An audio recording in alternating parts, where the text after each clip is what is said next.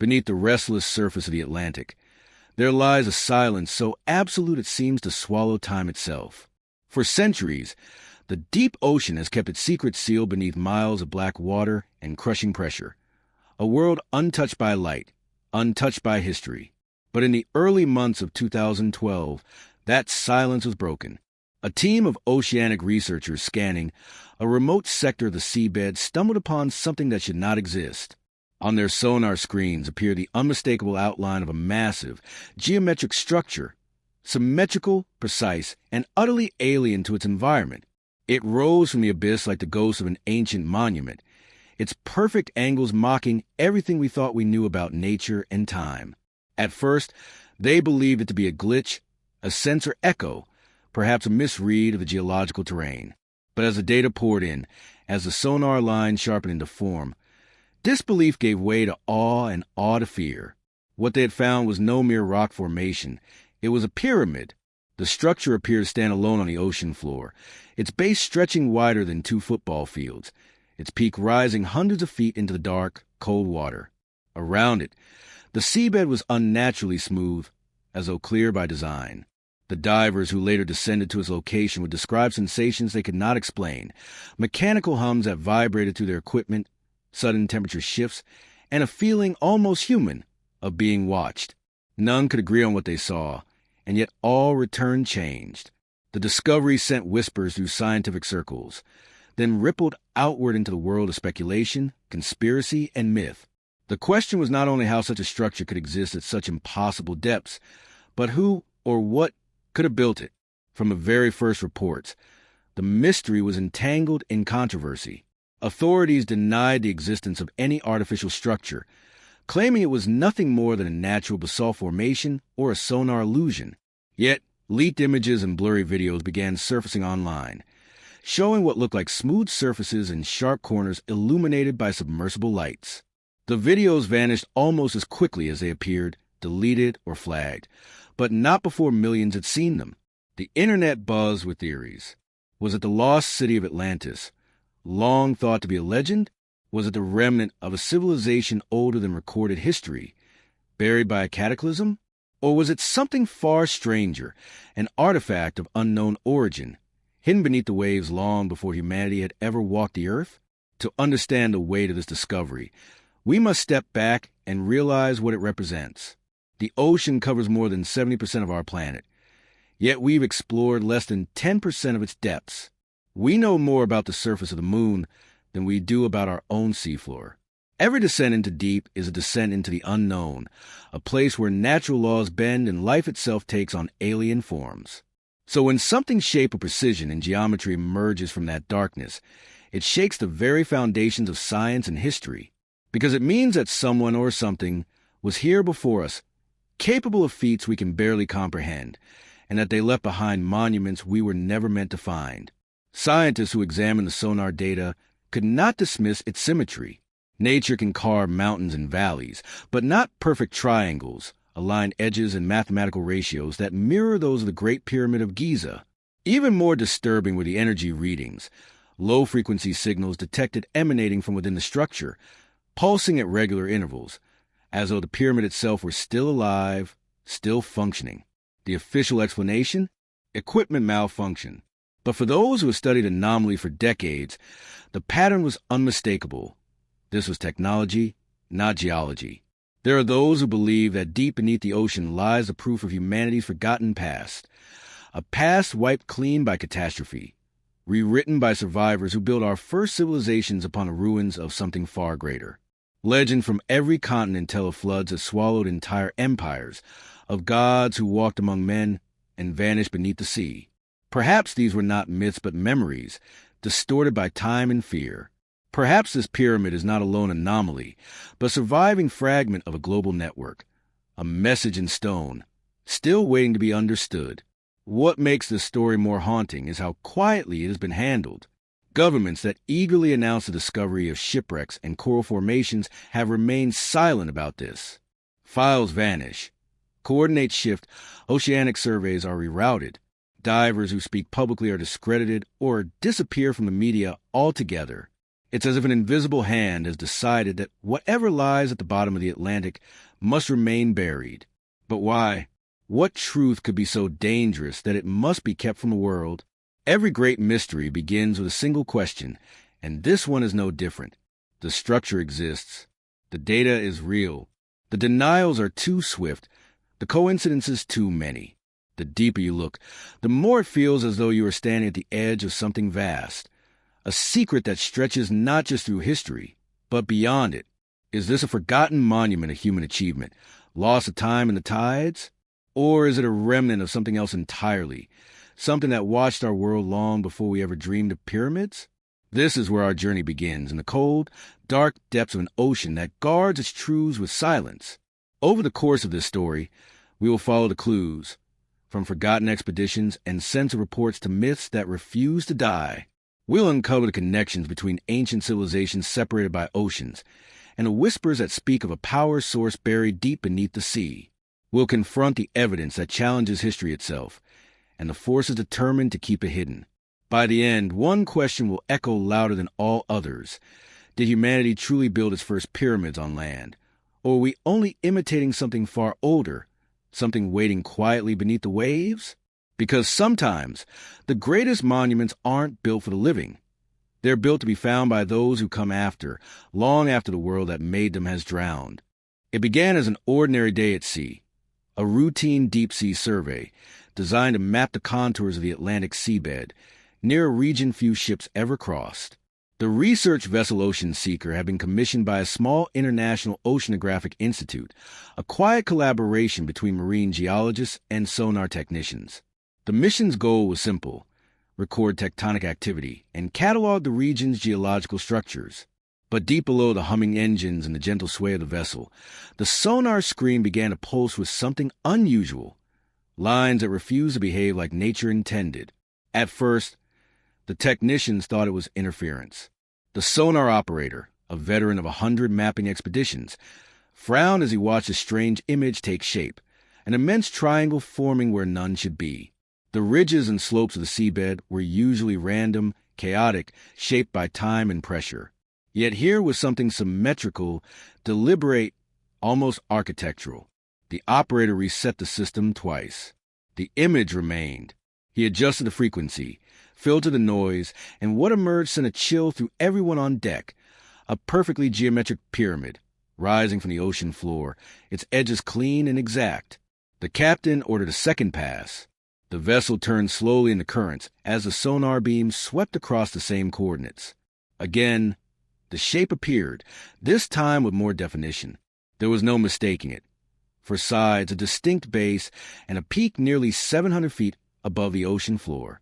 The crew gathered around the monitor, transfixed. Someone whispered, "It looks man-made." Another murmured, "That can't be right." But the readings didn't lie. Whatever this was, it wasn't natural. Word spread quickly among the crew. The chief diver, an experienced professional named Daniel Reeves, volunteered for descent. It took days to prepare. The currents were strong, the pressure immense, and the visibility uncertain. Yet Reeves was determined. The dive logs from that day, later leaked online, read almost like confession. He rode descending through layers of darkness, his floodlights cutting through thick green-blue haze. As he neared the coordinates, his instruments began to behave erratically, depth sensors fluctuating, compass needles spinning. Then, at around 9,200 feet, the shape emerged from the abyss. Reeves described it as beyond comprehension. A vast, black structure loomed from the silt, the angles sharp and perfect even under the distortion of the water. The pyramid appeared to be made from a dark, reflective material, smooth to the touch and cold even in near-freezing conditions. His camera feed captured only fragments before interference scrambled the signal, but one frame survived. A single, illuminated corner of the pyramid's base, perfectly cut, almost polished. He circled it, unable to find signs of erosion, coral, or biological growth. It looked ancient and yet untouched. When Reeves resurfaced, he was pale, shaken, and nearly incoherent. He claimed to have heard a sound beneath the water, low, rhythmic, and mechanical. His team dismissed it as sonar feedback, but other divers later reported the same thing. The sound was described as a steady pulse, as though something within the pyramid were still active. The following day, the research vessel's data systems began to malfunction. Hard drives failed, power flickered, and portions of the sonar data vanished. Backup logs showed signs of remote access from an unidentified source. When the Institute tried to publish preliminary findings, their network was hit by a sudden blackout. Emails went unanswered, and shortly afterward, the project funding was withdrawn without explanation. Reeves left the Institute soon after, citing mental exhaustion. He gave no further interviews. Months later, fragments of the sonar data began to circulate online. Anonymous users posted still images of what appeared to be a massive pyramid at the coordinates the ocean seeker had recorded. The images were grainy but unmistakable, sharp, angular shadows rising from the abyss. Some viewers dismissed them as digital fabrications. Others recognized a unique sonar pattern of solid structure. Within days, the posts were deleted. Accounts vanished. But the seed of mystery had already been planted. Oceanographers around the world quietly debated the implications. Some suggested the structure was a natural volcanic formation, though few could explain its flawless symmetry. Others believed it was an artifact, perhaps a remnant of an ancient civilization lost beneath the sea. But the more questions were asked, the more silence followed. The Institute denied all knowledge of the expedition. Even the Ocean Seeker was reclassified under another project name, its mission log sealed. A few crew members, speaking anonymously, would later describe being approached by officials from an unnamed government agency. They were warned not to discuss what they had seen. Some reported their phones being tapped, emails disappearing, and strange vehicles parked near their homes. Within a year, every trace of the Ocean Seeker mission had been erased from public record. Yet rumors persisted. Whistleblowers claimed that a second dive was conducted in secret weeks later, this time using a remotely operated submersible. It allegedly captured high-resolution footage of the structure before the feed cut out. Those who claimed to have seen the video described something extraordinary, a smooth, glass-like apex reflecting faint light from unknown sources, and what looked like markings carved into the base, patterns too regular to be natural. The few surviving screenshots hint at a design reminiscent of ancient architecture, lines running at perfect 45-degree angles, consistent with known pyramid geometry. The dimensions, if accurate, would make it larger than the Pyramid of Khufu, yet it rested nearly 2 miles beneath the waves. The official explanation was sonar misinterpretation, but anyone familiar with deep ocean scanning knew that was a lie. Even among skeptics, a single question lingered. How could a structure of such size and precision exist in an environment so hostile to human construction? No shipwreck, no volcanic extrusion, no coral mound could explain its geometry. It was as though an ancient architect had built it on land.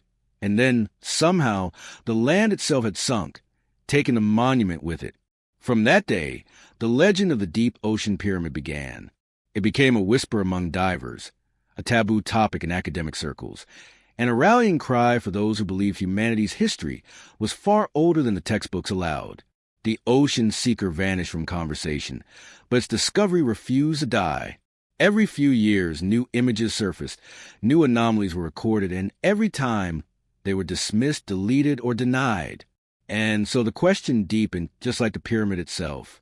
Was this the remnant of an ancient world drowned by time? A natural wonder misread by human imagination? Or was it something else entirely? Something hidden deliberately, sleeping beneath the sea until we were finally ready to find it? The diver's discovery had opened a door that science was too afraid to walk through, and yet one that could no longer be closed. Long after the diver's descent, the mystery refused to rest beneath the waves. As whispers of discovery spread, independent researchers and satellite analysts began combing through publicly available oceanic data, looking for anything that might confirm or disprove the diver's story. What they found was not comfort. It was confirmation. In high-resolution satellite scans, deep in the heart of the Atlantic basin, strange shadows appeared beneath the surface. These weren't random patterns of light and depth. They were symmetrical, angular, and hauntingly familiar. Against the chaotic background of the seabed, one formation stood out, a perfect pyramid silhouette, its proportions too precise to dismiss. At first, it seemed impossible. Satellite imaging was not designed to detect underwater structures, especially not ones buried thousands of feet below the surface. Yet multiple passes from different satellites, taken months apart, showed the same thing, a massive, triangular shadow rising from the seafloor. The outline was crisp, the edges almost unnaturally straight. To the trained eye, it resembled the projection of an engineered monument, one that stood as silent proof that something extraordinary existed down there. When the first images began circulating in scientific forums, they were met with skepticism. Ocean mapping is notoriously complex. Shadows could be distorted by currents, sediments, or temperature variations. But when experts began cross-referencing sonar data from past expeditions, the coordinates matched almost perfectly with the site reported by the ocean seeker. The odds of that happening by chance were infinitesimal. The shadows weren't just illusions. They were echoes of something solid. A small group of oceanographers quietly decided to investigate further. They gathered publicly accessible bathymetric data, essentially 3D scans of the seafloor collected by ships over decades. When processed and rendered through specialized software, the image that appeared left them speechless. There was again a massive four-sided structure rising from the ocean plain. The base spanned nearly 300 meters, the sides sloping at a consistent angle of 52 degrees, identical to the angle of the Great Pyramid of Giza. Coincidence? Maybe. But nature, as one geologist put it, doesn't do right angles at that scale. The revelation spread quickly through alternative research communities. Independent analysts began posting side-by-side comparisons, showing how the satellite images' proportions mirrored ancient pyramids across the world. Amateur researchers pointed out alignments with Earth's geomagnetic grid and even claimed the shadow's orientation matched certain celestial coordinates. Specifically, the constellation Orion, long associated with pyramid construction in multiple ancient cultures. Then, without warning, the satellite imagery vanished. Several mapping sites that hosted the data suddenly updated their maps, blurring or pixelating the section where the pyramid shadow had been visible. Requests for the original raw data were denied or redirected. Some users received automated messages stating the files were under review for correction. But correction of what exactly? The cover-up only deepened the mystery. Around this time, a few oceanographers began receiving quiet warnings from their employers. They were told to cease all public speculation and reminded of confidentiality agreements tied to satellite data licensing. One researcher, speaking off the record, confessed that he had received an email from a government-linked geospatial agency instructing him to stop publishing analyses of unverified anomalies. His email account was later locked and his academic access revoked. Despite the suppression, fragments of the data persisted. Curious minds who had saved the early imagery began enhancing and reconstructing the lost visuals. The more they enhanced, the stranger it looked. The pyramid's form appeared nearly perfect, with even edges and a sharp apex. It cast a faint shadow that suggested vertical height, not a flat formation. Moreover, spectral imaging hinted at material density inconsistent with surrounding rock, denser, reflective, perhaps metallic or crystalline. If these readings were accurate, it meant the pyramid was not made of sedimentary rock or coral. It was composed of something harder, something alien to its surroundings. That one detail, the anomaly in material density, turned the conversation from curiosity to controversy. Why would a solid, engineered structure exist at that depth? How old could it be, and how had it survived? The ocean is a relentless destroyer of human-made objects. Even steel hulls and titanium frames corrode in decades. Yet the shadow beneath the sea remains sharp, unchanged, ageless. As this digital investigation unfolded, strange coincidences began to surface. Several of the satellites used to capture the imagery experienced calibration failures in the same region, requiring data redaction. The official explanation cited magnetic interference. But oceanic researchers found that explanation peculiar. The area in question wasn't known for magnetic anomalies, at least not until after the pyramid's discovery. One analyst, reviewing magnetometer data, noticed something unnerving, a faint but consistent magnetic signature emanating from the site. It wasn't random. It pulsed rhythmically, with measurable frequency shifts, almost as if the pyramid was emitting a signal. a structured resonance echoing through the ocean. This was far beyond what any geological process could produce. To those studying it, the pyramid wasn't just a relic, it was active. Meanwhile, journalists began to take notice. A few fringe outlets ran stories under sensational headlines. Pyramid found beneath Atlantic, and Atlantis discovered at last? Predictably, the mainstream media dismissed these as conspiracy nonsense. Yet, curiously, the skeptics never addressed the actual data. They simply denied its importance. It was as if no one dared confront the possibility that something so monumental could have gone unnoticed for centuries. Privately, some researchers speculated that these shadows might represent only the visible portion of a much larger complex buried beneath layers of sediment. Ancient flood myths, tectonic shifts, or rapid submersion events could have buried vast portions of the structure over millennia. If true, then what we see in satellite images might be just the tip of a forgotten world, a spire of an ancient city now entombed by the sea. A few daring investigators proposed organizing a crowd-funded expedition. They planned to send modern autonomous submersibles to coordinates, bypassing government restrictions. But before the campaign gained traction, the organizers' online accounts were mysteriously deleted. Their website went dark. Their funding platform was suspended, and their contact information erased. Some claimed to have received direct calls from unknown individuals, advising them to let the ocean keep its secrets. And so, the satellite shadows became more than just an image. They became a symbol of forbidden discovery, a ghost visible from orbit, yet untouchable in reality. Each attempt to expose it ended in silence, as if the ocean itself were enforcing its own secrecy. But what was it hiding?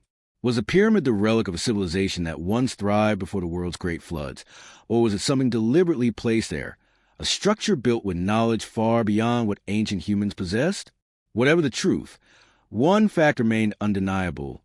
Satellites, our eyes in the sky, had seen something that defied logic. A geometric structure resting in the darkness of the deep, defying time, pressure, and explanation. And the more humanity tried to look closer, the more the shadows fought back. Something beneath those waves didn't want to be seen, as if guarding not just a monument, but a secret written into the bones of the earth itself. The deeper scientists looked into the region where the pyramid shadow was found. The stranger the ocean floor became. This was no ordinary patch of seabed. The coordinates lay near the mid-Atlantic ridge, a vast undersea mountain range stretching like a scar across the floor of the Atlantic Ocean. It is one of Earth's most geologically active zones, where tectonic plates drift apart and molten rock pushes upward, birthing new crust. It's a landscape of fissures, volcanic vents, and abyssal plains, wild, chaotic, and ever-changing. Yet, right in the middle of this geological chaos, something existed that defied every natural law known to marine science. A structure so symmetrical and defined that even the most skeptical researchers found themselves whispering words they had sworn never to use. Artificial, engineered, constructed. Oceanographic maps show the mid-Atlantic ridge as a jagged spine that splits the ocean in two. It's a place of endless seismic movement, where mountains rise and collapse in silence, unseen by human eyes. But when the sonar data of the pyramid site was overlaid onto topographic models, the structure didn't fit the pattern. It didn't align with the direction of tectonic drift, nor with the volcanic formations that dominate the region. Instead, it stood isolated, detached from any known geological process, as if it had been placed there intentionally, untouched by the violence surrounding it. Marine geologists know the signature of natural rock: volcanic extrusion, erosion, sediment layering.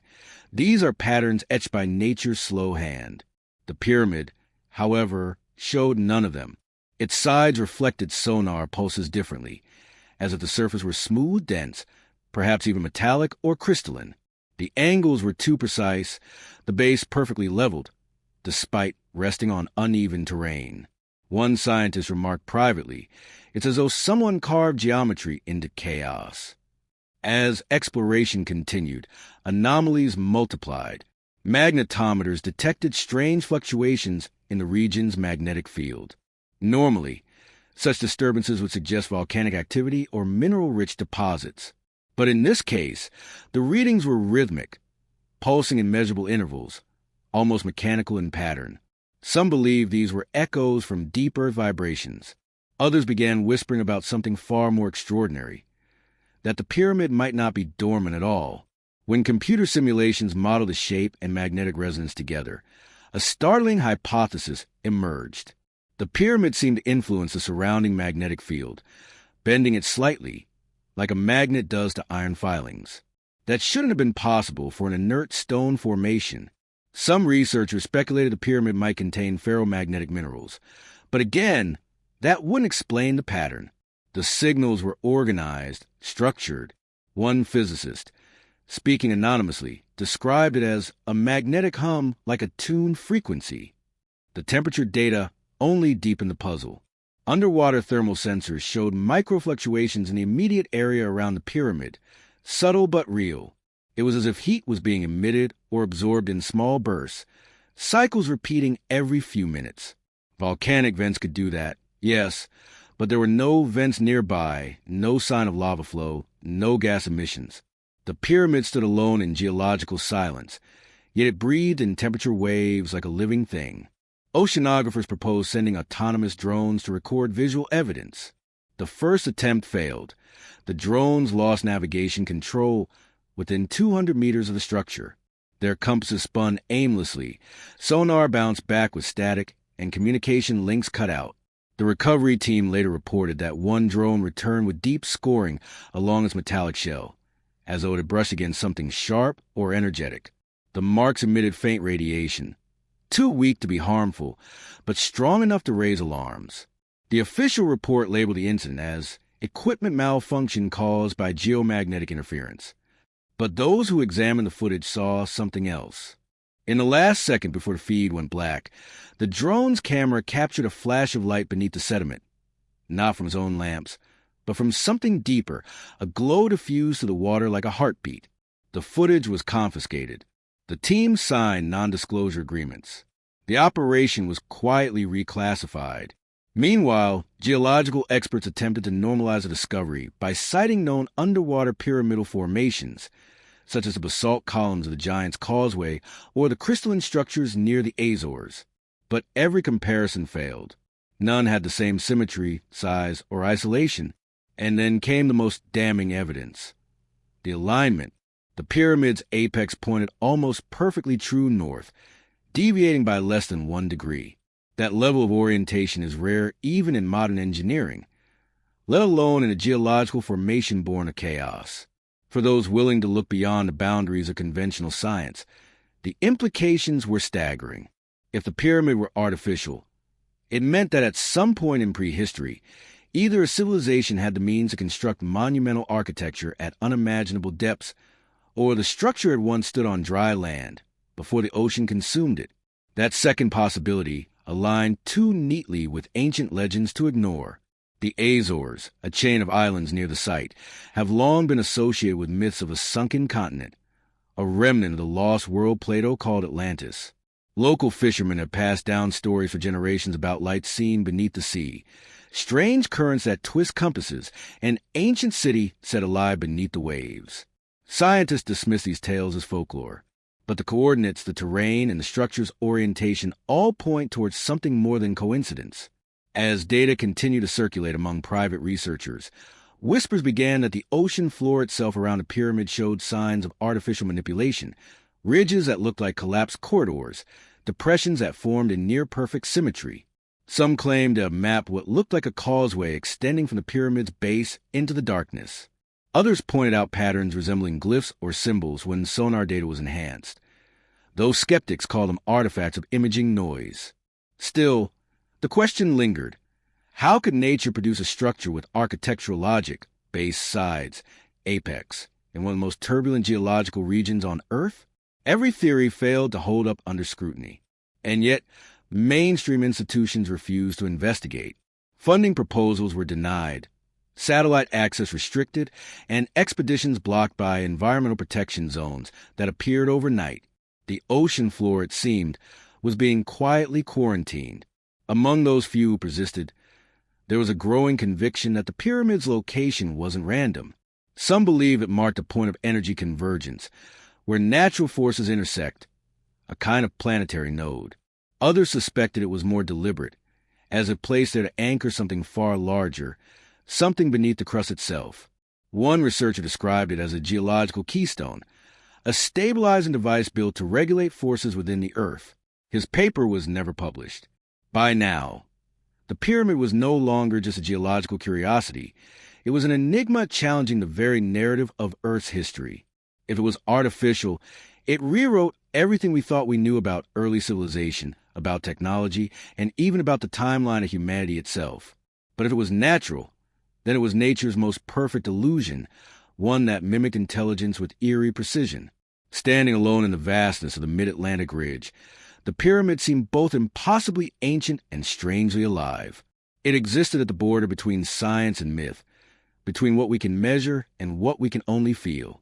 Perhaps that is why, after centuries of exploration, the ocean still holds its deepest secret.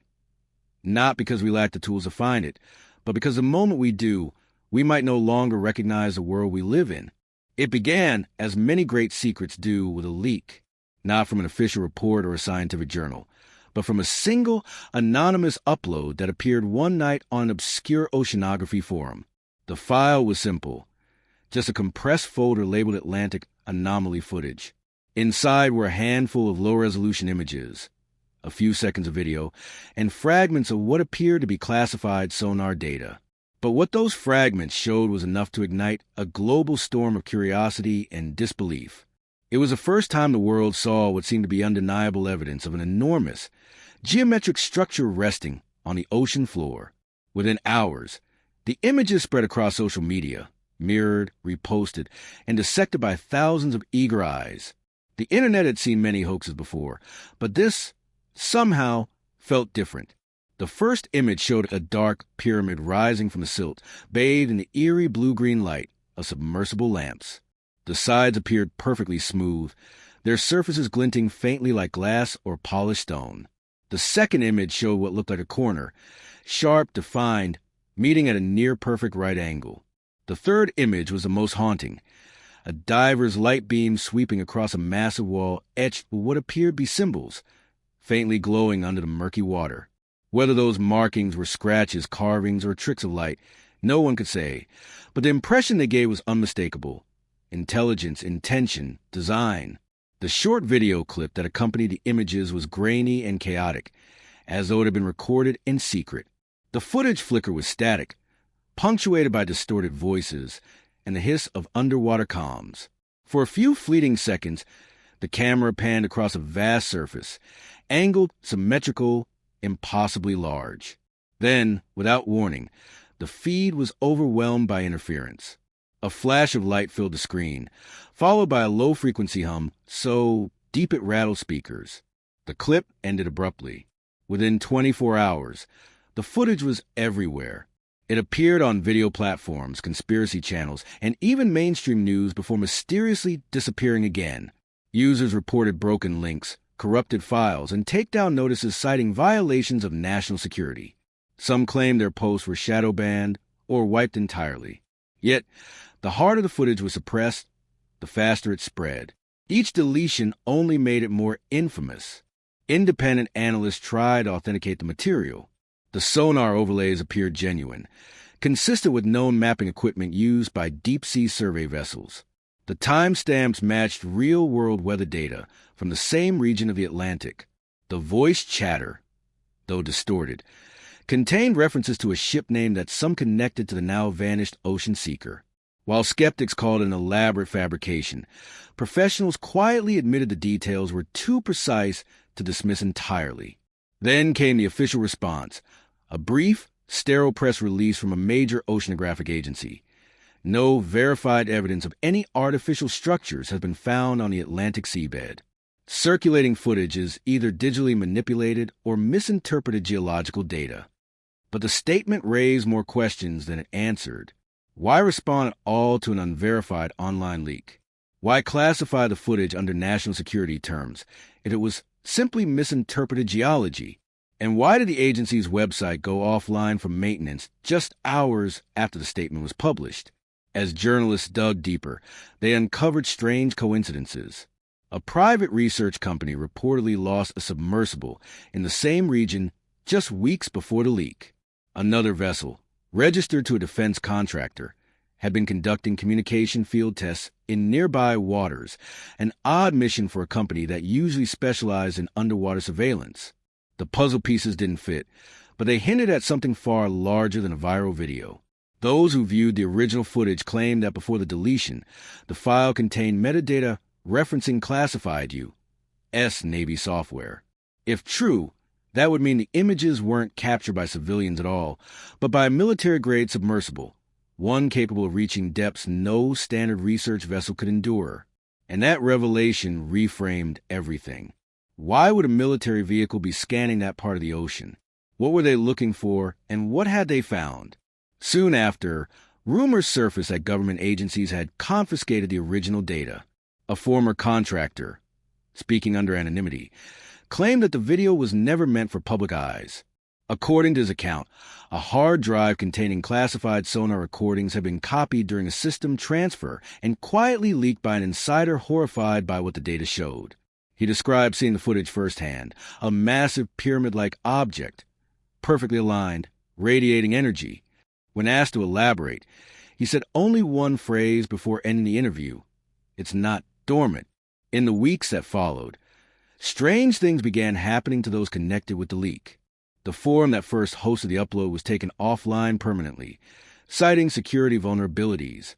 Several users reported receiving cease and desist letters from unnamed law firms. The online account of the supposed uploader, an alias known as Deep Current, were scrubbed entirely, even from cached archives. It was as if the person had never existed. Despite the digital purge, the leak had already ignited something unstoppable: curiosity. Enthusiasts and independent researchers began scouring marine databases for anything similar. They found fragments of data, unusual sonar echoes, heat anomalies, and electromagnetic disturbances scattered across official survey maps but marked as classified.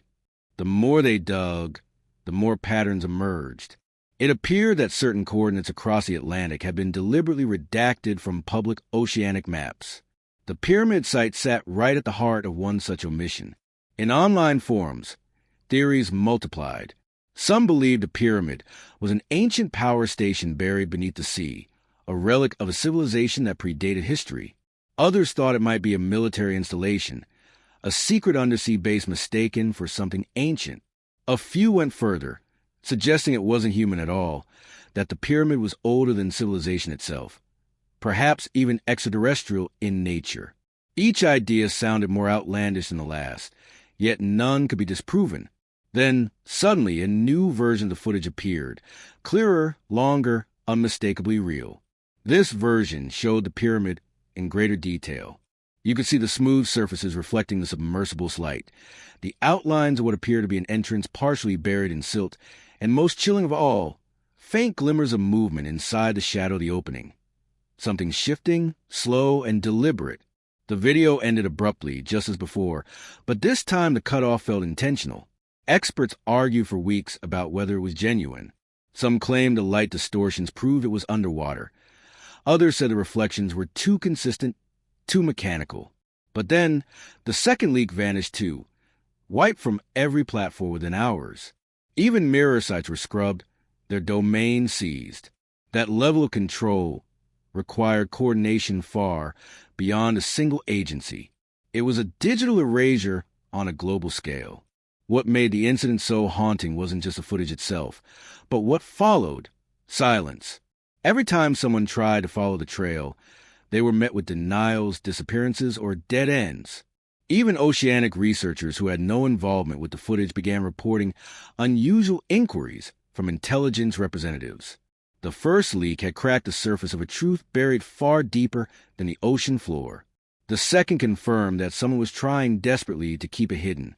Whatever lay beneath those waves was not meant to be found, or at least, not yet.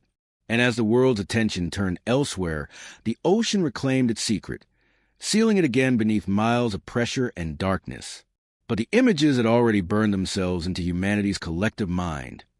The smooth edges, the perfect symmetry, the sense of an ancient monument sleeping in silence.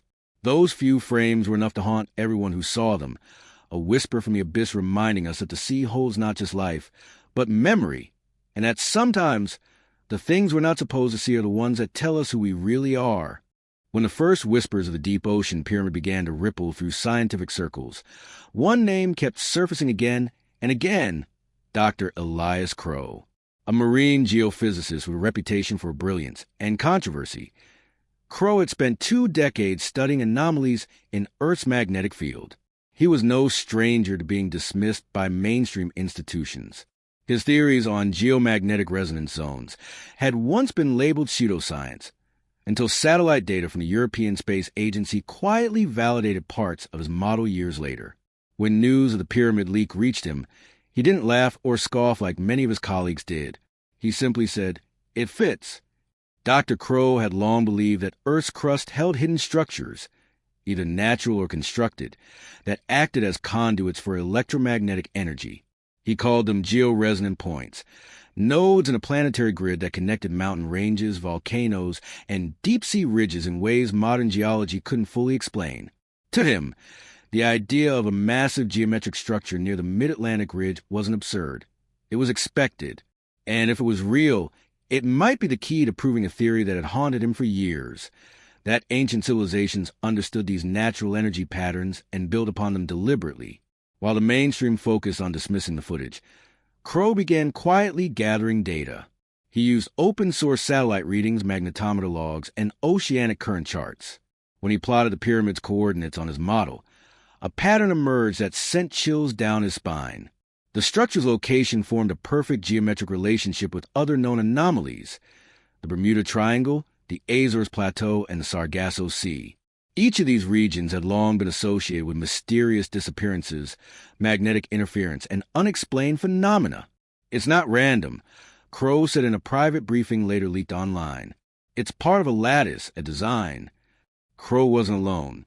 Other independent researchers began comparing his findings with ancient records. One historian noted that Plato's description of Atlantis placed it beyond the Pillars of Hercules, roughly where the pyramid was found. Another pointed to early Phoenician legends about a mountain beneath the waves said to pulse with light during storms. Even certain Native American oral traditions spoke of a star below the sea, believed to connect heaven and earth through unseen energy. These disparate myths suddenly converged around one geographic point. The scientific community, of course, dismissed such correlations as coincidence. Yet the data kept piling up.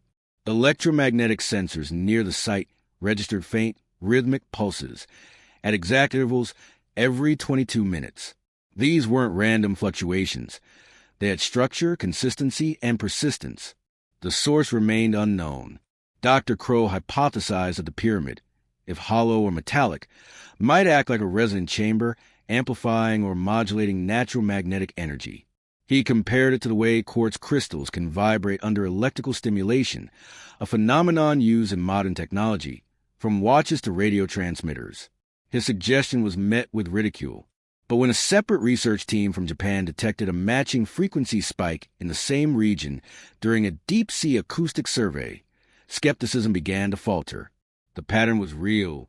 The question was, what was causing it? Some argued that the readings could be caused by underwater seismic stress, small quakes generating rhythmic tremors. Others pointed to subsea cables or naval sonar experiments. But those explanations failed under scrutiny. The signal didn't match known seismic or man-made patterns. It was too consistent, too deliberate. One acoustic engineer described it as a coded heartbeat. That was when Crowe proposed a radical idea. What if the pyramid wasn't just a monument, but a machine? He argued that ancient civilizations may have understood how to harness natural electromagnetic fields. Just as the Great Pyramid of Giza aligns with celestial bodies and exhibits unusual electrical properties, the oceanic pyramid might serve a similar function, but underwater. Perhaps it once drew energy from the movement of ocean currents or the shifting magnetic poles. If so, it might have acted as a stabilizer, a generator, or even a transmitter of some kind. What if it's not ruins we're looking at? Crowe asked. But technology, forgotten, buried, and still functioning after all this time. His words electrified the alternative science community. Videos, documentaries, and forums exploded with speculation. Some compared the idea to Nikola Tesla's world wireless system, which proposed transmitting power through the Earth's atmosphere. Others invoked ancient Hindu texts describing Vimanas, flying craft powered by unknown energy sources connected to planet's magnetic field. The parallels were uncanny. Meanwhile, a small team of oceanographers led by Dr. Maria Chin sought to verify Crow's theory from a purely geological standpoint. Using deep-sea magnetometers, they confirmed localized distortions near the pyramid's coordinates, pockets where compass readings fluctuated wildly, then stabilized just as abruptly. One diver described the sensation as entering a bubble of energy. The data they collected, though incomplete, supported Crow's claim. Something beneath the ocean floor was producing measurable electromagnetic interference. However, the most startling discovery came from thermal imaging. Satellite scans revealed a heat bloom emanating from the site, subtle but unmistakable. It wasn't volcanic, and it wasn't chemical. The warmth seemed to pulse gently, as if the structure itself were breathing. When Chun presented her preliminary findings, her funding was immediately suspended. Within days, her research license was revoked on grounds of data tampering, though no evidence of wrongdoing was ever presented.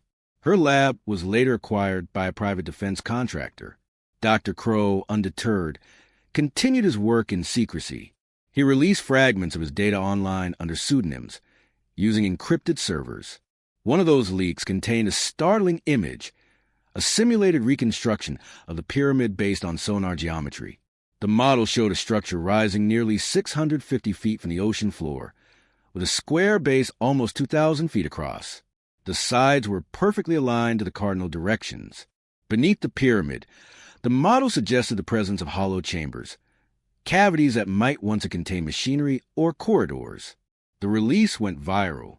For many, it was confirmation of what they already believed, that this was not a geological oddity, but an engineered marvel. For others, it was evidence of a hoax, a sophisticated digital fabrication meant to feed conspiracy culture. But for Crow, it was proof of something deeper. Even if half of this is real, he said in an interview before vanishing from public view, it means our history is incomplete by millennia. It means we've forgotten who we were.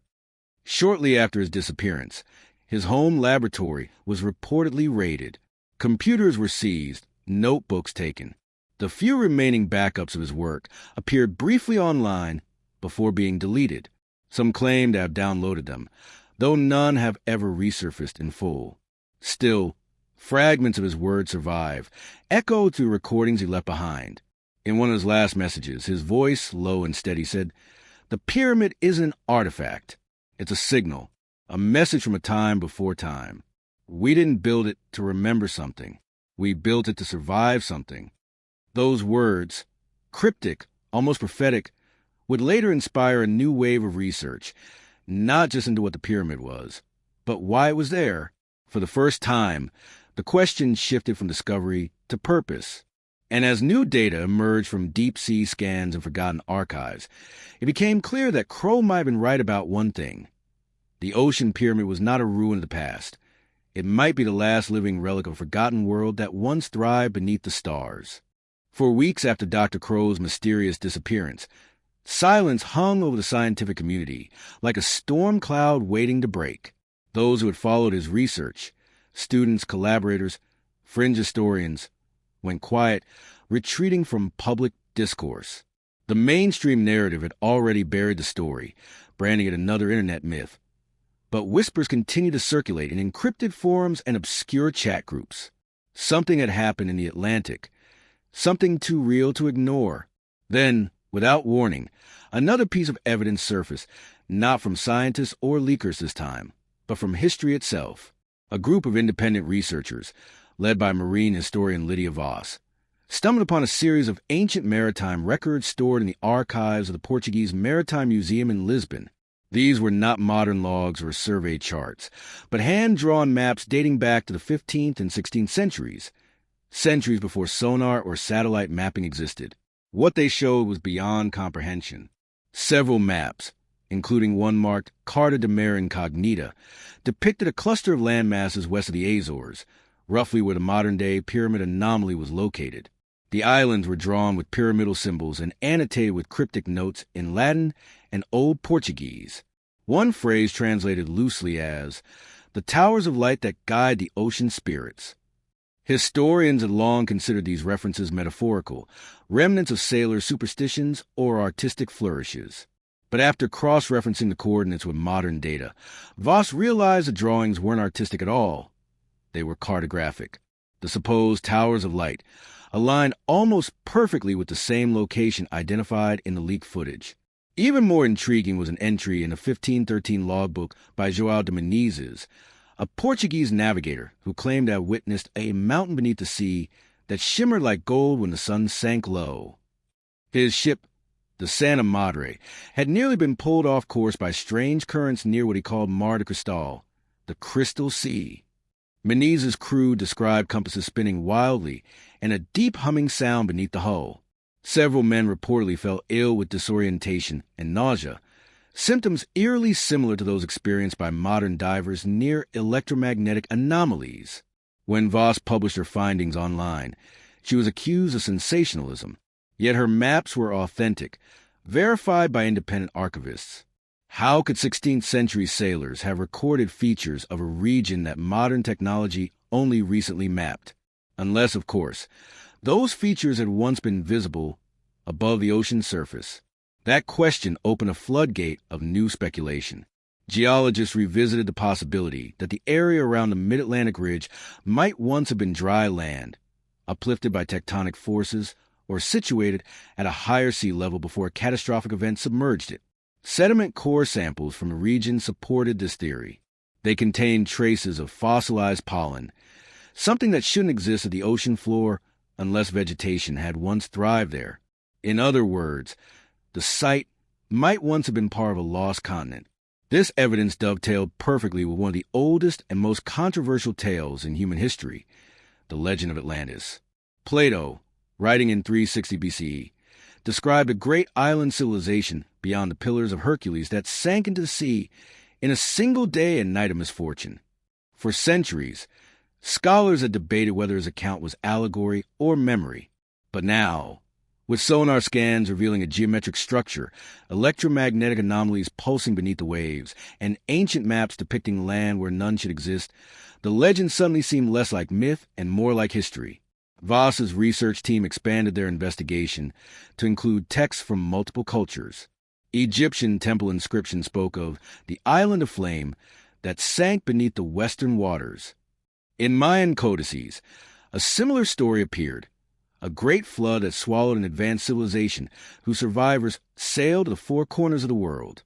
Even Sumerian tablets made reference to the lords of the deep, beings who emerged from the sea bearing knowledge after their homeland was destroyed.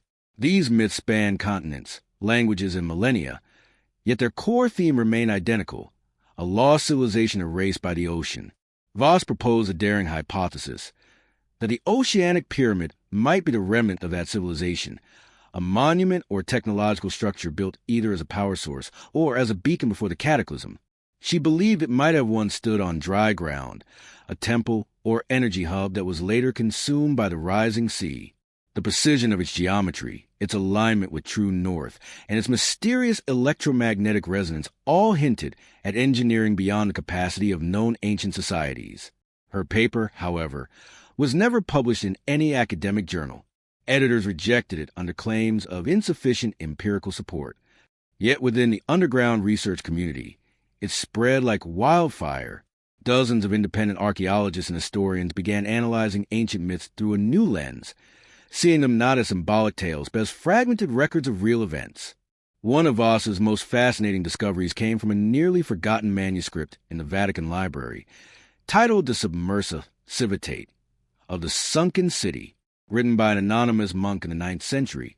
It described sailors who heard the ocean sing near a great abyss, and who saw a pyramid of black glass beneath the moonlit waves. The author insisted it was not a dream, but a divine warning that the sins of the first people lie buried in the cold heart of the sea. If taken literally, this meant that the pyramid was visible, or at least partially visible, during the early Middle Ages. That would suggest the ocean levels were lower, or that seismic activity had temporarily raised portions of the structure above water. If true, then the pyramid wasn't merely ancient, it was resilient, surviving multiple planetary shifts. Geological models support that possibility. During certain tectonic phases, the mid-Atlantic ridge can experience vertical displacements, lifting parts of the crust upward before subsiding again. It's conceivable that during one of these events, the pyramid briefly emerged, allowing ancient sailors to record what they saw. Over centuries, as oceanic pressure increased and the Earth's crust settled, it disappeared once more into darkness. But even that doesn't explain its purpose. Why would an advanced civilization build something so massive, so enduring, in the middle of a volatile ridge? Some theorists believe it was an energy stabilizer, a kind of planetary regulator that balanced electromagnetic fields, perhaps to prevent exactly the kind of cataclysm that eventually destroyed it. Others see it as a temple, a spiritual and scientific nexus where technology and faith converged. The idea of ancient power sources is not new. Legends across cultures speak of fire from the heavens, stones that hum, and light that flows without flame. What if these weren't metaphors, but memories of real technology powered by Earth's magnetic currents? If so, the pyramid might be a surviving node in a forgotten global network, a machine that once connected continents now lost beneath time and tide. For Voss, the implications were staggering. If the pyramid was linked to Atlantis, it meant the myth wasn't a parable. It was history rewritten by disaster. Humanity had risen once before, perhaps higher than we ever imagined, only to be cast down by nature or its own hubris. And the structure beneath the Atlantic might not just be a relic. It might be a warning. As Voss concluded her last public lecture before withdrawing from the spotlight, she left her audience with a haunting thought. The ocean does not erase. It preserves. What lies beneath it is not lost. It is waiting for us to remember. That night, her entire online database, years of research scans and ancient maps, was hacked and erased. Her backups vanished. The servers hosting her material went offline. She vanished from the public eye soon after, leaving behind only her words, echoing through digital fragments shared in secret forums. And somewhere in the endless dark of the Atlantic, the pyramid remained silent, its story buried not only by the sea, but by those who seemed determined to ensure it was never fully told. The story of the deep ocean pyramid might have remained a ghost in online archives, if not for a discovery that brought the mystery back into the global spotlight, one that came not from historians or oceanographers, but from a multinational corporate expedition. In 2019, the energy conglomerate Nauticadyne launched a deep-sea exploration initiative in the Central Atlantic, publicly billed as a search for new hydrothermal energy sources. Behind closed doors, however, documents later leaked suggested that their target zone coincided precisely with the coordinates long associated with the Atlantic anomaly. Whatever their true purpose, Nauticadyne's team descended into the depths equipped with cutting-edge submersibles, magnetic scanners, and high-definition sonar arrays. Within a week, they encountered something their official report would later describe, in cold, technical language, as a non-volcanic elevation of anomalous symmetry. The leaked internal footage told a different story. It showed a dark, triangular formation rising from the seabed, its edges almost luminous under submersible slights. The hull cameras recorded smooth, glass-like surfaces, streaked with sediment but unmistakably geometric. One of the engineers, his voice trembling, could be heard whispering, "It's not rock." Then the feed cut out. The team resurfaced 2 hours later, shaken and silent. The ship's communication logs from that night were sealed, and all further dives were suspended, pending review. Officially, Nauticadyne claimed the mission had been aborted due to unexpected pressure fluctuations. Unofficially, several crew members resigned immediately after returning to port, refusing to comment publicly. One technician later confided to a journalist under anonymity that something moved down there, describing faint vibrations pulsing through the submersible hull, like a heartbeat. His statement was dismissed as stress-induced hallucination, but the way he described the sound, low, rhythmic, and perfectly timed, matched the electromagnetic frequency Dr. Crow had recorded years earlier. When the footage inevitably leaked online months later, the world once again found itself captivated. This time, however, the quality was far higher, clear, stabilized, and accompanied by full telemetry data. The images revealed intricate details, carvings or markings etched into the pyramid's base, obscured by coral and silt, but arranged in patterns too uniform to be natural. A digital enhancement revealed faint inscriptions resembling geometric glyphs, spirals, lines, and repeating triangular motifs. Linguists and archaeologists were quick to weigh in, pointing out similarities to multiple ancient scripts, Proto-Sanskrit, Mayan, and even early Egyptian hieroglyphs.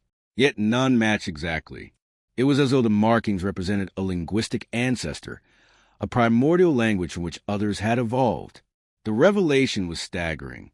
How can an underwater structure, potentially tens of thousands of years old, bear markings that echoed scripts from civilizations separated by oceans and millennia? One theory proposed that the pyramid might predate known history altogether, built during a time when humanity, or something else, was far more globally connected than archaeology admits. Others argued it could be the work of a single, ancient culture whose knowledge dispersed worldwide after a cataclysm. As the debate raged, Nautica communications went dark. All references to the expedition vanished from their website, and their research vessel, Prometheus 9, was quietly reassigned to Arctic operations. Freedom of information requests were denied, and maritime tracking records for the expedition period were redacted.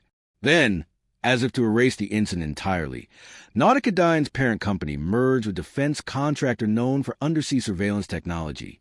The pyramid's coordinates were later designated as a restricted environmental conservation zone. No further dives would be authorized, but secrets rarely stay buried. 1 year later, an anonymous whistleblower identifying themselves only as Delta released a cache of internal Nautica communications. The documents revealed something shocking. The company had detected an active power source emanating from within the pyramid. Deep field scans recorded subtle energy emissions, electromagnetic in nature, but unlike any known geological or man-made pattern. According to the data, the emissions increased in strength every 11 days, aligning with specific tidal cycles and, curiously, lunar phases. If true, this suggested the pyramid wasn't dormant at all. It was functioning. The scientific implications were immense. Could the structure be generating or channeling power from the ocean itself? Some speculated it might be a form of piezoelectric energy, produced by the immense pressure of tectonic movement. Others believed it could be an ancient geothermal collector. But one fragment of a leaked email hinted at something even more astonishing. A phrase written by Nautica chief physicist simply read, "Resonance containment may be failing." The idea that the pyramid was not only active but unstable introduced an unsettling new possibility. If the structure was regulating or storing massive amounts of energy, any failure could have catastrophic consequences, not just locally but globally. The Mid-Atlantic Ridge is one of the most seismically sensitive regions on Earth. If the pyramid was interacting with those forces, even subtly, disrupting it might trigger unpredictable chain reactions. That theory gained traction when seismic monitors recorded a cluster of small tremors directly beneath the pyramid's location weeks after Nautica final dive. The quakes were too shallow and too localized to be tectonic. The data showed something pulsating from the seafloor, repetitive bursts of energy, each lasting exactly 62 seconds. No natural process produces intervals that precise.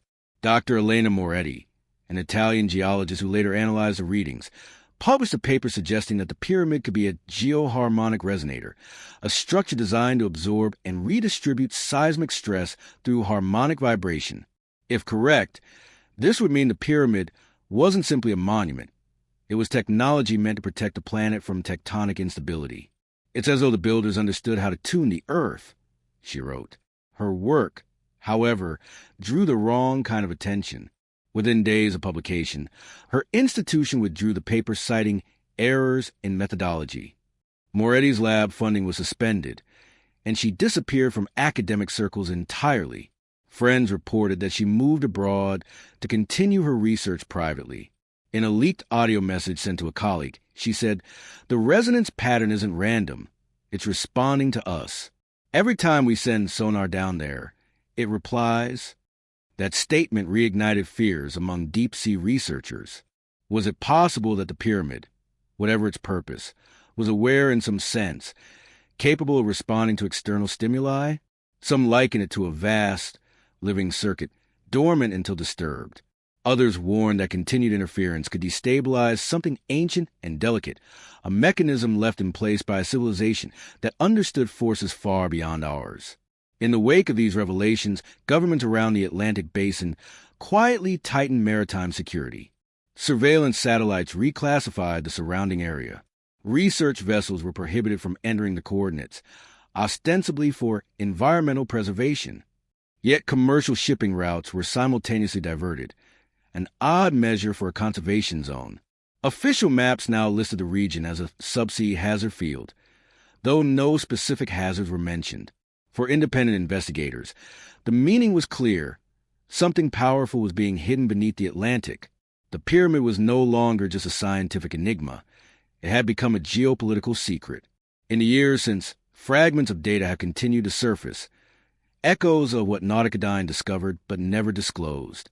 Each leak painted a more complete picture, a massive, engineered structure aligned with Earth's energy fields, still active after thousands of years and possibly failing. If the energy it channels were ever to release uncontrollably, the result could alter global magnetic patterns, disrupt oceanic currents, or trigger seismic chain reactions across continents. But perhaps the most chilling interpretation comes from the anonymous Delta, whose final message before vanishing read, "We woke it up." That phrase, short and haunting, spread to the online community like a digital omen. What did it mean? Was the pyramid reacting to human interference? Or had it simply been waiting, slumbering beneath the waves until the right moment to reawaken? Whatever the answer, one thing was certain. The deep ocean pyramid was no longer a forgotten myth. It was active, it was powerful, and it had begun to stir. And somewhere in the cold, crushing dark of the Atlantic, an ancient pulse continued to beat, steady, deliberate, and impossibly alive. In the months following the Nauticadyne leaks, the world of academia found itself torn apart by a quiet war, one fought not with armies, but with evidence, data, and the suppression of truth. Officially, the world's leading scientific institutions dismissed the idea of an underwater pyramid emitting energy as baseless conspiracy. Unofficially, many of their top oceanographers and geophysicists were scrambling to access whatever fragments of Nauticadyne's research they could find. Universities quietly convened closed-door symposiums, where professors whispered about the resonance anomaly beneath the Atlantic. Even within NASA, classified internal memos referenced unexplained fluctuations in Earth's magnetic field that coincided suspiciously with the region's activity. Something real was happening, something that could no longer be brushed off as folklore. And so began what journalists would later call the battle of theories. It was a global intellectual showdown between scientists trying to explain the anomaly and independent researchers determined to expose the censorship surrounding it. Every week, new hypotheses emerged, each more daring than the last. Some claimed the pyramid was an ancient power plant. Others argued it was a remnant of a long-lost civilization wiped out by cataclysm. And a few, those dismissed most harshly by mainstream academics, believed it might not have been human at all. The first major theory came from Dr. Samuel Evers, a geophysicist at Cambridge University, who proposed that the pyramid was a georeactor, a naturally occurring fission system similar to one discovered in Gabon, Africa. He theorized that certain minerals on the ocean floor could form a self-sustaining energy loop, creating electromagnetic pulses detectable from the surface. But when asked why such a system would manifest in a perfect pyramidal geometry, Evers hesitated. Nature doesn't usually build triangles, he admitted. His theory gained brief attention, but the geometrical perfection of the structure and the presence of carved markings soon dismantled it. Next came Dr. Elena Vargas, a Chilean oceanographer whose research took the conversation in a far stranger direction. Vargas analyzed magnetometer data leaked from Nauticadyne and discovered something extraordinary. The pyramid's energy emissions were harmonic in nature. They followed a rhythmic pattern consistent with Schumann resonances, the natural electromagnetic frequencies of the Earth's atmosphere. Vargas proposed that the structure wasn't generating power, it was tuning it.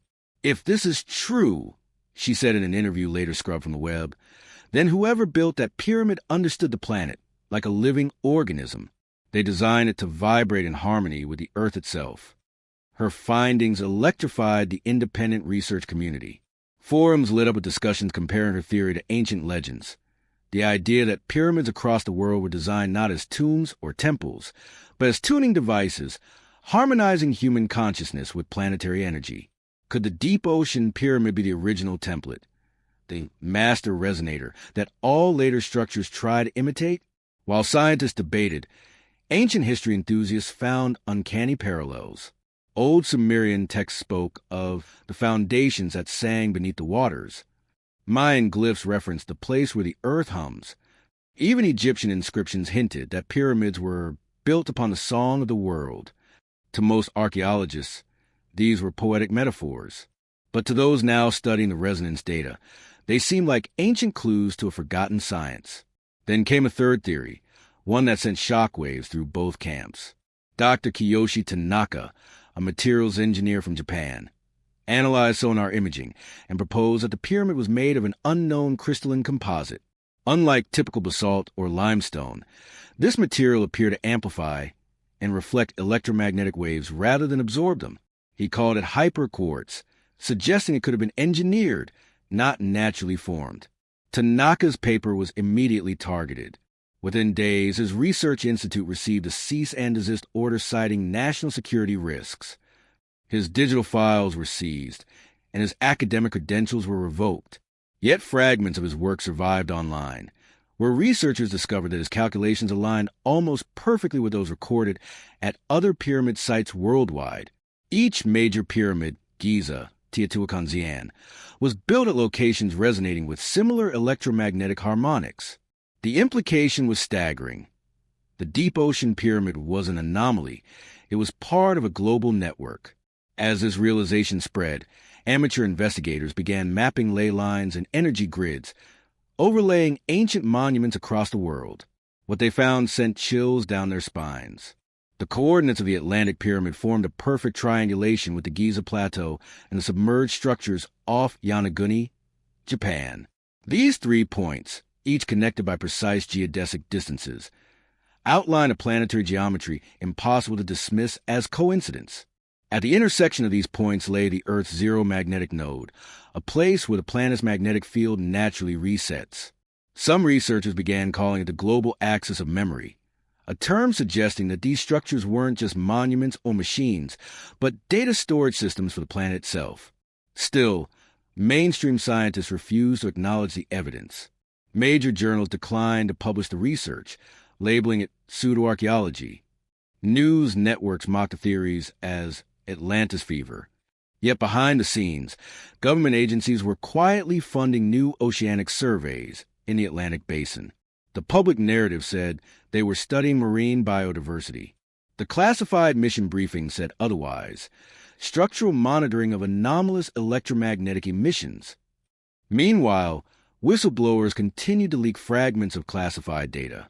One anonymous technician from a NATO submarine claimed that sonar interference near the coordinates was increasing, and that the pyramid now emitted low-frequency tones audible through hydrophones. The sounds, he said, were musical but wrong, like an orchestra tuning to an unknown scale. He also reported seeing strange light fluctuations, soft blue luminescence radiating upward from the seafloor. When independent divers attempted to investigate, they were intercepted by military vessels and warned to leave immediately. The official reason: hazardous subsea conditions.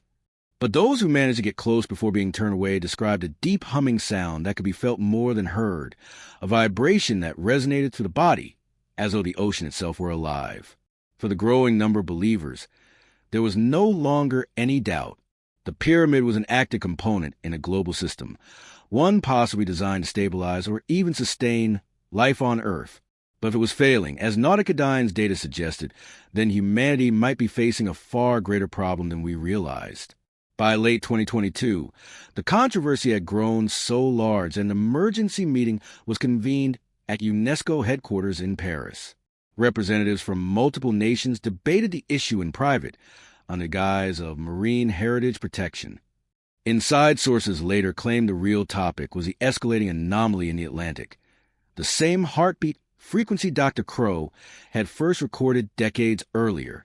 Whatever was happening beneath the waves was intensifying, and as one leaked memo ominously concluded, the readings indicate an approaching resonance peak. Estimated date, within 18 months. Unknown consequences if stabilization fails. Theories were no longer just academic. They had become warnings. Something ancient was awakening or unraveling, and humanity was running out of time to understand it. As the theories surrounding the deep ocean pyramid multiplied, one truth began to surface with chilling clarity. Someone, somewhere, already knew more than they were letting on. By early 2023, a new layer of the mystery began to unravel, one that hinted not only at scientific secrets, but at deliberate concealment on a global scale. It started when a series of classified satellite images were leaked to an independent journalist group known as the Trident Files. These images, taken by surveillance satellites typically used for oceanic mapping, showed unmistakable evidence of artificial activity around the supposed coordinates of the pyramid. In the photographs, faint circular disturbances were visible in the surrounding seabed, patterns resembling excavation zones. Several appear to be perfectly symmetrical, each several hundred meters wide. The metadata confirmed that these disturbances had appeared over the course of just 8 weeks, yet official geological surveys for that period reported no seismic events, no volcanic activity, and no deep-sea construction. To those who analyzed the leaks, there was only one possible conclusion. Someone was down there, and they were either trying to uncover something or bury it even deeper. The revelations triggered a wave of speculation online. Was it a government-led operation to extract technology from the site, or was it a containment effort, sealing something dangerous within the pyramid? Official sources denied all involvement, but soon, civilian maritime trackers noticed something alarming. Military vessels from at least 3 nations, the United States, France, and an unmarked fleet later identified as Russian, had been circling the same coordinates for weeks. Their movements followed a precise grid pattern, as if conducting synchronized surveillance or protection maneuvers. Then came the blackout. On April 14, 2023, at exactly 2 o'clock Greenwich Mean Time, every communication relay passing to the Mid-Atlantic corridor experienced a 3-minute signal disruption. Transatlantic internet cables flickered, navigation satellites lost synchronization, and oceanic monitoring buoys went offline simultaneously. The incident was publicly blamed on a solar flare, yet astronomers were quick to point out that no such flare had occurred. The blackout originated not from space, but from beneath the Atlantic. What followed was even stranger. Ships passing near the restricted zone reported powerful electromagnetic interference, so strong it disabled compasses, sonar, and even power systems. One cargo vessel's captain described seeing a pulse of light beneath the water, like a slow explosion, glowing white-blue before fading into black. When his crew tried to record the event, every electronic device on board failed simultaneously. Their video files were later found to be completely erased, as though overwritten by static. Meanwhile, independent scientists began detecting minor fluctuations in the Earth's magnetic field. Tiny shifts too precise to be random. These anomalies occurred in perfect intervals of 11 days, matching the resonance cycles discovered in the Nauticadine data years earlier. Whatever was happening at the site, it was still active, and perhaps escalating. In an attempt to make sense of the chaos, several whistleblowers from military and research backgrounds stepped forward. One, calling himself Orion, claimed that an international task force had been assembled to monitor an artifact of non-human design at the coordinates. In his leaked statement, he described a massive structure not made of stone or metal as we know it, but of something between the two, impossibly resilient and warm to the touch. He said the interior of the pyramid had been probed with autonomous drones, revealing internal chambers filled with lattice-like structures, as though the entire monument was a living circuit board. The deeper the drones went, Orion said, the more erratic the readings became. It was as if the structure was responding to their presence. The energy levels rose, and then the feed cut out. 3 drones were lost in the process. The pyramid doesn't want to be explored. His words ignited a storm of controversy, but they also aligned disturbingly well with older data from Nauticadine. If true, it meant the pyramid wasn't merely ancient. It was technological, designed with intelligence beyond anything humans could have produced in prehistoric times. And if the structure was truly reacting to human interference, it suggested an awareness, or at least a system of defense. Around the same time, environmental monitoring satellites began to record another anomaly, a subtle increase in ocean temperature localized to the pyramid's exact position.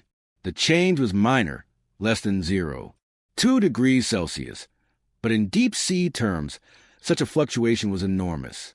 The energy required to heat water at that depth was astronomical. Scientists had no explanation. To some, it seemed as if the pyramid was awakening, or preparing for something. The conspiracy community quickly connected the dots.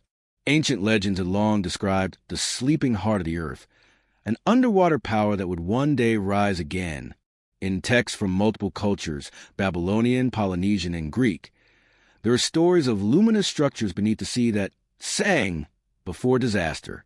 The most famous of these myths spoke of Poseidia, the shining capital of Atlantis, said it had been powered by a crystal of infinite resonance. Could the deep ocean pyramid be what those myths were describing? A remnant of Atlantis itself, now reactivating after millennia of silence? To the shock of many, even mainstream historians began revisiting the Atlantis question. Once dismissed as pure legend, Plato's detailed account of the lost civilization took on new relevance. In his writings, he described a society destroyed by its own misuse of immense energy, a society that vanished in a single day and night of misfortune. What if that destruction had been caused by the very same technology now humming beneath the Atlantic? An independent researcher named Marcel Hines proposed a daring hypothesis, that the pyramid was not a power generator, but a containment unit. According to Hines, Atlantis had once harnessed the Earth's natural energy grid through a network of crystalline reactors. When one of them destabilized, it caused catastrophic floods, triggering the mythic destruction of the continent. The surviving Atlanteans, realizing the danger, built the pyramid to seal the energy source away forever. But after thousands of years, that containment was beginning to fail. Hines' paper gained immense traction online, so much that it forced mainstream outlets to address it. Predictably, they mocked his ideas. Yet weeks later, he vanished while conducting a private expedition in the Azores, near the very coordinates he had written about. His vessel, the Selene, was found adrift, its navigation systems fried, its black box missing. The last radio transmission from his crew was a single distorted message, its opening. That phrase became the centerpiece of every discussion that followed. What did it mean? Opening what? Some speculated it referred to a hidden entrance within the pyramid. Others believe it described an energetic event, a rift, a portal, or an emission mechanism awakening after centuries of dormancy. In the aftermath, oceanic seismic stations detected a sudden, rhythmic vibration from the site, so subtle it could only be picked up by specialized sensors. But it wasn't random. The pattern matched the Fibonacci sequence, a mathematical structure found in everything from galaxies to DNA. It was as if the pyramid was broadcasting a message through the language of nature itself. Governments continued to deny all knowledge, yet their actions betrayed them. Naval activity around the Atlantic anomaly tripled. Satellite coverage was restricted. Even commercial flight paths were quietly rerouted to avoid the region's airspace. For those paying attention, it was clear. Something was happening under the ocean that humanity was not meant to see. And while the world above went on, unaware of the silent storm building beneath, those who had studied the evidence knew what the signs meant. The pyramid was no longer passive. It was communicating, pulsing, interacting. And if it was truly a piece of lost technology, then whatever was designed to contain or protect might soon be unleashed once again. For thousands of years, it had slumbered in darkness. Now, the deep ocean pyramid was awakening, and the countdown to revelation had begun. By the summer of 2023, the whispers had grown into a storm. The mysterious energy pulses from the Atlantic anomaly were no longer confined to classified reports or online conspiracy forums. They were beginning to affect the surface world in ways no one could ignore. Fishermen along the Azores archipelago started reporting bizarre phenomena. Their compasses spun erratically, sonar systems malfunctioned, and one stable fishing ground seemed to vanish overnight. Nets were torn apart by sudden updrafts of water, rising from the deep. The ocean itself felt alive, restless, and unnatural.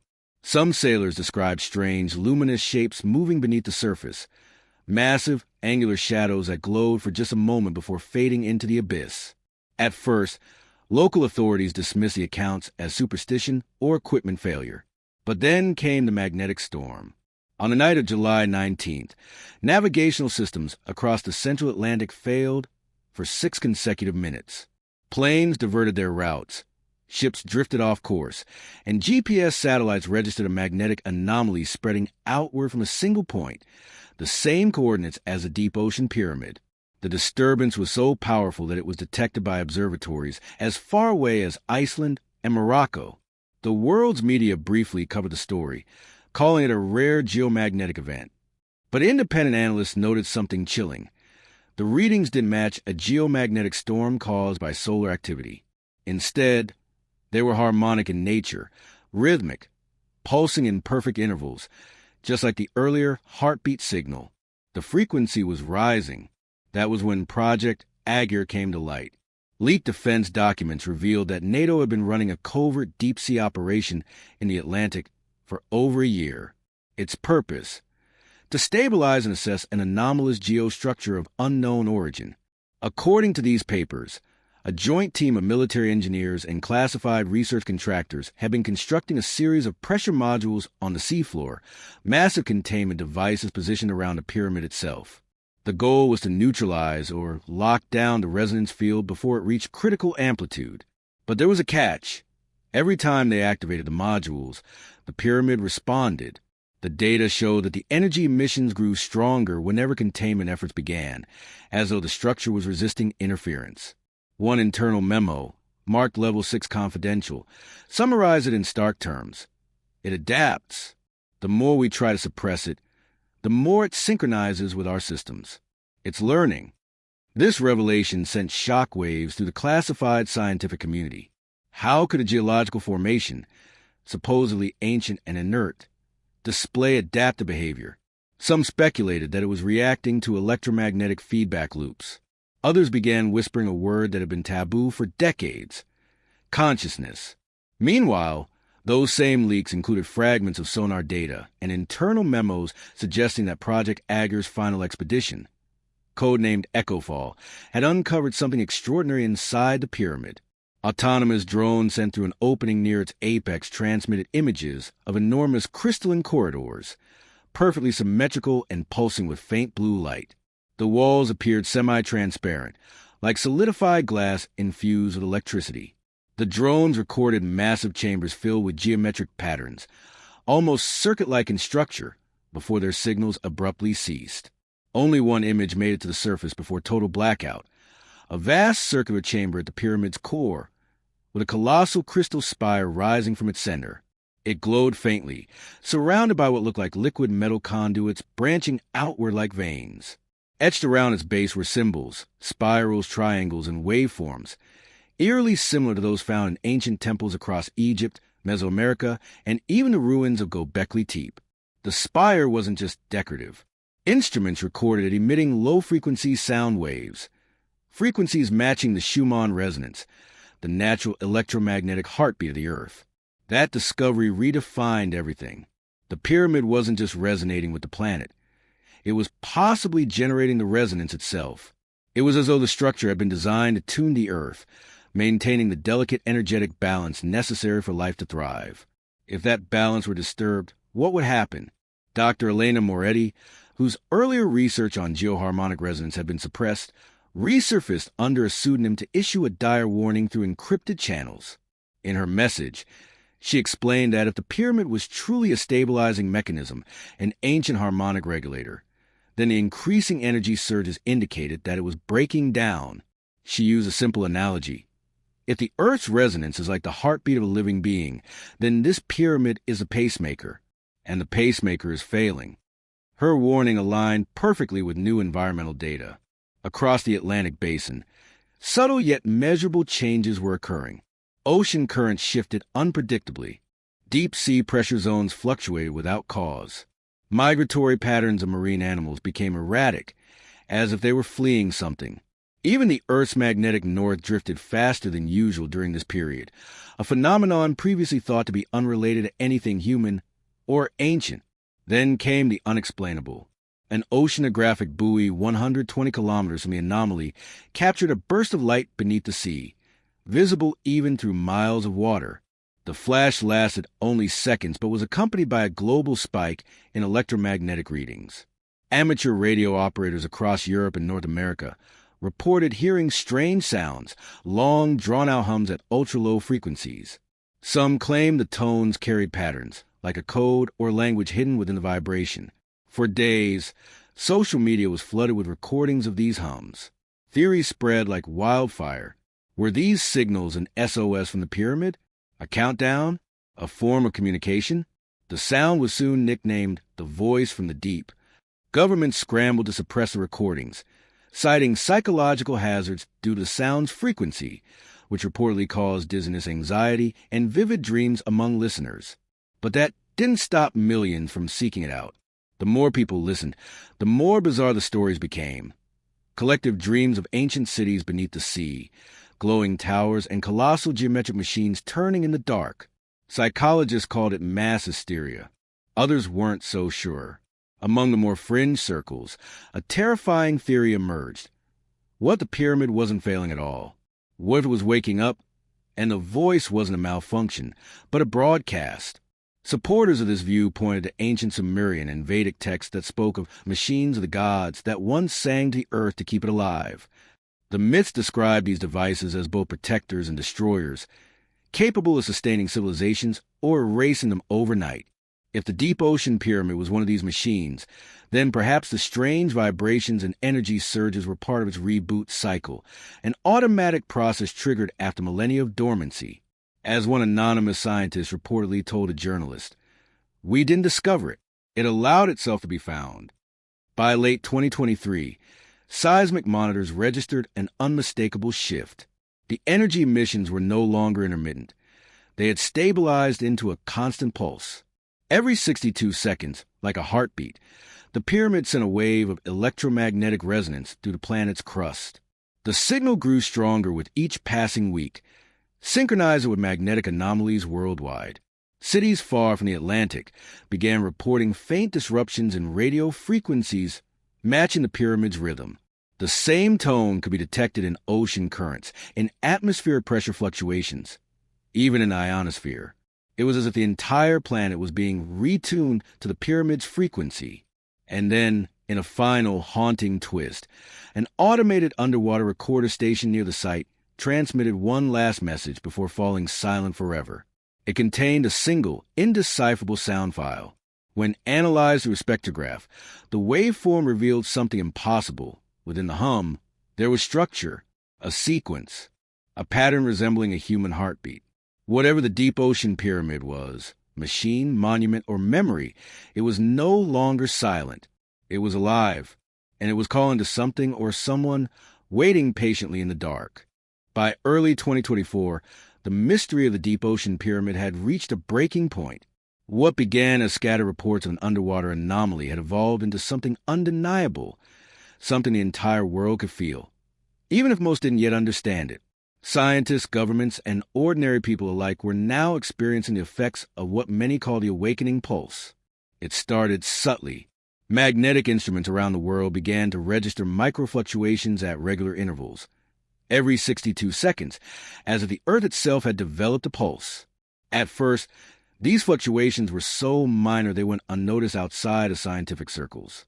But within weeks, they grew in strength and frequency, affecting navigation systems, satellites, and even electrical grids. Planes briefly lost GPS connection mid-flight. Deep-sea cables flickered with unexplained surges of current. Entire sections of the Atlantic telecommunication lines had to be rerouted. Governments issued vague statements blaming solar interference or deep-sea tectonic activity, yet astronomers quickly debunked those claims. There were no solar storms, no recorded quakes. The disturbances were too precise, too rhythmic. They originated not from above or from within the Earth's mantle, but from a single point beneath the Atlantic Ocean, the coordinates of the deep ocean pyramid. At first, the public didn't notice the pattern, but soon, things started to happen that could no longer be dismissed as coincidence. Migratory birds began losing their sense of direction. flying in disoriented loops. Whales and dolphins beached themselves in unprecedented numbers along the coasts of Portugal, Morocco, and the Canary Islands. Fishermen described seeing columns of bubbles rising from the ocean floor, accompanied by faint glowing lights deep below. It wasn't until February 2024 that the world was forced to pay attention. A cargo ship traveling through the central Atlantic sent a distress signal, claiming that the ocean ahead was boiling. Satellite images later confirmed that the water in the region had turned a luminous blue-green color, stretching for nearly 50 kilometers in diameter. Oceanographers called it a bioluminescent bloom, but the readings told another story. The light was electromagnetic, not biological. When researchers analyzed the data, they found that the light pulsed in exact harmony with the global magnetic rhythm, the same 62-second frequency. Whatever was beneath that ocean wasn't just resonating anymore. It was projecting. For those who had followed the story since the early Nauticadine leaks, this was confirmation of their darkest fears. The pyramid was no longer dormant. It was communicating, possibly with other points across the planet. Independent researchers began scanning for similar resonance patterns in other ancient sites. To their astonishment, the same frequency began appearing faintly in the regions surrounding the Great Pyramid of Giza, Teotihuacan, and even under the Antarctic ice sheet. Could it be that all of these structures, scattered across continents and eras, were linked through the same harmonic system? If the deep ocean pyramid was a central node, the others might be secondary conduits, built to stabilize or amplify its resonance. And if they were activating together, the implications were staggering. A planetary network older than recorded history was coming online. Dr. Nathaniel Crow, the same researcher who recorded the mysterious heartbeat decades earlier, reappeared from self-imposed exile to issue a public statement. In a trembling voice, he warned, "The frequency isn't random. It's intelligent. It's adjusting to us. Every time we measure it, every time we send a sonar ping, it reacts like it's listening. The Earth's field is being rewritten." His words were dismissed by mainstream outlets as the ramblings of a retired scientist. But only days later, new data emerged that made even the skeptics pause. NASA's Magnetospheric Observation Division detected a faint ripple moving through the Earth's magnetic field, an oscillating wave originating directly from the Atlantic site. It traveled through the planet's magnetic lines, reflecting back like an echo. To put it simply, the Earth was ringing. That same week, people around the world began reporting strange experiences. Some claimed to feel subtle vibrations in their homes, even when there was no earthquake activity. Others described hearing a low hum at night, a droning sound that seemed to come from nowhere, yet was impossible to ignore. It was most noticeable in coastal cities, especially near the Atlantic. The media dubbed it the global hum. Scientists tried to attribute it to industrial noise, oceanic microseisms, or atmospheric resonance. But then, someone compared recordings of the hum from multiple countries and found something chilling. Every single one was synchronized to the same 62-second pattern. The realization hit like a thunderbolt. Humanity was hearing the voice of the deep ocean pyramid. Religious groups around the world reacted with fear and awe. Some called it the sound of the earth, speaking again. Others saw it as a divine warning, a signal of apocalypse or renewal. Ancient prophecies were dredged up from forgotten texts. The Hopi Song of the Stone, the Hindu churning of the ocean, and the Revelation's trumpet from the deep all describe a time when the world's foundation would vibrate, heralding either rebirth or destruction. Governments, however, were less poetic. Emergency meetings were held behind closed doors. The United Nations issued quiet directives to restrict sonar testing in the Atlantic. Commercial flight routes were altered again, this time without explanation. And, perhaps most tellingly, satellite images of the pyramid's coordinates were scrubbed from all major mapping platforms. But cover-ups couldn't stop what came next. In March 2024, scientists in Iceland recorded a geomagnetic spike unlike anything ever documented. It lasted only 13 minutes but produced visible auroras far beyond the polar regions, streaks of light that appeared over the Atlantic itself, shimmering in geometric patterns. Witnesses aboard ships described the auroras as triangular, 3 glowing lines converging into a pyramid-like shape before vanishing. At the same moment, seismic sensors along the mid-Atlantic ridge registered a deep, resonant tremor, not destructive but rhythmic. It wasn't an earthquake. It was music. When the data was translated into audible frequencies, the result was haunting. A melodic sequence of tones repeating in mathematical precision. Experts describe it as the most complex natural sound ever recorded beneath the sea. But many who heard it disagreed. It didn't sound natural at all. It sounded designed. Theories exploded overnight. Some argued it was a self-correcting mechanism, a planetary resonance system rebooting itself after centuries of imbalance. Others suggested something darker, that the pyramid was a warning beacon, broadcasting a distress signal into the cosmos, or worse, to something buried even deeper. A leaked statement from a deep-sea observatory off the Azores contained a single line that sent chills through the research community. The signal is no longer outbound. It's inbound. The implication was terrifying. The pyramid wasn't just sending energy, it was receiving it. Something had answered the call. As these events unfolded, the ocean around the anomaly began to change in inexplicable ways. Deep currents reversed direction. The salinity levels fluctuated beyond natural ranges. Massive schools of fish gathered near the surface, as though drawn by an unseen force. And the bioluminescent glow that had first appeared months before grew brighter. So bright that, from space, it formed a distinct shape visible through the water, a perfect equilateral triangle. To the untrained eye, it was just a curiosity. But for those who knew, it was unmistakable. The pyramid was projecting its own geometry onto the sea above, a beacon marking its presence to the world. The question was no longer what the pyramid was. It was why now. Had human activity triggered something ancient, a failsafe, a defense mechanism, or a call home? Or had the pyramid been waiting, counting down across eons, for precise celestial alignment that would awaken it? As experts scrambled for answers, one truth became impossible to deny.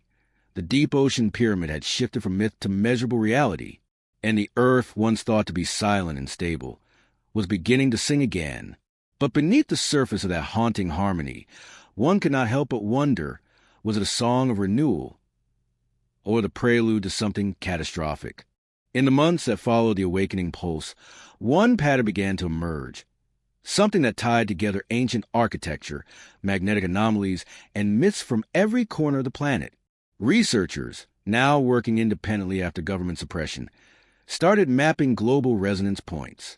They used magnetometers, satellite data, and deep-sea sonar to detect where the mysterious 62-second frequency was strongest. The results were astonishing. When all the data was compiled into a single map, the points of activity formed an unmistakable grid across the planet, an invisible web connecting sacred sites, megalithic ruins, and underwater anomalies. The lines of this grid stretched from the Great Pyramid of Giza to the Nazca Lines in Peru, from Stonehenge to Easter Island and deep beneath the Atlantic, converging at one central node, the deep ocean pyramid. The realization sent shockwaves through the scientific and esoteric communities alike. What the world was looking at wasn't random.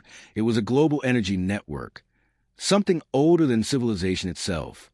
Dr. Eleanor Shaw, a theoretical geophysicist at the University of Edinburgh, was one of the first to recognize the pattern. The geometry, she said in a leaked interview, is too perfect. It aligns with the planet's natural electromagnetic flow, what ancient traditions called ley lines or dragon lines. Whoever built this system understood Earth's energetic architecture on a scale we can barely grasp. Her statement reignited interest in one of history's most forbidden theories, that ancient civilizations were not primitive societies but the inheritors or survivors of a much older, more advanced world. A world that had mastered energy manipulation, planetary resonance, and perhaps even interdimensional communication. As independent researchers overlaid the resonance grid on historical maps, the coincidences multiplied. Every major ancient monument seemed to rest directly on these energy lines. Giza sat precisely where two major lines intersected. So did the temples of Angkor Wat, Machu Picchu, and the long-lost city of Nan Madol in Micronesia, sometimes called the Venice of the Pacific. But most startling of all was the discovery that these lines formed geometric shapes mirroring the flower of life, a symbol found carved into temples and tombs around the world. from Egypt to China to Mesoamerica. The implication was clear. Ancient cultures across continents weren't building at random. They were following a blueprint, a cosmic design handed down or rediscovered from a civilization that once spanned the entire planet. To understand what kind of civilization could achieve such a feat, we must first understand the grid itself. Modern science knows that the Earth emits a constant electromagnetic resonance, known as the Schumann frequency, which pulses at roughly 783 Hertz. But the newly detected 62-second signal wasn't just interacting with it, it was modulating it, like a signal piggybacking on the planet's natural frequency. In other words, the deep ocean pyramid wasn't just broadcasting energy, it was tuning the Earth. That discovery changed everything. Imagine a civilization so advanced that it could manipulate planetary harmonics, the resonant frequencies that maintain the balance of climate, magnetism, and even consciousness itself. Such a civilization wouldn't just build pyramids as tombs or temples. They would construct them as resonators, machines designed to stabilize or amplify the planet's vibrational field. If the deep ocean pyramid is the central hub of that system, then its activation in modern times could mean that the ancient grid is reawakening or reinitializing. But the implications didn't stop there. Several researchers began to connect the energy grid to myths of world catastrophes, the Great Flood, the sinking of Atlantis, and the fall of Lemuria. According to these stories, a global cataclysm once wiped out an advanced civilization, scattering survivors to different lands where they rebuilt on smaller scales. Could the grid have played a role in that destruction? Was it a power system gone out of control? Or had it been deliberately shut down to prevent further disaster? The deeper investigators looked, the more evidence they found to support the theory that the grid wasn't just geological, it was technological. Ancient texts hinted at a lost knowledge of planetary resonance. The Sanskrit Vedas speak of Vimana, powered by sound and vibration. The Egyptians described tones of creation, frequencies that could move stone and alter matter. Even the Mayans referred to singing stones, used in rituals to communicate with the gods. What if all of these myths were fragments of the same lost science, a science of harmonic energy? One of the most startling discoveries came from an unmarked tablet found in the archives of the Cairo Museum. It contained a diagram showing 3 interlocking pyramids, surrounded by waves and concentric circles. The inscription beneath read, "The earth hums, and we build where it sings the loudest." When researchers plotted those locations based on the tablet's ratios, the coordinates corresponded exactly with Giza, Teotihuacan, and the Atlantic anomaly, the deep ocean pyramid. That correlation reignited the debate about Atlantis. Was a legendary city not just a single lost civilization, but the name given to a global network of connected sites? Plato's writings described Atlantis as the center of a great empire that fell beneath the sea after a day and night of fire and flood. Many had long dismissed it as allegory, but if Atlantis had been one node of the planetary grid, and its fall had triggered the shutdown of the entire system, then the myth was describing not fantasy, but memory. And there was another clue, one hidden not in text, but in numbers. Mathematicians studying the grid realized that the distances between key sites matched planetary harmonic ratios. 1:1. 618, the golden ratio, 3:4:5, the Pythagorean triangle, and 432, a number revered in ancient traditions as the frequency of universal harmony. These ratios appeared too consistently to be coincidence. It was as if the entire planet had been tuned according to sacred geometry. But what if this geometry was more than symbolic? Some theorists propose that the grid functioned like a planetary power system, drawing energy from the Earth's core and redistributing it through resonant structures. The pyramids acted as transducers, converting vibrational energy into usable forms, possibly even for propulsion or communication. When the system collapsed, the energy network went dormant, leaving only the physical remains, the temples, the megaliths, the monuments we revere today. If that were true, then the reactivation of the deep ocean pyramid might signify that the network is rebooting after tens of thousands of years. And if so, humanity might be witnessing the reawakening of the planet's ancient energy infrastructure, one that predates our current understanding of civilization by millennia.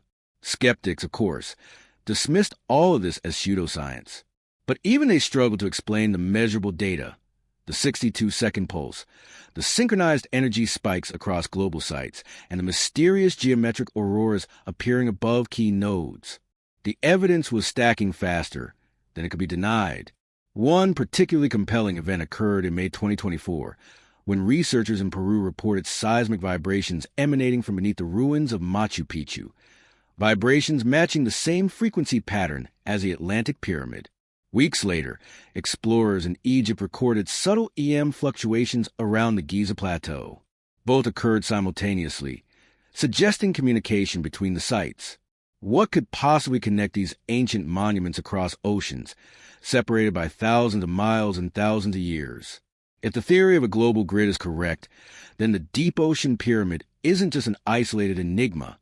It's the heart of an ancient planetary machine, a system that might once have balanced the Earth's electromagnetic field, or even regulated natural forces on a scale we can scarcely imagine.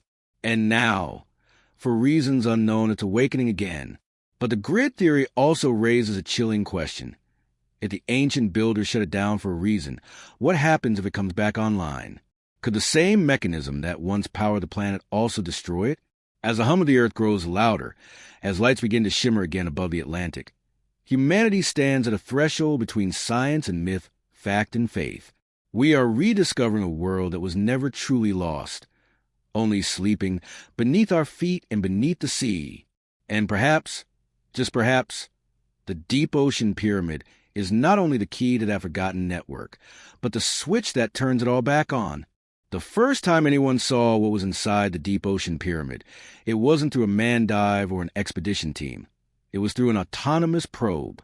In June of 2024, after months of silence and international denials, a private exploration group known as Blue Sentinel managed to send a submersible drone into the restricted zone of the Atlantic anomaly.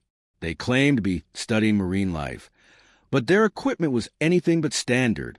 The drone, codenamed ARGO-9, carried high-frequency sonar, magnetometric sensors, and a modified LiDAR system capable of scanning structures even through low-visibility environments.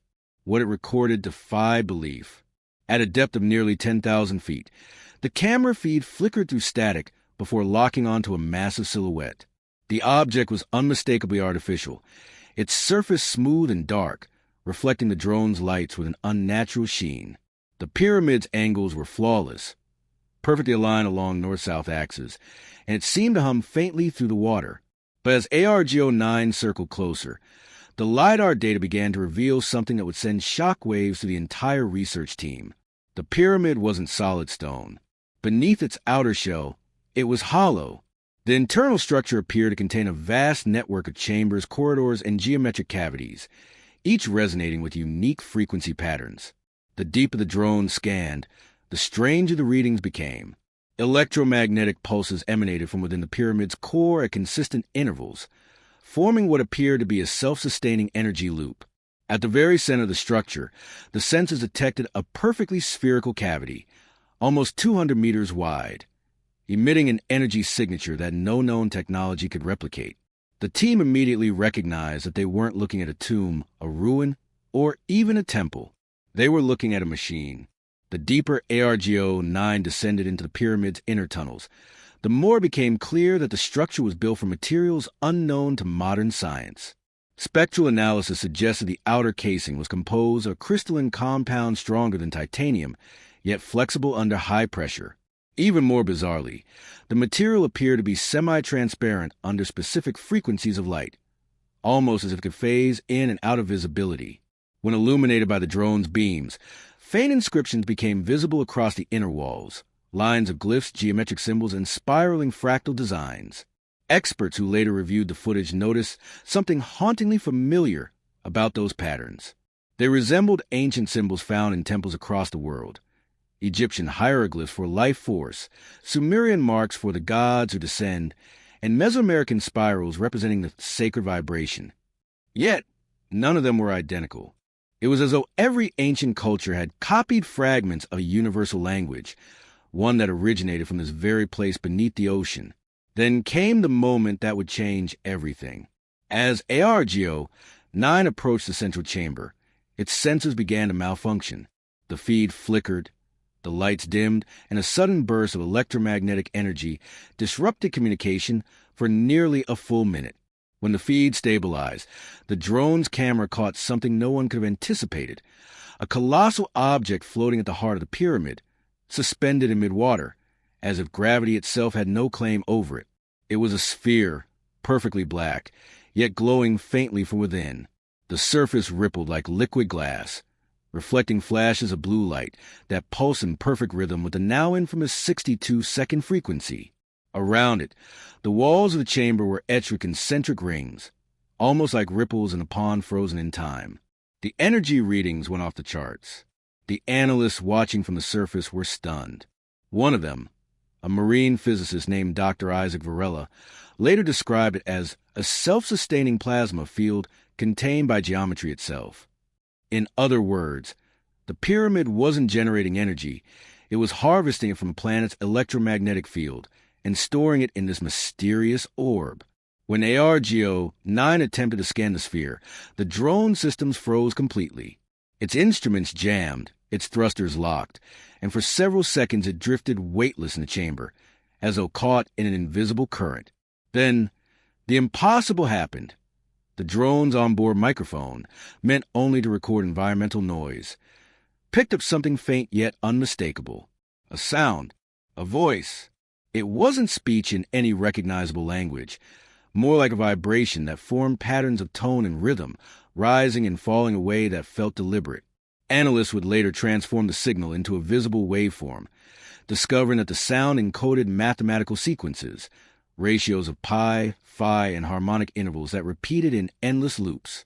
It was as if the sphere itself was singing in numbers. And then, without warning, the drone went dark. The feed was lost. Attempts to re-establish contact failed. For nearly 30 minutes, the Blue Sentinel control ship floated in stunned silence. Then, abruptly, ARGO-9 reappeared, ascending from the depths on its own, its lights flickering erratically. The data core was intact, but partially corrupted, as though someone or something had deliberately erased portions of the footage. When the team recovered the drone, they discovered an anomaly that sent shivers through every member present. Despite operating in near-freezing water, parts of the drone's casing were warm to the touch, and faint geometric markings, identical to those inside the pyramid, had been etched into its metallic hull. How could an underwater structure carve patterns into solid metal without physical contact? Theories range from electromagnetic imprinting to quantum resonance interference, but none fully explained what they were seeing. When Blue Sentinel attempted to publish their findings, they were immediately hit with a cease and desist order from an international coalition claiming the data violated deep-sea treaty regulations. Their servers were seized, their online presence scrubbed, and the lead researchers vanished from public view. Only fragments of the footage were ever leaked, grainy clips showing the dark pyramid walls and a faint outline of the glowing sphere. But even those fragments were enough to ignite a worldwide storm. Independent experts who analyzed the leaked data concluded that the sphere's energy signature matched the low-frequency pulses detected across the planet. In other words, the object wasn't just a passive relic. It was the source of the 62-second pulse. Some began calling it the heart of the Earth, while others named it the core engine. Whatever it was, it seemed to be alive, reacting to observation, shifting when measured, and emitting patterns that hinted at consciousness. This revelation reignited old legends from cultures that spoke of hearts of the world or stones of power. The Mayans had its Samnahart, said to regulate the Earth's energy. The Egyptians wrote of the Benben stone, which fell from the heavens and sang to the Nile. In Hindu cosmology, there was a Brahmanda, the cosmic egg that contained the vibrational seed of creation. All these myths, separated by oceans and millennia, seem to describe the same phenomenon, a living core of energy beneath the world. Could it be that the deep ocean pyramid wasn't merely a remnant of a lost civilization, but a maintenance structure built to contain or stabilize this energy? If so, who built it and for what purpose? Some researchers suggested that the builders weren't human at all, but an earlier species, perhaps even an intelligence that predated our recorded history by tens of thousands of years. Others believed the pyramid was constructed by human ancestors with knowledge passed down from visitors, beings who understood the very fabric of energy, geometry, and vibration. Whichever truth one believes, the implications are staggering. If the sphere is indeed conscious, then Earth may not be a dead planet of rock and water, but a living organism, one whose heart beats in harmony with a deeper cosmic rhythm. And if that's true, the reactivation of the deep ocean pyramid might not be random. It might be part of global awakening, a process that began long before humanity ever knew existed. The ancient builders, whoever they were, might have foreseen this moment. They might have known that one day, when the pulse of the earth began to fade, the pyramids would awaken again to restore balance, or to warn us of what was coming next. For if the pyramid was truly built to protect the planet, what force could possibly require its reactivation? And if it wasn't built to protect, what, then, was it built to summon? After the Blue Sentinel probe's mission was silenced and its data suppressed, the world was left teetering between disbelief and dread. But suppression rarely erases the truth. It only buries it deeper. Within weeks, fragments of the ARGO-9 footage reappeared on encrypted forums and dark web archives, traded like relics of forbidden knowledge. Independent scientists, data analysts, and amateur code breakers began dissecting every frame, desperate to uncover what governments were trying to hide. And among those fragments, one sequence stood out, a short clip only 12 seconds long, showing a black sphere pulsing in patterns that no one could explain. When slowed down and analyzed, the light pulses weren't random. They followed an exact mathematical ratio. 618 to 1, the golden ratio, the same sequence found in everything from the spirals of galaxies to the shells of nautilus creatures. The pyramid's heart was communicating in the language of nature itself. To some, this was proof of an intelligent design, a mind behind the mechanism. To others, it was confirmation that the structure was tapping directly into the harmonic foundation of the planet. But one researcher saw something far stranger hidden within the light code, a repeating pattern that looked eerily like human DNA. That researcher was Dr. Amina Kovac, a biophysicist from Croatia who had been studying vibrational patterns in living organisms. She noticed that when the sphere's pulses were converted into frequency maps, they mirrored the resonance curves of the human double helix at specific intervals. It was as if the pyramid's signal was speaking the same vibrational language as our biology, she later said in a rare, anonymous interview. Like it wasn't just resonating with the Earth, it was resonating with us. Her claim sent waves through both the scientific and spiritual communities. Could it be that the deep ocean pyramid wasn't only an ancient energy device, but also a communication system designed to interface with living beings? If so, who or what was it designed to communicate with? In her notes, leaked weeks later, Kovac proposed a hypothesis as daring as it was terrifying, that human beings were not merely inhabitants of Earth, but participants in a planetary network. Our DNA, she argued, could act as biological receivers, resonating subconsciously with the same frequencies that the pyramid emitted. If the signal changes, she wrote, human consciousness changes with it. Around the same time, people across the world began reporting strange sensations, subtle but unmistakable. A persistent hum in the ears, vivid dreams of underwater lights, a sense of déjà vu stretching across generations. Meditation groups and sensitive individuals claimed they could feel the 62-second pulse, describing it as a deep vibration within the chest, like the heartbeat of something vast and alive.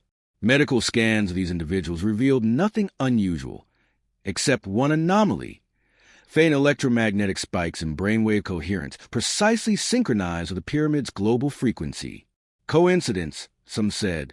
Collective hysteria, others argued. But then came the photographs.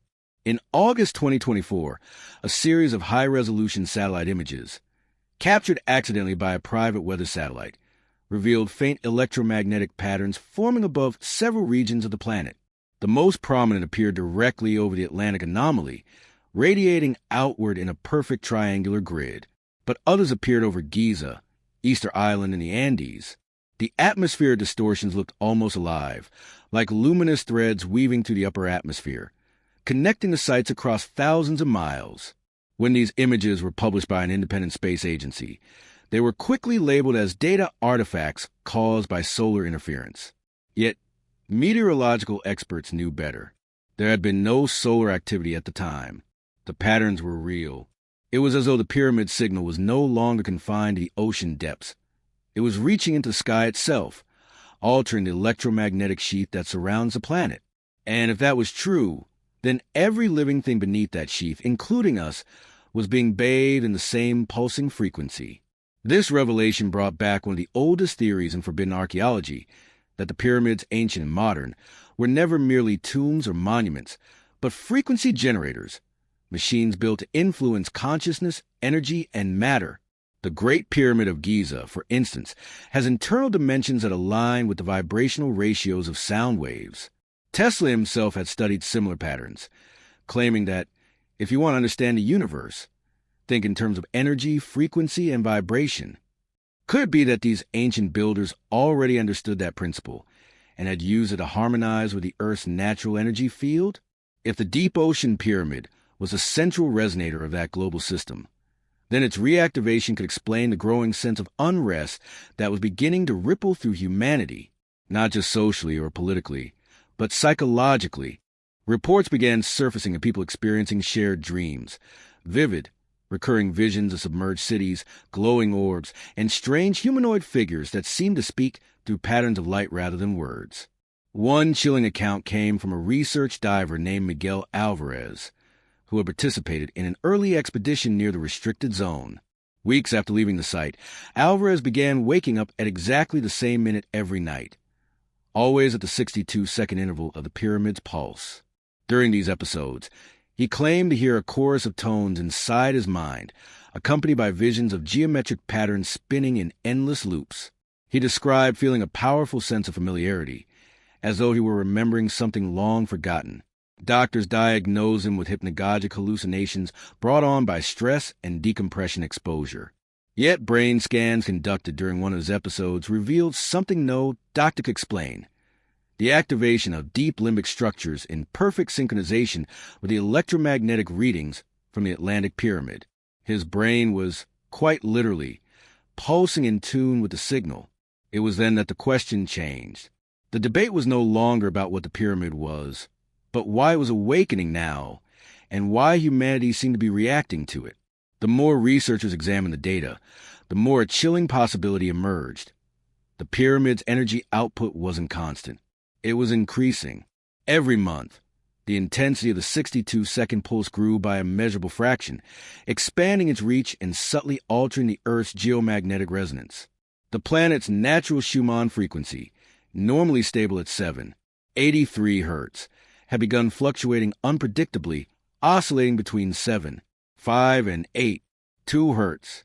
On paper, this seemed trivial, but for the human nervous system, even such minor shifts could have profound effects. People reported insomnia, anxiety, and sudden bursts of inspiration. Some described moments of absolute clarity, as though their thoughts had aligned with something vast and intelligent.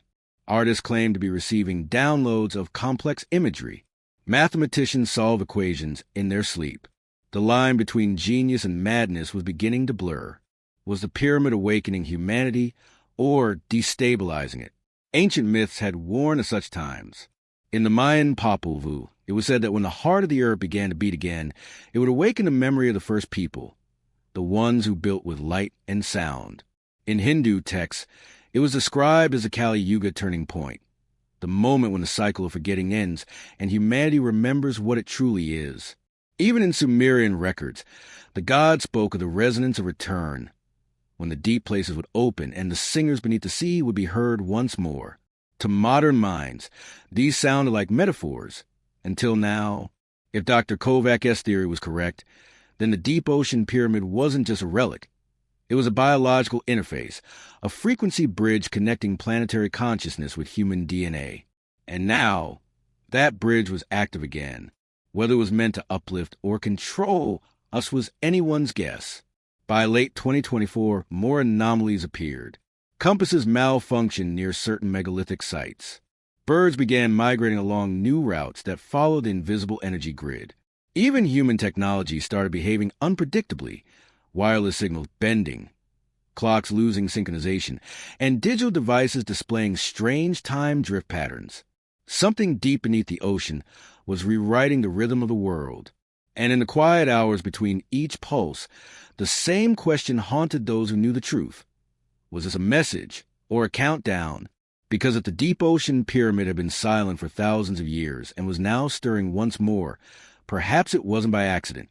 Perhaps it was waiting for us to reach a point in history when we could finally hear it. Or worse, perhaps we had done something to wake it up before we were ready to understand what it truly was. And if that's the case, humanity might not be entering a new age of discovery, but reactivating an ancient system that was never meant to be touched again. In the weeks following the strange electromagnetic disturbances, the focus of global scientific and intelligence efforts shifted from mere observation to containment. Governments and private corporations began quietly competing for access to whatever lay beneath the Atlantic. Yet while the official narrative remained skeptical, natural geological formation, they called it, the classified memos painted a very different picture. These documents, later leaked by whistleblowers, revealed something extraordinary, a pattern of energy emissions stretching far beyond the initial discovery site. The pyramid signal, once thought to be localized, was in fact linked to a planetary network of identical energy nodes. This revelation sparked a frenzy among researchers. If there was one pyramid beneath the Atlantic, could there be others hidden in the deep? Ancient myths and forbidden archaeological texts suddenly took on new relevance. Stories once dismissed as legends, tales of submerged cities, singing stones, and beacons of the deep were re-examined with fresh urgency. The question wasn't if these sites existed, but how many had been deliberately concealed from the world. The first clue came from seismic data collected off the coast of Japan. Deep sonar imaging revealed an enormous, symmetrical structure buried under layers of volcanic sediment near Yonaguni, a formation eerily similar to the Atlantic Pyramid, though smaller in scale. It pulsed faintly, with a rhythm nearly matching the now infamous 62-second cycle. But there was a key difference. The frequency signature was inverted, like a mirror image. When Dr. Kovac and her small team analyzed this data, they proposed that the two structures were antipodal counterparts, energy anchors positioned on opposite sides of the planet, maintaining global equilibrium. And if that theory was correct, there would need to be others, arranged in a precise geometric pattern around the globe. Using planetary grid mapping algorithms, her team plotted potential sites, and the results were staggering. The predicted locations aligned almost perfectly with the world's most mysterious megalithic sites: Giza, Machu Picchu, Easter Island, Stonehenge, and even the sunken ruins of Dvarka beneath the Arabian Sea. Each site corresponded to a node in what appeared to be an ancient planetary energy lattice, a design so vast and complex that it transcended any known civilization's technological capabilities. But there was more. According to declassified geophysical records, brief fluctuations in the Atlantic Pyramid's pulse had triggered corresponding anomalies at these distant sites. Ground sensors in Egypt recorded low-frequency tremors beneath the Great Pyramid. Seismic buoys near Easter Island detected harmonic vibrations traveling through the crust. The Earth itself was resonating as if responding to a hidden code. For Dr. Kovac, the implications were staggering. It's as if these structures are tuning forks of the planet, she wrote in her private notes. When one vibrates, they all sing. The ancient builders, whoever they were, had not only mastered the geometry of the Earth, but had harnessed its energy like an instrument. And the deep ocean pyramid, sitting in perfect alignment with the Atlantic magnetic anomaly, might have been the central hub, the conductor of this global symphony. But if this was true, it raised a chilling possibility. If the pyramid network had been intentionally activated or reactivated, it could be altering not only the planet's magnetic field, but the very structure of reality at a fundamental level. The Schumann resonance, the baseline heartbeat of Earth's electromagnetic field, is known to influence biological and cognitive functions in humans and animals alike. By changing that frequency, the pyramid system could theoretically modulate consciousness itself, tuning entire populations to different vibrational states. That might explain the surge of strange behavior and heightened perception reported worldwide. People weren't imagining the change, they were feeling it. Humanity, it seemed, was being retuned. As evidence mounted, a coalition of independent researchers formed an encrypted network called Project Helios. Their mission: to compile and analyze all data related to these ancient structures before governments could suppress it further. They uncovered satellite anomalies, electromagnetic readings, and ancient texts that seemed to predict the very event now unfolding. Among these texts was one especially enigmatic document known as the Codex Trinities, a parchment discovered in 1893 during a deep-sea salvage operation near the Azores. Long ignored as a hoax, the Codex described a civilization called the Cthara, a pre-human race that sang to the stone and built lights beneath the waves. The text warned of a cycle of return, when the voice of the deep would awaken once more, bringing both enlightenment and destruction. What had once seemed like allegory now read like prophecy. Even more unnerving was a sketch included with the Codex, a triangle overlaid with intersecting circles forming a global map that matched the Helios grid almost exactly. The Atlantic node was marked with a symbol resembling an eye enclosed within concentric ripples, beneath which was written a single phrase in an unknown language. Linguists eventually translated it as, "The heart will beat again." Could it be that the Cthara, or whoever inscribed the Codex, knew of this planetary network? And if so, were they warning us or recording their own failure? As the implications of these discoveries rippled through the scientific underground, world powers grew increasingly anxious. Naval fleets were deployed to known grid points under guise of oceanic research missions.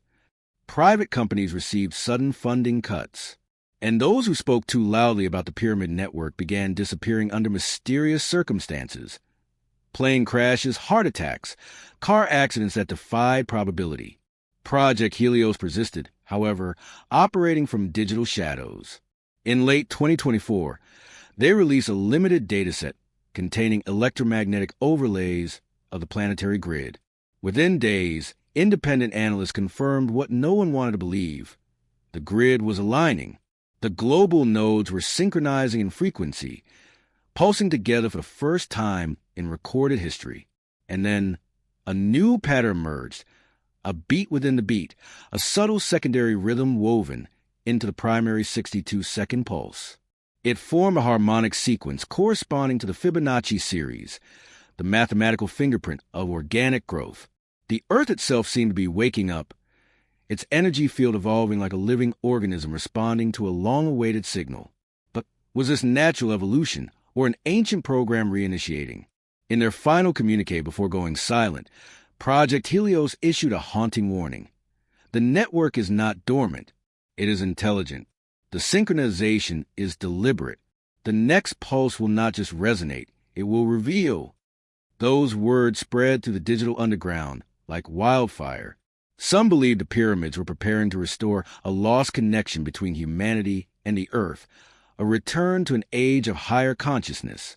Others feared something darker, that the activation was part of a long-forgotten failsafe, designed to reset the planet when humanity strayed too far from balance. The truth remained buried, but one thing was clear.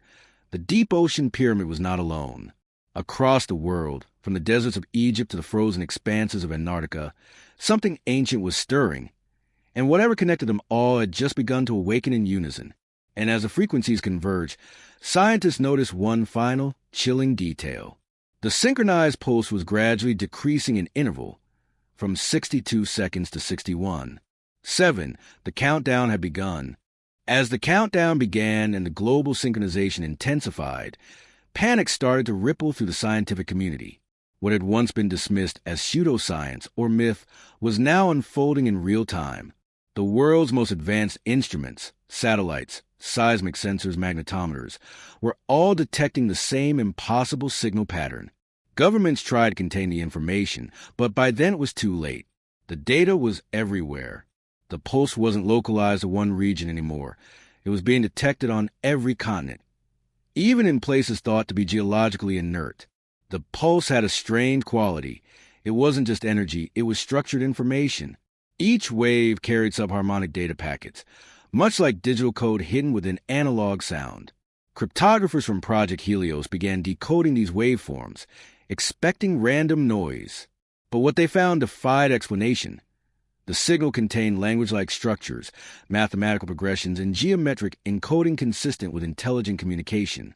One particularly gifted cryptologist, known only by the alias Seraph, noticed that the embedded patterns were fractal, self-replicating at every scale. When visualized in 3D, the data formed an intricate geometric lattice, resembling a tetrahedral field, an arrangement that ancient esoteric traditions referred to as the Merkaba, or the light body. Seraph published his findings in encrypted fragments across multiple dark web channels, each one accompanied by the same message. It's not broadcasting, it's remembering. The phrase became a kind of rallying cry among truth seekers and fringe researchers. What if the pulse wasn't a message being sent outward, but a kind of awakening signal, one that was reactivating memory encoded in the planet itself? Soon, patterns began appearing not only in data but in the natural world. Massive plankton blooms formed triangular swirls visible from space, their movements matching the frequency of the deep ocean signal. Migratory animals, whales, turtles, birds, began altering their routes in strange, geometric paths that trace the global energy grid almost perfectly. Then, in early 2025, something even more inexplicable occurred. The ocean itself began to glow. Deep beneath the Atlantic, long bioluminescent lines of light began appearing along the seabed, forming complex spirals and spiraling corridors that seemed to converge on a single point, the pyramid itself. Autonomous drones sent to investigate reported electromagnetic interference, so strong that their circuits began to fail. One drone managed to transmit a few seconds of footage before it lost connection. The footage showed the pyramid surrounded by a halo of shimmering blue light, as if it were absorbing energy from the surrounding ocean. The current around it moved unnaturally, spiraling inward rather than flowing naturally with the sea's movement. And at the very center of this vortex, the black sphere, previously dormant, was now glowing with a deep, pulsating indigo hue. The world watched in disbelief when a portion of that footage leaked online. Governments denied its authenticity, but independent experts verified the metadata. The timestamp matched the exact moment the planet's geomagnetic field registered an unprecedented spike, a surge so strong it temporarily disrupted GPS systems and satellite communications across the Atlantic Hemisphere. In response, several governments formed a covert task force under the guise of Global Electromagnetic Stability Research. In reality, this was a joint operation to monitor and, if possible, neutralize the pyramid's influence. But how do you stop something that might be part of the planet's own operating system?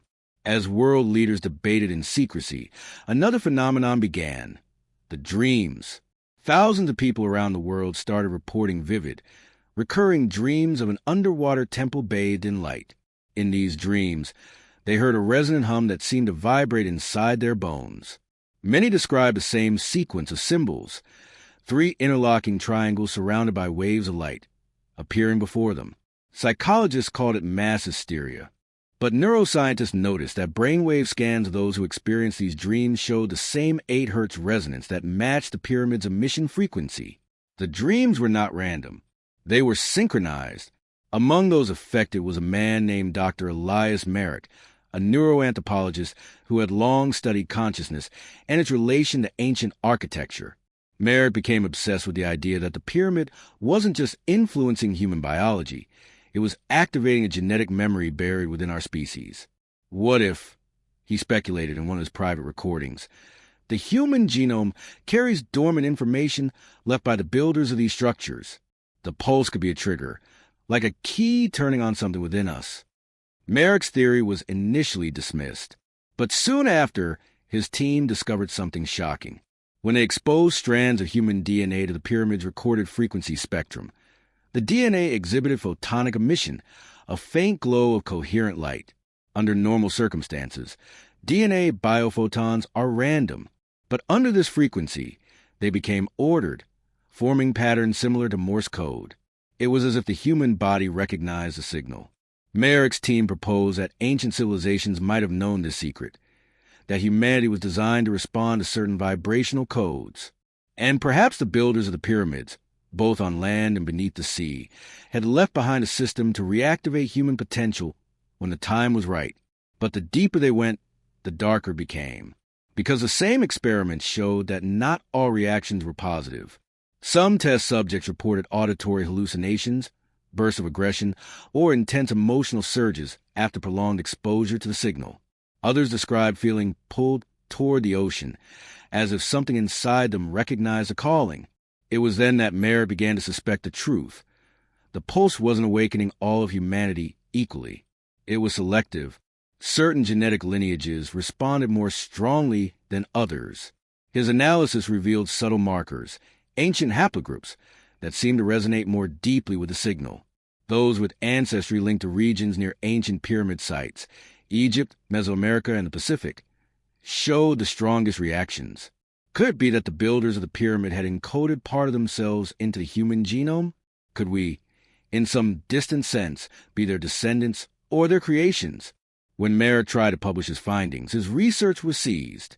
His university funding was cut off, and days later, he vanished. His lab was dismantled under national security protocols. The only record that survived was a series of encrypted voice messages he left with a colleague. In the final one, his voice trembled with realization. It's not technology, it's consciousness. The pyramid isn't a machine, it's alive. The idea was too strange, too heretical to be accepted by conventional science. But in the shadow world of secret research programs, it was taken very seriously, because if the pyramid was a sentient structure or part of a larger planetary intelligence, it might not be something humans could control at all. And yet, one thing was certain. The intervals between pulses continued to shorten. 61, 5 seconds. 61, 2, 61. The synchronization wasn't slowing down, it was accelerating. That acceleration hinted at a climax, a phase transition. Something was coming. The pyramid's power wasn't plateauing. It was building toward an event. Whether that event was enlightenment, catastrophe, or contact, no one could say. But deep in the Atlantic Trench, sensors recorded one more anomaly, a low, rhythmic vibration unlike any before. It was softer, slower, almost like breathing. For the first time in history, the ocean itself seemed to inhale, and across the world, those who could feel the pulse said the same thing in unison. It's waking up. By the time the ocean began to breathe, the atmosphere around the world had changed, not metaphorically, but literally. High-altitude sensors detected subtle fluctuations in the ionosphere, like invisible ripples echoing across the sky.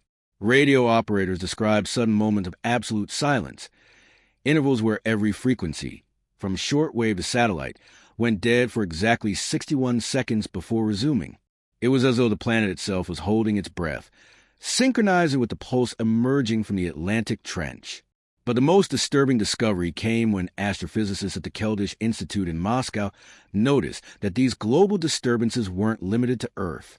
Instruments measuring cosmic background radiation picked up minute fluctuations occurring in sync with the oceanic pulse. The same 61-second rhythm appeared in data streams from telescopes in Chile, Greenland, and even space-based observatories. The implications were staggering. Whatever the pyramid was doing beneath the Atlantic, its effect was reaching beyond the planet. For the first time, scientists considered the unthinkable, that the pyramid's pulse wasn't just terrestrial. It was cosmic. In a classified summit hosted by the European Space Agency, a handful of astrophysicists, archaeologists, and intelligence officials convened to discuss these developments.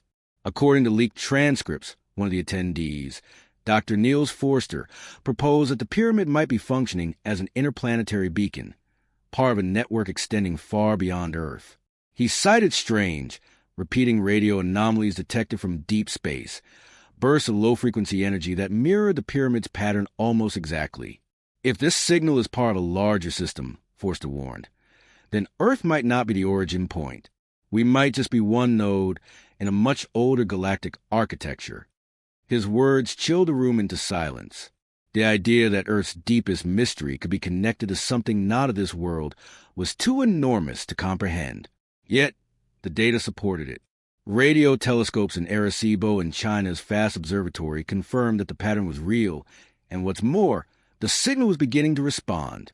On March 3rd, 2025, during a pulse cycle, the pyramid's frequency deviated for the first time. Instead of a simple oscillation, it introduced a new harmonic, a complex, modulated tone resembling a call and response pattern. Moments later, space-based receivers recorded a return pulse. faint but unmistakable, originating from a region near the constellation of Lyra. The message wasn't words. It was geometry, encoded in vibration, not sound. Astrophysicists translated the frequencies into visual data, revealing spiraling forms identical to those seen carved into ancient temples around the world. The same interlocking triangles described in dream reports and found in the Codex Trinities. The entire planet seemed to be participating in a cosmic dialogue, a conversation that might have begun long before recorded history. And that's when the real fear began. Because if the pyramid was communicating with something beyond Earth, it meant it had always been listening. Suddenly, ancient myths took on a new, terrifying meaning. The gods descending from the sky, star messengers, and returning teachers described across ancient cultures might not have been poetic exaggerations. They could have been records of previous contact events. Civilizations like Atlantis, Lemuria, and Mu might not have vanished mysteriously. They might have answered the call, only to be erased when the cycle reset. Across the world, unease grew as strange celestial phenomena began to appear. Aurora-like lights illuminated the night skies far beyond the poles, shimmering green and violet arcs that followed the planetary grid lines. Entire regions glowed faintly at night, visible from orbit. Airplane pilots reported compass deviations and sightings of glowing geometric patterns forming in cloud layers, perfect triangles, circles, and spiral shapes that faded within minutes. Religious groups interpret these events as signs of prophecy. Cults formed overnight, calling themselves the Resonance, Children of Pulse, and Order of the Deep Light. They claimed that the pyramid was not a weapon or a machine, but a voice of creation, summoning its children home. Their numbers swelled as people across the world shared the same dreams, the same sense of being called toward the ocean. But amid the hysteria, one discovery threatened to shatter what little calm remained. Deep-sea drones launched by an independent Japanese research team near the original Atlantic site recorded a new movement.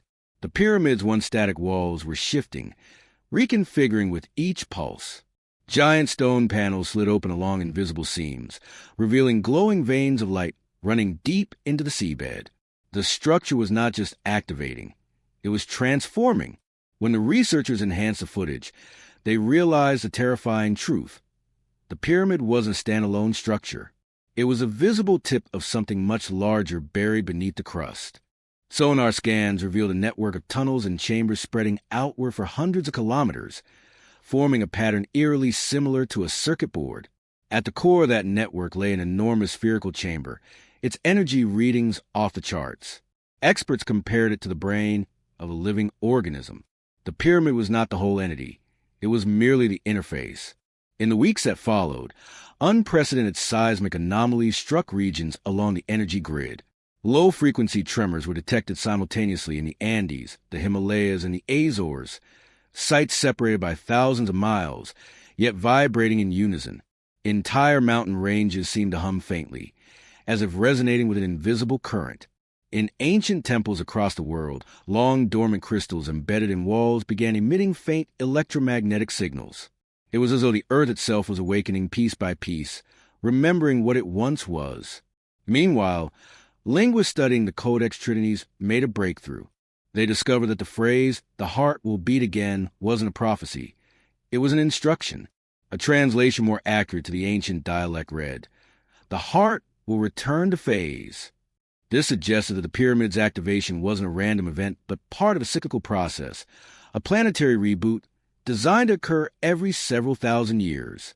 As global synchronization increased, time itself began to behave strangely. Atomic clocks in multiple laboratories started to desynchronize by fractions a second, despite being isolated and GPS synced. Quantum physicists were baffled. Temporal drift on such a scale had never been recorded. Even stranger, researchers at CERN detected irregularities in particle collisions, tiny deviations in the speed of light, hinting that the very fabric of space-time might be fluctuating. Was the pyramid altering the physical constants of the universe, or simply revealing their hidden variability? Dr. Forster proposed one final, terrifying theory. If the pulse is harmonizing with cosmic structures, it could be reshaping space-time itself. What we're witnessing might not be communication. It might be integration. In other words, Earth was no longer merely receiving the signal. It was merging with it. Then came the global blackout. On the night of April 14th, 2025, every major communication satellite simultaneously went offline.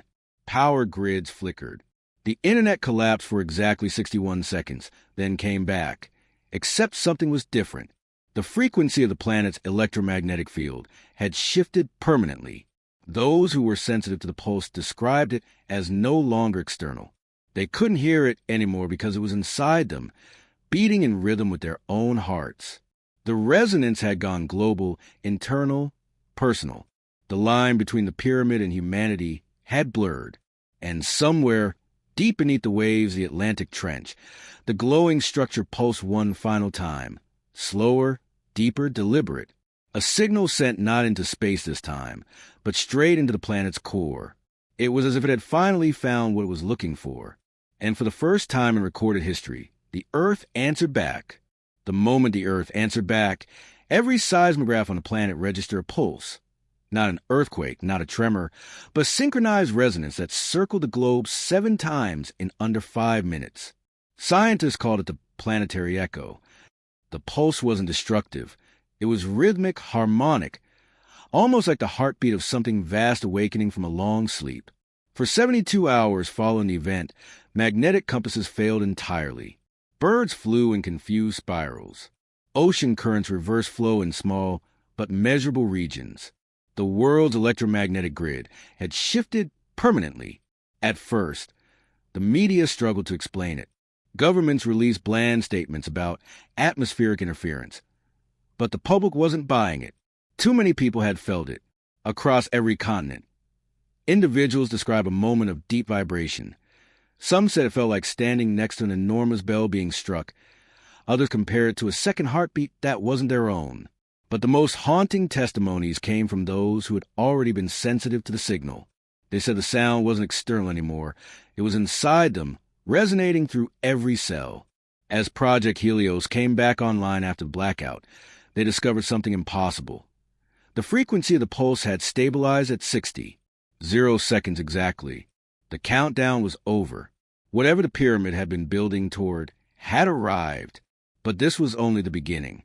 Within days, researchers began detecting geometric energy fields forming spontaneously around certain regions, massive, invisible structures that distorted magnetic readings and, in some cases, visible light.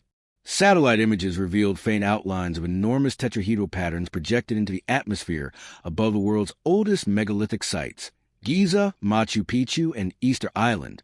Each one glowed faintly in ultraviolet when viewed through specialized imaging equipment. To the untrained eye, the skies looked normal. But for those who knew where to look, the Earth was now enveloped in a global lattice of light, a grid of perfect mathematical precision. Ancient esoteric texts had called it the net of heaven.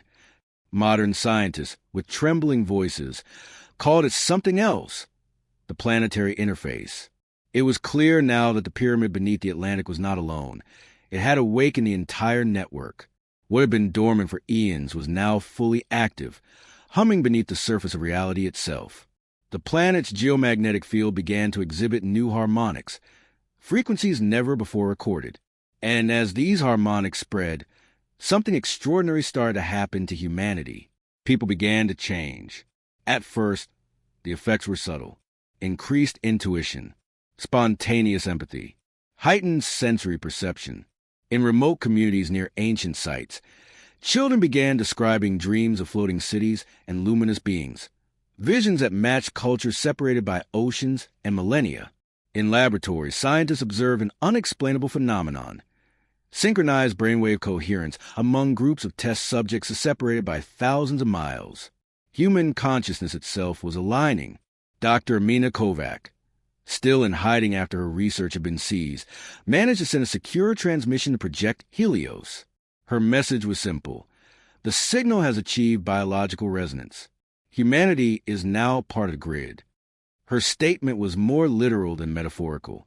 Subsequent experiments revealed that the human body, particularly the DNA helix, was emitting faint electromagnetic pulses that mirrored the planetary frequency. The human genome, it seemed, had been designed or evolved to interface with this global system.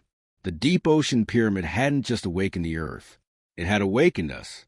But this awakening was not universally benign. As the resonance deepened, some people began to experience psychological instability, intense emotional swings, hallucinations, or dissociative states. Psychiatrists called it resonance trauma.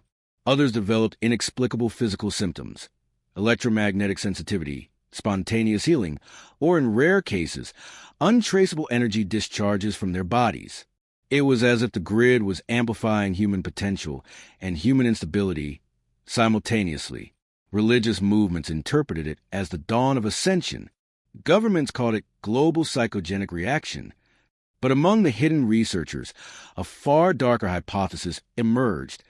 The grid wasn't simply awakening humanity, it was sorting it.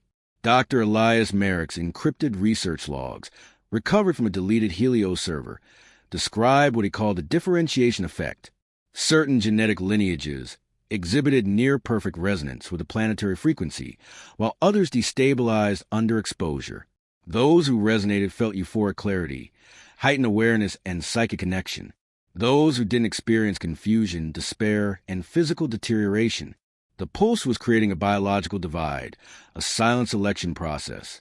It was an idea too terrifying to speak aloud, that the system beneath the ocean was choosing who would ascend and who would collapse. Meanwhile, deep below the Atlantic, seismic drones recorded something no human eye had ever witnessed. The pyramid's upper structure had begun to rotate, slowly, deliberately, aligning its apex with precise celestial coordinate. Astronomers identified that point as a star in the Lyra constellation, the same region from which the return signal had originated weeks earlier. The pyramid was locking on. When the alignment reached its critical phase, a massive electromagnetic surge erupted from the Atlantic Trench. The beam, invisible to the naked eye but captured by orbiting satellites, shot directly upward into space, a column of pure energy piercing the ionosphere. At that exact moment, the entire grid pulsed in unison, releasing a resonance so powerful it was recorded as infrasound across the entire planet. And then, silence. The pulse stopped. For the first time since its discovery, the deep ocean pyramid fell completely still. Governments rejoiced. They believed the anomaly had finally ended. The news was cautiously optimistic, headlines declaring global energy disturbance subsides. But those who had studied the signal knew better. The pyramid wasn't deactivated. It was listening, because now the Earth itself had begun to emit a new tone, a counter-resonance. Unlike the earlier pulse, this new frequency came from the planet's core, not the Atlantic Trench. It was deeper, slower, almost like a reply. The Earth's voice had joined the conversation. Dr. Forster described it perfectly. It's as if the planet has remembered its own language. And the strangest part? The new tone matched the background frequency, detected from Lyra. The same cosmic hum that had traveled across light years was now resonating within the Earth. It was as though the pyramid had reconnected a circuit between worlds, restoring a broken link between Earth and someone else. Meanwhile, those most attuned to the pulse began reporting visions unlike anything before. They described seeing shimmering cities beneath the ocean, luminous towers rising from the abyss, and vast crystalline structures reflecting light from impossible angles. Others spoke of voices, calm, resonant, and ancient, speaking directly into their minds in languages they had never heard but somehow understood. The message was always the same: phase alignment complete. The cycle renews. Archaeologists revisiting the Codex Trinities realized that this exact phrase appeared in its final, previously untranslated section. The cycle renews. The phrase suggested that the activation wasn't a one-time event, but part of a recurring cosmic rhythm, a synchronization between Earth and a greater galactic system. If that was true, it meant that what humanity was experiencing now had happened before. Entire civilizations might have risen and fallen in previous cycles, each time reaching the same point of resonance and transformation. Atlantis, Mu, Lemuria, they weren't myths. They were previous iterations of the same global awakening. And each time, something went wrong. Because every cycle ended the same way: silence, As scientists struggled to understand what the next phase would bring, a new anomaly emerged from the deep. Submersible scans revealed that the energy field around the pyramid was expanding, extending miles into the ocean floor. The structure geometry was shifting again, but now, instead of solidifying, it was phasing, blurring between physical and non-physical states. One engineer described it best. It's like watching reality flicker. Whatever was happening beneath the Atlantic was beyond human control. The grid had activated. The Earth had answered, and the cycle had begun again. But this time, humanity was awake enough to witness it. The question that lingered in every corner of the world was not if the cycle would complete, but what would happen when it did. Would humanity ascend or vanish, as those before us did? The pulse was gone, but its echo remained in the sky and the earth, and in every beating heart across the planet.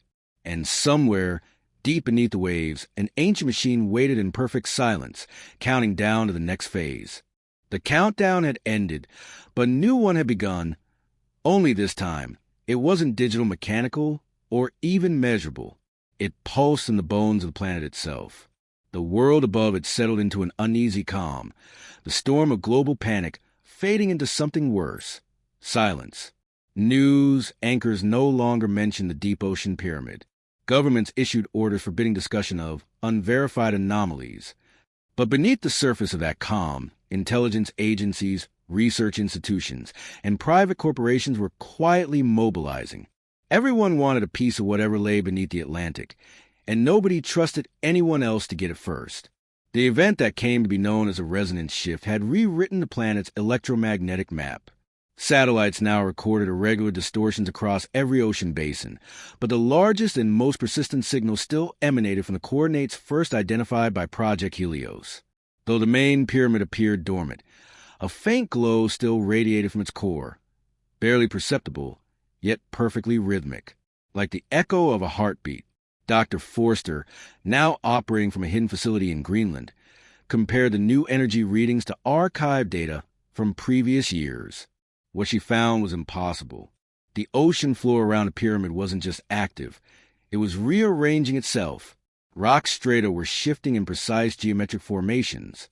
Areas of seabed that had been chaotic and irregular were aligning into perfectly symmetrical patterns, as though responding to an invisible architect.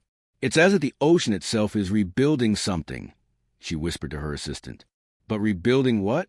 Meanwhile, a series of strange incidents began to occur in the Atlantic corridor. Merchant ships reported compasses spinning wildly, while aircraft experienced sudden gravitational fluctuations over certain latitudes.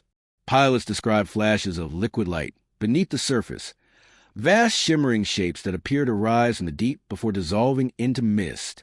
Naval sonar picked up faint metallic echoes that seemed to repeat themselves in rhythmic intervals.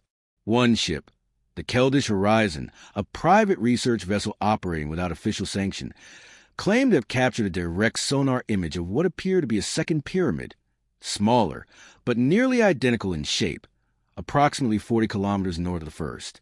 Within hours of transmitting their data to shore, the vessel vanished. No distress call, no debris, just silence. The official story blamed a freak storm, but within the Helios network, whispers spread. The second pyramid was real, and the ocean had swallowed anyone who tried to expose it. Dr. Kovac, still in hiding, received fragments of the ship's final transmission. The message was garbled, saturated with interference, but one phrase was clear.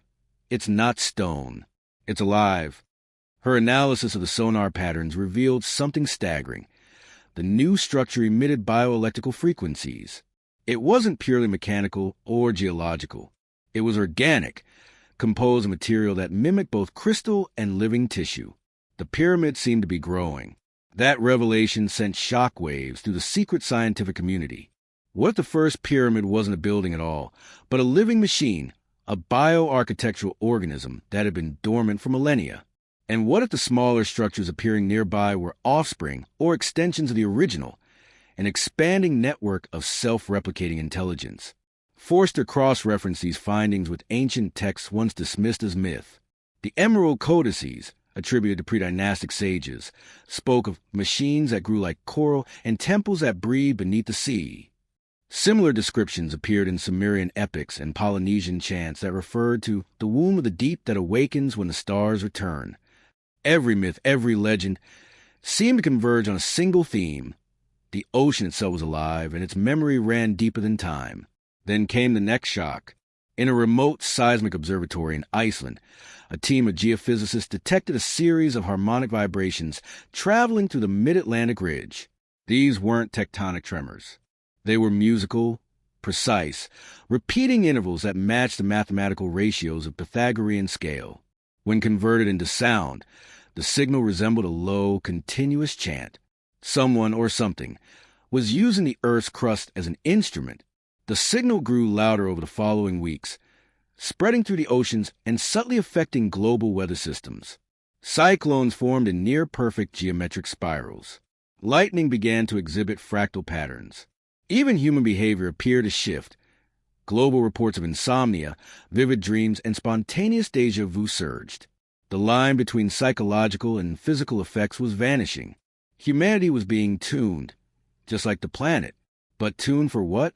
When researchers at the Greenland facility overlaid the harmonic data onto global satellite imagery, they made a startling discovery. The resonance nodes forming across the oceans mirrored the layout of the ancient stellar map of Lyra. Each pyramid, both known and newly forming, aligned with a corresponding star. Earth was becoming a mirror of the heavens. The realization sent chills through every scientist involved. The implications were terrifying and awe-inspiring at once. This wasn't just an awakening. It was a reconnection. The pyramid network seemed to be constructing a planetary-scale gateway, a resonance bridge that linked Earth's biosphere to something beyond our physical dimension.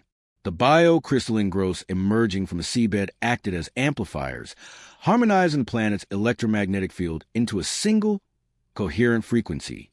The process was accelerating, and with each passing day, the pulse deepened. Meanwhile, reports began surfacing from coastal populations. Fishermen off the Azores claimed to have seen translucent shapes moving through the water, resembling immense, glowing geometric forms. Tetrahedrons and octahedrons rotating slowly in the dark.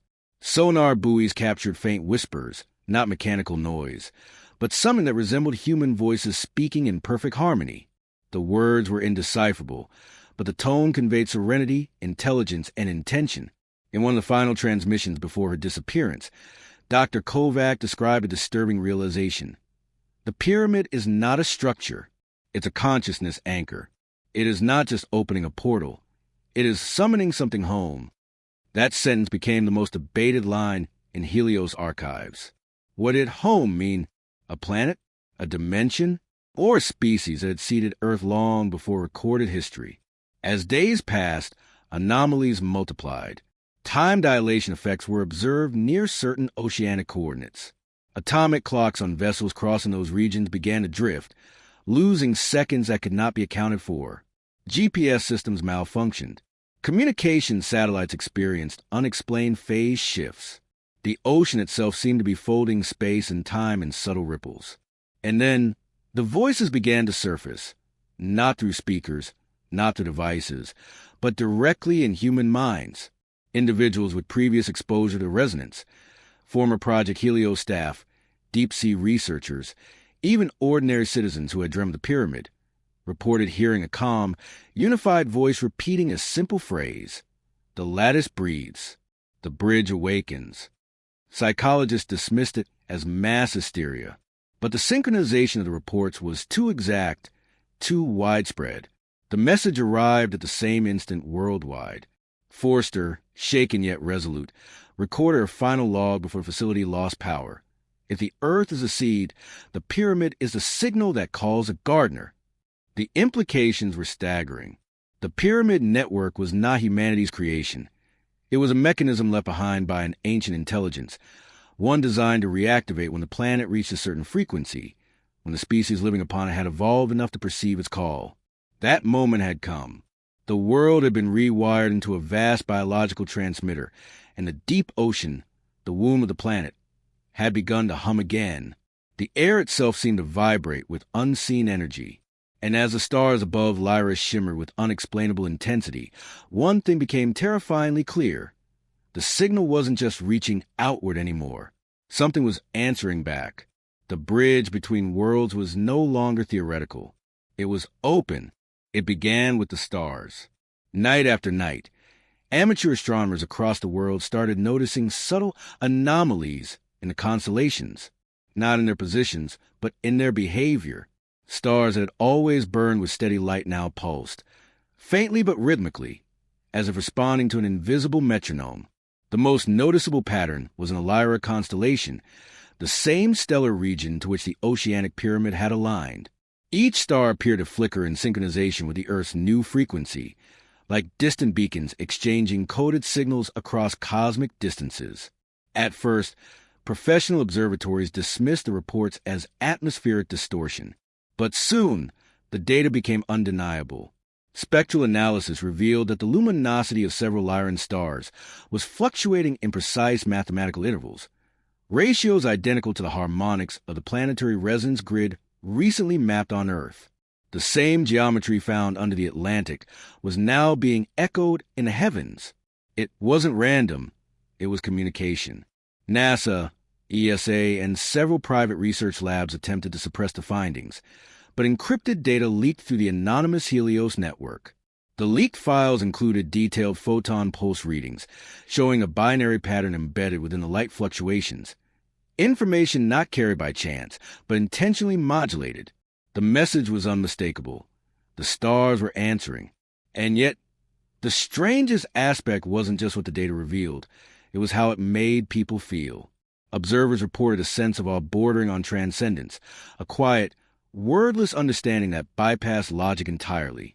Some described it as a cosmic empathy, as though the universe itself had turned to look back at them for the first time in human history. Then came the next layer of revelation. Spectral engineers decoding the Lyran light signals discovered that the binary sequences, when translated into vibrational frequencies, produced three-dimensional geometric holograms, patterns of perfect symmetry that matched the internal architecture of the deep ocean pyramid. The same mathematical constants, phi, pi, and the golden angle, appeared again and again. These weren't messages in language. They were blueprints in frequency. What the cosmos was transmitting wasn't information. It was instruction. Dr. Forster's reconstituted Helios team, operating from an underground base beneath the Arctic ice, made a chilling discovery when they ran simulations of these frequency blueprints. When played back through a high-intensity resonance chamber, the sound waves began to generate coherent plasma forms, floating shapes of glowing light that materialized in midair for several seconds before fading. Each time, the shape was the same, a pyramid, rotating slowly, its edges made of luminescent geometry. It wasn't just symbolic, it was an energetic response. Something beyond human comprehension was reacting to the playback, as if acknowledging the signal's completion. But that was only the beginning of the anomalies. Within a month of the first recorded light pulses, global instruments began to pick up gravitational microfluctuations, minute distortions in local gravity fields synchronized with the stellar flickers. These fluctuations were most intense along the Earth's resonance nodes, the same coordinates where ancient megalithic sites stood. Stonehenge, Teotihuacan, and Giza all registered measurable distortions, as though invisible tides of force were washing through the planet. Ancient structures that had stood silent for millennia began to respond.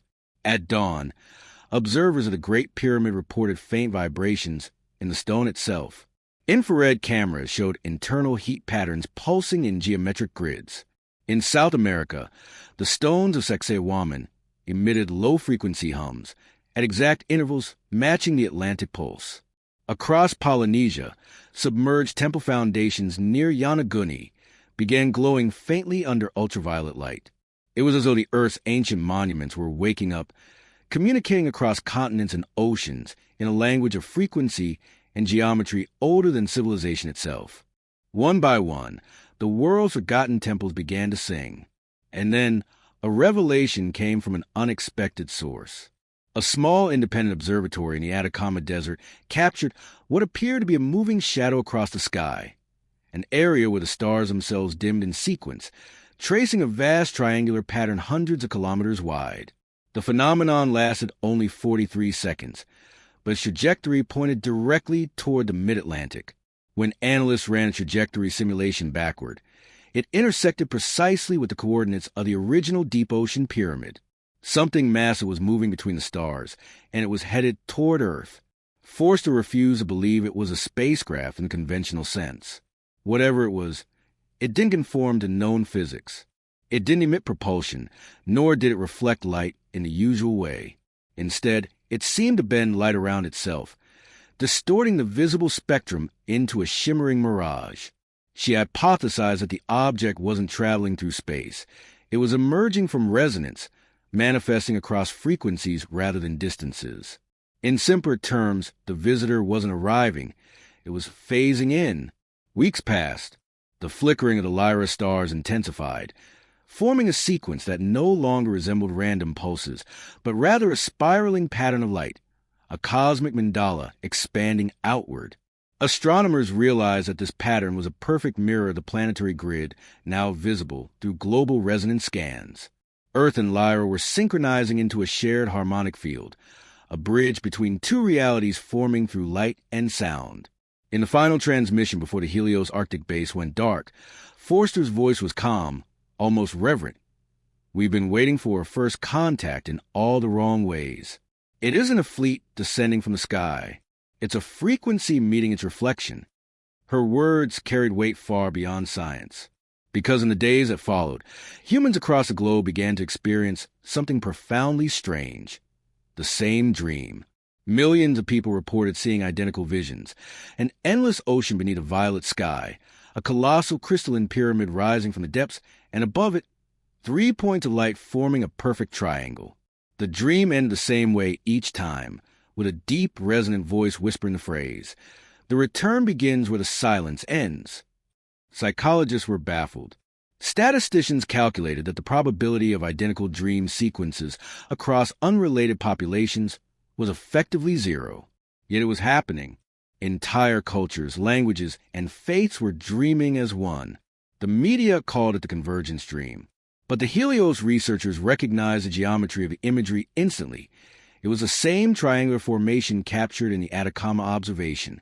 Whatever was coming was an illusion. The dream was a projection of the incoming resonance, an informational wave interacting directly with human consciousness. And then one night, the stars of Lyra flared to life in perfect unison. For 23 seconds, they blazed brighter than any other constellation in the sky. Their light refracted through the atmosphere in shades of blue and gold. Every instrument on Earth recorded a massive surge in electromagnetic flux, followed by a single planetary-scale vibration that pulsed through every ocean, mountain, and city. When it ended, the skies above the Atlantic shimmered faintly. For the first time in recorded history, satellites detected an enormous geometric structure rising from the water's surface, an outline so massive it could only be seen from orbit. It wasn't metal or stone. It was light, forming a luminous pyramid stretching dozens of kilometers wide before fading back beneath the waves. And in that brief, breathtaking moment, humanity saw it. The completion of the bridge. The deep ocean pyramid had synchronized fully with the stars of Lyra. The signal had become a structure, and the structure had become a gateway. The question that filled every human mind in that moment wasn't how it had happened. It was what would come through next. Because for the first time in our species' history, the boundary between Earth and the stars had disappeared. And something was standing on the other side, waiting. In the aftermath of the shimmering event over the Atlantic, the world stood in stunned silence. Every satellite, radar array, and deep-sea sensor had captured it. A structure of pure light, rising from the ocean like a phantom and vanishing just as suddenly. For those brief minutes, the Atlantic had glowed as though the sun itself had emerged from the abyss. The luminous pyramid had been seen by thousands along the coasts of Africa, Europe, and the Americas. Its geometry was flawless, its symmetry absolute, and though it left no trace on the water's surface afterward, the world had changed forever. Governments scrambled to contain the story. Official statements called it a rare atmospheric phenomenon, a trick of ionized particles and reflection, but the cover-up was futile. Too many civilians had filmed it. Social media exploded with footage showing the impossible, massive beams of golden light, moving with mechanical precision, converging into a perfect tetrahedral form before sinking back into the sea. Scientists, priests, and conspiracy theorists all spoke at once, but none had an answer. Within days, the global resonance grid, that invisible network of frequencies surrounding Earth, began to intensify. Instruments recorded bursts of energy at precise intervals, always synchronized to a pattern known as the Fibonacci sequence. It wasn't random. The pyramid's reemergence had triggered a second activation, a phase the ancient Codex Trinities had called the Great Unveiling. At the Helios Arctic facility, Dr. Forster's surviving team analyzed the energy signatures. What they discovered was staggering. The pulse emitted from the Atlantic wasn't just light, it carried data. Encoded within its waveforms were layers of geometric information, fractals nested within fractals, like cosmic DNA. When the data was processed through quantum decryption algorithms, it began to reveal images. The first image was of Earth, seen from orbit, surrounded by a shimmering lattice of lines connecting every continent. The second image was of humans, millions of glowing silhouettes standing on a luminous grid, each one pulsing in rhythm. And the third was of something colossal and unmistakably intelligent. A face, not human, but not entirely alien either. It was a being made of light and geometry, its features symmetrical beyond comprehension. Its eyes were twin spirals of golden energy, and across its forehead was an emblem shaped like an inverted pyramid. When the team slowed the playback to microframes, they saw words, ancient undecipherable symbols, that appeared only for a moment before vanishing. But one symbol repeated throughout the data, a spiral within a triangle. The Codex Trinities had a name for it, the Mark of the Architects. Forster, exhausted and shaken, dictated her notes in a whisper. It's not just an image. It's a transmission of identity. Whoever, or whatever, created the oceanic pyramid is introducing itself. Meanwhile, strange phenomena began to manifest across the planet. In remote deserts, electromagnetic storms appear without warning, perfect circular patterns of light forming briefly on the sand before fading. In the Himalayas, researchers documented flashes of color that emerged from the ground itself, radiating upward like auroras from the Earth's crust.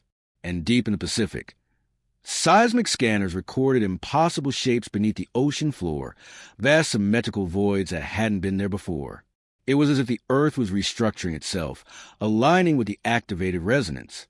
But the most profound changes occurred in the human mind. People who had previously experienced the convergence dream began reporting new visions, more vivid, more coherent. They no longer dreamed of distant oceans or cosmic skies. Now they saw themselves standing inside the pyramid of light, surrounded by walls that shimmered like liquid crystal.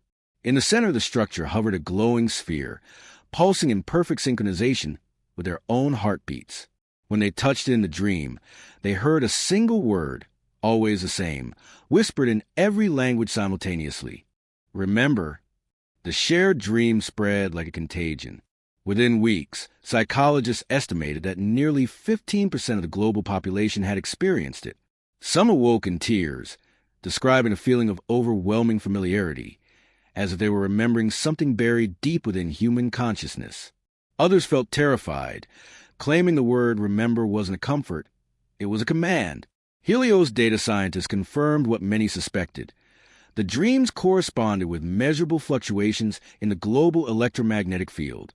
When enough people dreamed at once, the Schumann resonance, the natural heartbeat of the Earth, increased slightly. Humanity's collective subconscious was influencing the planet itself. Consciousness and geology were now in communication. Then came the event that changed everything.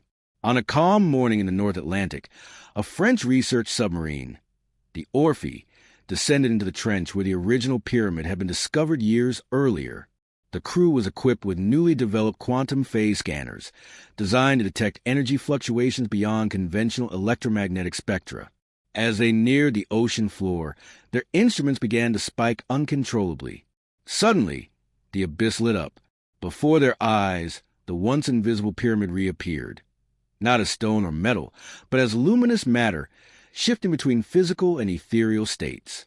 The crew described it as solid light, material yet fluid like crystallized plasma. It pulsed gently, breathing in slow rhythm. As the sub drew closer, the scanners captured an extraordinary reading. The structure was generating biological frequencies, identical to those of the human brain during deep meditation. The pyramid was alive, and as if responding to the sub's presence, it emitted a low, resonant tone. The water around it shimmered, and on the submarine's external cameras, faint shapes began to appear, silhouettes moving within the pyramid's walls. They weren't human. Their forms were tall, slender, composed of radiant lines and symbols that shifted like flowing code. The captain ordered an immediate ascent. But before the vessel could retreat, the tone changed, rising in pitch, forming a melody of mathematical precision. The walls of the sub glowed faintly as if touched by invisible light. Every digital system failed simultaneously. Then, a voice came through the intercom, not transmitted by radio, but directly into the minds of the crew. Do not fear the return. You were never separate. Moments later, the Orphe lost contact. When rescue teams arrived, they found the vessel intact, floating on the surface. The crew was alive but unconscious. Medical scans revealed elevated brain activity far beyond normal human thresholds, patterns identical to those observed in deep resonance subjects. When they awoke, they spoke softly and calmly, repeating only one phrase: "It remembers us." The incident was immediately classified, but within the Helios network, Forster recognized what had happened. The pyramid wasn't just responding, it was awakening through us. Humanity wasn't an observer in this event. It was a participant. The resonance bridge wasn't merely linking 2 points in space. It was reconnecting 2 halves of a single consciousness. The realization was staggering. Earth and the intelligence behind the pyramids were not separate entities. The human mind, the planet, and the stars were all expressions of the same living network, the same architect mind that had built the pyramids eons ago. The awakening wasn't about visitors coming to Earth. It was about Earth remembering what it already was. As the global resonance reached its next threshold, the stars of Lyra pulse again, this time not as a signal, but as an invitation. The luminous grid surrounding the planet brightened, visible even to the naked eye as faint bands of silver light dancing across the night sky. Humanity stood at the edge of revelation, and somewhere, deep beneath the waves, the living pyramid began to hum once more, slow, steady, and patient. A new frequency emerged from its core, one that no human instrument could measure, but that every soul on Earth could feel. It was the sound of recognition. The bridge was not merely built. It was beginning to open. For days after the Orphe incident, the world teetered on the edge of revelation and denial. The luminous pyramid's brief reappearance had left the oceans trembling in the haunting phrase, "It remembers us," echoed through every secret communication network on the planet. Governments called emergency meetings behind closed doors. Religious leaders issued cryptic sermons about the return of the first architects. And in underground research circles, one truth was slowly crystallizing. Humanity was witnessing not an alien arrival, but an awakening of Earth itself. Dr. Forster had become a ghost, unreachable, unseen, but fragments of her final recordings continued to surface in the encrypted Helios archives. One file, marked Project Mnemosyne, contained a transcript that sent shockwaves to the global scientific underground. In it, Forster spoke of something she called a memory field, an invisible layer of data embedded in the planet's electromagnetic structure, capable of storing not just information, but consciousness. Her theory proposed that the deep ocean pyramids were not physical archives of stone and metal, but repositories of awareness, crystalline biocomputers designed to record, store, and preserve the collective memories of entire civilizations. According to her data, the pyramid beneath the Atlantic contained memory signatures dating back at least 50,000 years, predating all known human culture. The ocean didn't bury the pyramid. Her voice whispered through static. The pyramid chose the ocean. It went to sleep beneath the water to protect the memory until we were ready to remember. That statement sent ripples through every corner of the Helios network. Could it be possible that human consciousness was not a product of evolution at all, but a reawakening of something ancient? If the memory field existed, then humanity wasn't discovering new truths. It was simply remembering what it had forgotten. And soon, the remembering began. All across the world, ordinary people started reporting spontaneous bursts of knowledge they couldn't explain. Artists painted symbols they had never seen before, intricate spirals, interlocking triangles, and fractal mandalas identical to those found etched into the Codex Trinities. Children began speaking unfamiliar languages in their sleep. Some individuals, during deep meditation or near-death experiences, describe vivid memories of building vast crystalline cities beneath twin suns. Archaeologists dismissed it as fantasy, but when a linguistics team from Cairo University compared these utterances to surviving fragments of Proto-Sumerian, they found structural similarities too precise to be coincidence. The words weren't random. They formed coherent phrases, instructions, mantras, and in one haunting case, a direct message: the water remembers the builders. Satellite scans soon revealed another shock. In the South Pacific, near Tonga, sonar detected a new anomaly, a submerged structure identical in shape to the Atlantic Pyramid, but smaller and fully dormant. The resonance between the two sites was undeniable. The network was expanding. As divers approached, their equipment recorded faint bioelectric pulses radiating from the seafloor. When amplified, these pulses formed harmonic tones, musical intervals corresponding to the same frequency range as the human heart. The pyramid was pulsing with life, waiting to synchronize. Then, on the 19th of May, an unprecedented phenomenon occurred. The Earth's magnetic field briefly oscillated, producing an audible hum detectable across multiple continents. Instruments in Iceland, Japan, and Chile all captured the same sound, a low, resonant vibration, eerily human in tone. Within hours, hundreds of thousands of people reported hearing it without instruments, as if the planet itself was whispering directly into their consciousness. The hum lasted exactly 9 minutes. Afterward, the Schumann resonance spiked to levels unseen in recorded history. The global electromagnetic grid began pulsing in rhythm with a frequency of human alpha brainwaves. The Earth was synchronizing with the human mind. Forster's theories, long dismissed as metaphysical speculation, suddenly made perfect sense. The memory field wasn't metaphorical. It was a living archive woven into the quantum fabric of reality. The ocean pyramids were the access nodes. Humanity, as a bioelectrical species, was the interface. The implications were staggering.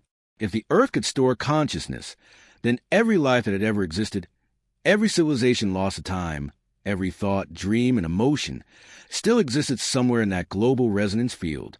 And as the pyramids awakened, those ancient memories were bleeding through into the present, surfacing as intuition, déjà vu, and vision.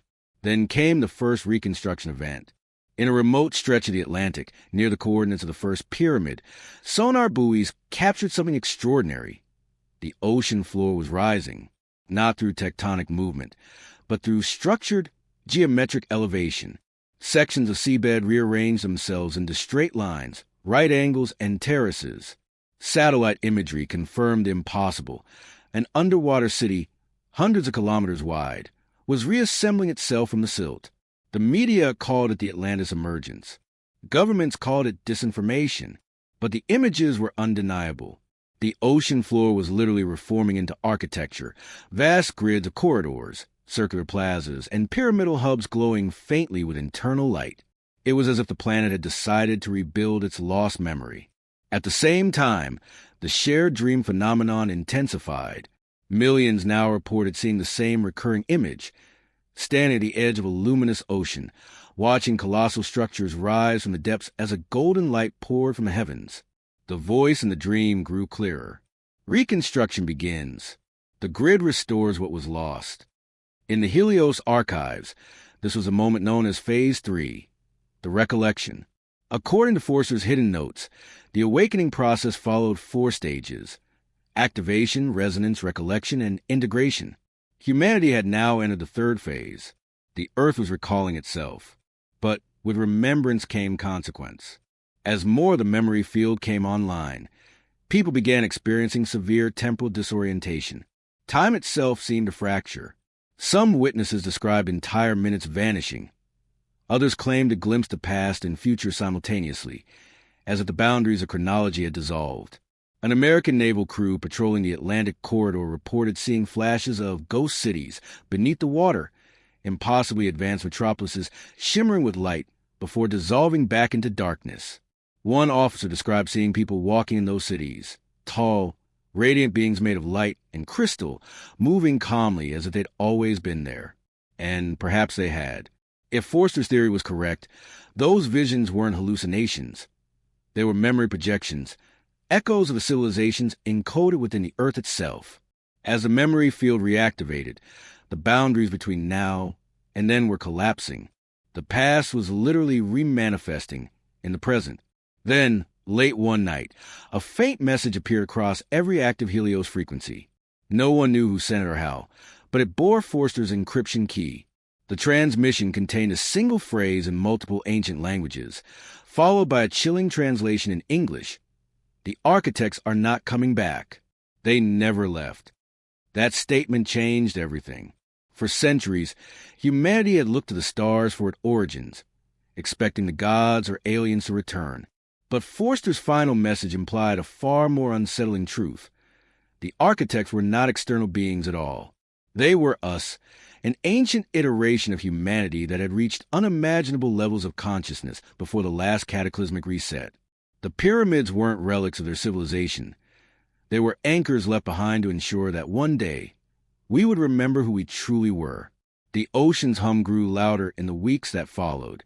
The electromagnetic anomalies spread to every continent. Rivers changed course. Strange lights appeared in the skies. The resonance grid was now fully awake. And deep beneath the Atlantic, the rebuilt city glowed with increasing intensity. Through remote cameras, one structure stood out, a colossal pyramid, larger than the rest, crowned with a sphere of radiant blue energy. Around it, the ocean rippled in geometric waves. The reconstruction was nearly complete. The Earth was not just remembering, it was rebuilding itself from memory. And the final phase, the integration, was about to begin. It began with the light, subtle at first, barely perceptible like the shimmer of moonlight beneath the waves. But within days, the glow intensified until entire stretches of the Atlantic Ocean pulsed with ethereal radiance visible even from orbit. Satellites captured vast geometric lines of illumination stretching for hundreds of kilometers across the ocean floor, converging on the newly reconstructed pyramid at the grid center. It was the same symbol carved into the Codex Trinities. The spiral within the triangle, the mark of the architects. Scientists had no explanation. There were no detectable energy sources, no thermal signatures, no chemical reactions to account for the light. It wasn't fluorescence or bioluminescence. It was something else entirely, a quantum-level excitation of the water molecules themselves, as if the ocean had become a living transmitter. Dr. Forster had once predicted this stage in her private notes, calling it resonant integration, the phase where the Earth's memory field will begin merging with human consciousness. That merger had now begun. Across the world, human behavior started to shift in eerie synchronization with the phenomenon. People who had never met began sharing identical dreams, identical thoughts, and even identical emotions. Strangers separated by continents experienced moments of spontaneous empathy, a flood of shared memories, as though their minds were interconnected by an invisible web. Doctors described patients entering deep trances and waking with sudden knowledge of ancient technologies, languages, and rituals that had been extinct for millennia. One recorded case in Italy involved a linguist who began speaking in what was later identified as pure Atlantean phonetics, a language that had never been deciphered before, yet perfectly matched inscriptions found on megalithic tablets retrieved near the Azores. He described visions of standing inside a vast crystalline hall beneath the ocean, surrounded by beings of light teaching him how to tune the water to remember. When he awoke, his eyes glowed faintly with a golden hue for hours before fading.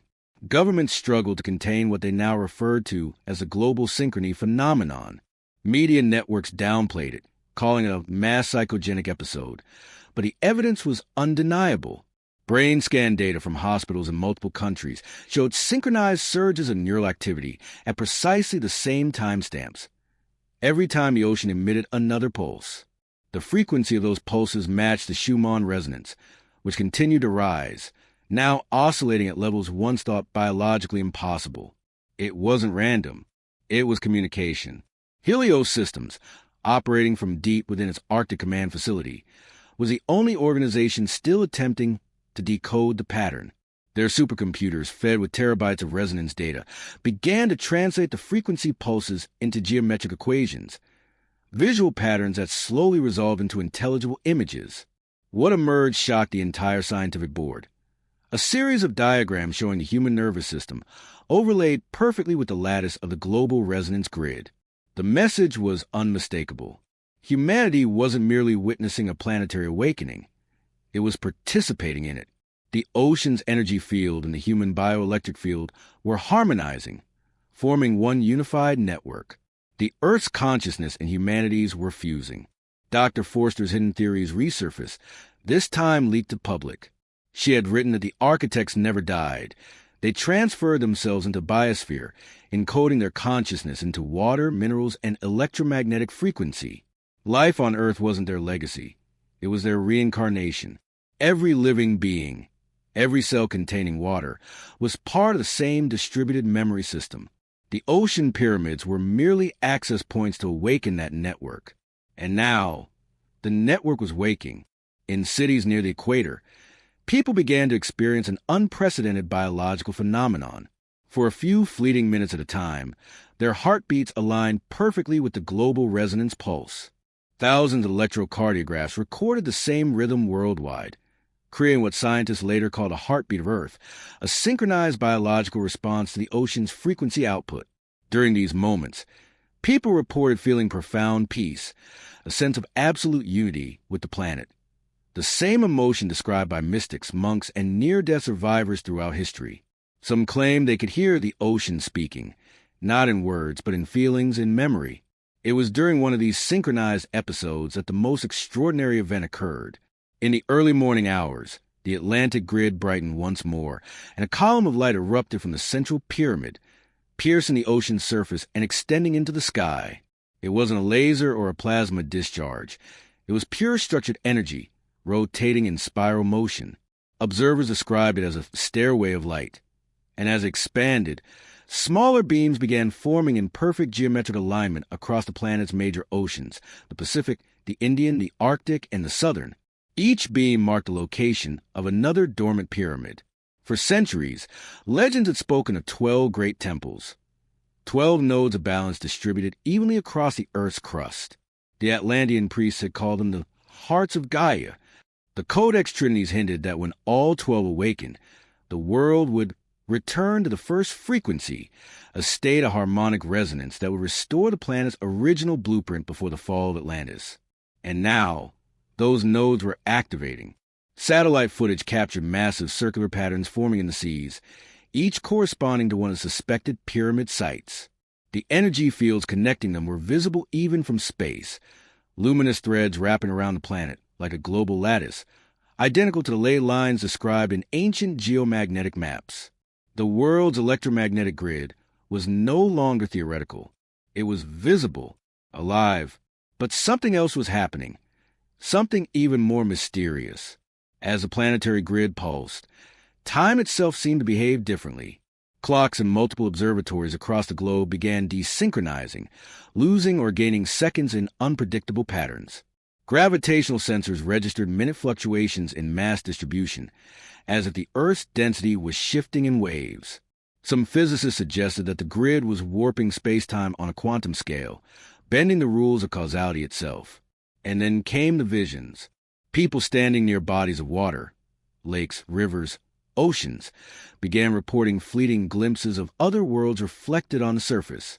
Not fantasies or hallucinations, but coherent, structured landscapes that vanish when disturbed. Cities floating in the sky, towering pyramids suspended above oceans of light, beings of geometry and flame walking through corridors of liquid glass.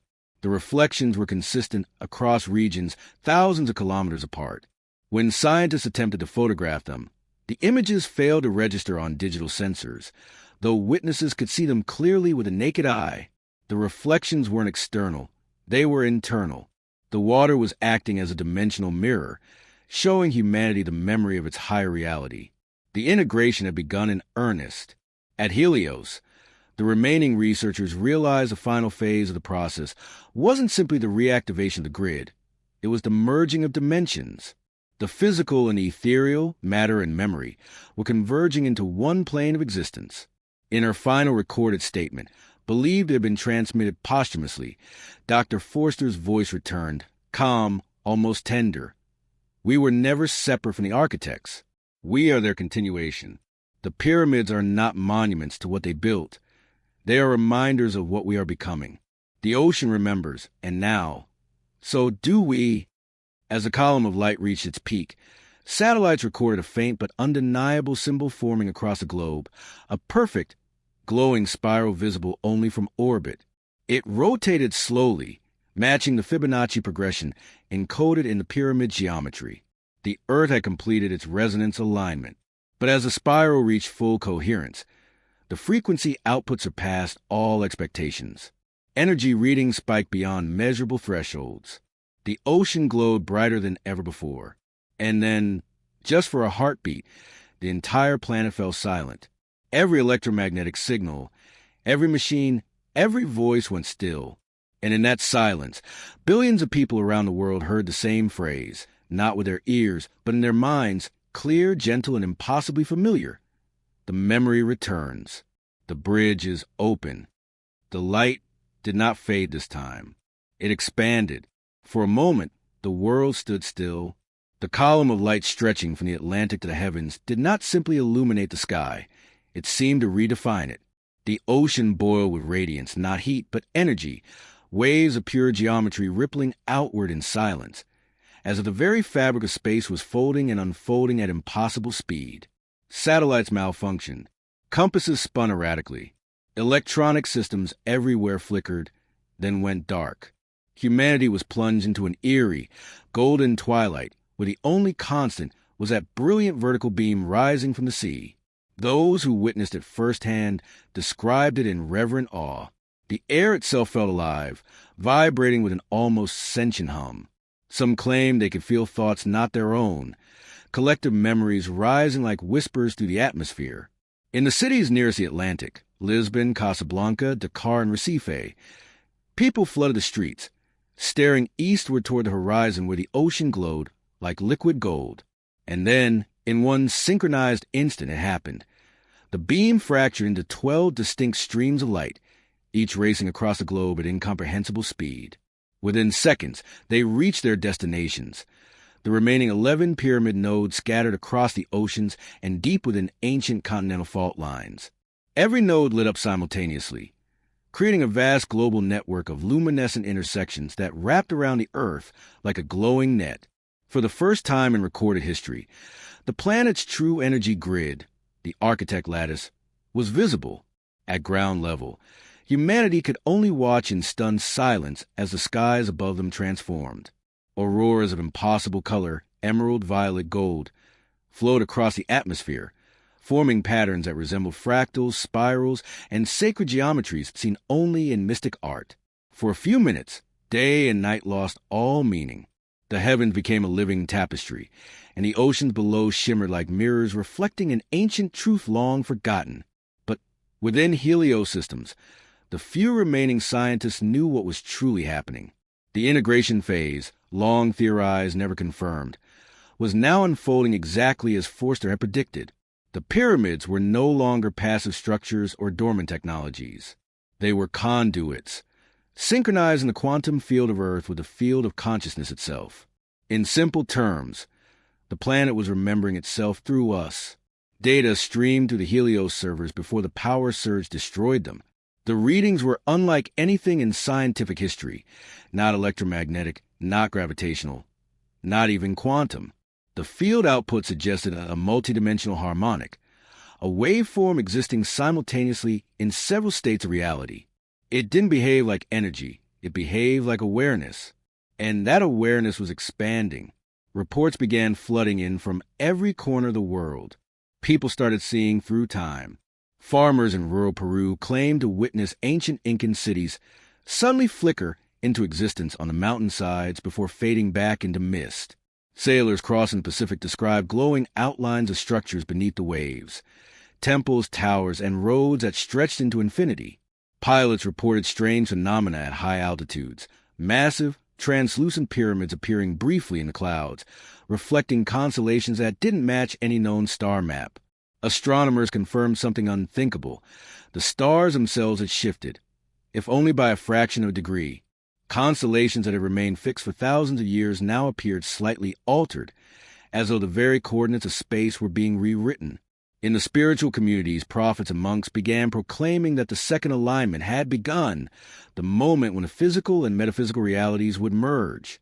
Across all cultures, ancient prophecies began aligning perfectly with the unfolding events. The Mayan Chilambalam, the Egyptian Book of Coming Forth by Light, and even fragments of the Tibetan Bardo Thodol, each text spoke of a day when the world would awaken from its amnesia and the builders would return from within. Meanwhile, on the ocean floor, seismic sensors detected something astonishing. The reconstructed city beneath the Atlantic, once a dormant structure of stone and crystal, was now moving. Footage captured by deep-sea drones showed vast segments of the city shifting and rearranging in real time, as if the architecture were alive. Entire pyramids rotated on their axes, aligning with the Earth's magnetic poles. Columns of crystalline material rose from the seabed like blooming flowers, each emitting soft pulses of colored light. The central pyramid, the largest, glowed with blinding intensity, its apex now open, revealing a vast, spherical chamber inside. That chamber became the new mystery. From its depths, a new type of signal emerged, not electromagnetic, not radio, not even quantum. It was biological, a pattern of energy identical to the frequencies generated by the human heart. Forster's final hypothesis was now proven true. The pyramids were not machines, not tombs, not even alien artifacts. They were living resonators, conscious structures designed to bridge the biosphere of the cosmos through the universal language of vibration. Humanity's own biology was a key, and our collective emotional state was a tuning fork. The realization struck the Helios researchers like a revelation. We are not observing an activation, one of them whispered into the recorder before the final power outage. We are part of it. The system is reading us, feeling us, adjusting to us. The more we remember, the more it awakens. At that moment, the oceans across the world began to hum in harmony, creating a sound that was neither thunder nor music, but something in between, a resonance that vibrated through every atom of existence. The frequency deepened until it became more felt than heard, a pulse in the bones of the planet itself. Then, reality began to shimmer. Witnesses from coastal cities described the horizon bending like liquid glass, waves of distortion rolling through the air. For brief moments, people saw duplicates of themselves, silhouettes of light slightly out of phase with physical reality. Trees, buildings, even clouds appeared to echo themselves, as though multiple versions of the same world were bleeding into one. Physicists would later call it the resonance overlap. The boundary between the material and immaterial worlds was dissolving, and in the middle of that chaos, peace. For the first time in known history, humanity's collective brainwave frequency aligned with the Schumann resonance, creating a planetary state of coherence. Billions of people experienced the same sensation, not fear, not confusion, but an overwhelming sense of unity. There were no borders, no divisions, no isolation, only an awareness, calm, infinite, and familiar, as if everyone had suddenly remembered being part of a single vast organism. It was then that a final vision spread across every consciousness simultaneously. Each person, no matter where they stood, on a mountain, in a city, or deep within a submarine, saw the same image in their mind. An enormous crystal pyramid rising out of the ocean, its surface covered in flowing inscriptions of light. At its apex hovered a radiant sphere, the same sphere seen in ancient carvings and in the Codex Trinities. It pulsed once, slowly, rhythmically, and from within it came a voice, not loud, not alien, but deeply human. You are the builders. You always were. The ocean was your memory. The light is your return. Then the vision ended. The light from the pyramid softened, the waves stilled, and the resonance diminished into a gentle hum, a lullaby sung by the planet itself. Power returned to the world's grids. The stars regained their familiar positions. To the untrained eye, everything appeared to have gone back to normal. But for those who experienced it, nothing was the same. Dreams became clearer. Time felt different, slower, deeper, more fluid. Some individuals began developing inexplicable abilities, heightened intuition, spontaneous healing, glimpses of probable futures. Scientists found new elements in seawater that had not existed before, crystalline compounds that behaved like memory storage systems. The integration was complete, but it was only the beginning, because somewhere deep beneath the Atlantic, within that luminous city of memory, the great central pyramid continued to pulse, slow, steady, alive. Its apex glowed faintly, projecting a symbol into the dark water above. A spiral, endlessly unfolding, reaching toward the stars. It was a message to the universe itself, a signal declaring that the builders of light had remembered themselves once again. The world after the integration was eerily calm, yet profoundly different, as if the very rhythm of existence had changed tempo. The oceans shimmered faintly under the sunlight, their surfaces mirroring patterns unseen before, fractal ripples that seemed to carry a hidden intelligence. The sky had taken on a subtle luminescence at night, a soft glow that wasn't quite aurora nor atmospheric reflection. Something else entirely, something alive. Humanity, dazed yet exhilarated, stood at the threshold of a new epoch. Governments tried desperately to reassert normalcy. News anchors spoke cautiously about mass perception events and temporary electromagnetic anomalies. Scientists convened emergency summits to explain the global synchronization, though none dared to speak openly about what so many had experienced. Behind closed door, however, the world's leaders and intelligence agencies knew the truth. The pyramids were not destroyed or inert. They were fully active and watching. Satellite imagery showed that the luminous structures beneath the Atlantic had not dimmed after the integration event. In fact, their energy signatures had stabilized into a steady pulse, one that matched the average human heartbeat. Every 72 seconds, a faint electromagnetic wave radiated from the Atlantic pyramid and rippled outward across the globe. The signal was constant, perfectly timed, and unmistakably intelligent. At first, these pulses appeared harmless. But within days, subtle yet undeniable changes began to occur across the biosphere. Migratory animals altered their routes to follow unseen lines of energy. Coral reefs, once bleached and dying, began to regenerate with impossible speed. Trees in specific latitudes exhibited synchronized growth patterns, spiraling upward in perfect Fibonacci sequences. Nature itself seemed to be aligning with the grid. The human mind, too, began to adapt. People reported new sensory experiences, sounds heard without ears, colors seen in darkness, emotions shared without words. Across cities and villages alike, a quiet telepathy began to emerge, faint but real. Strangers found themselves finishing one another's sentences or dreaming of the same places. Mothers awoke moments before their children called. Entire communities described feeling connected, as though their consciousness was merging into a greater whole. The phenomenon became known as the collective field effect. At first, it frightened people. Religious groups called it the merging of souls, a precursor to divine judgment.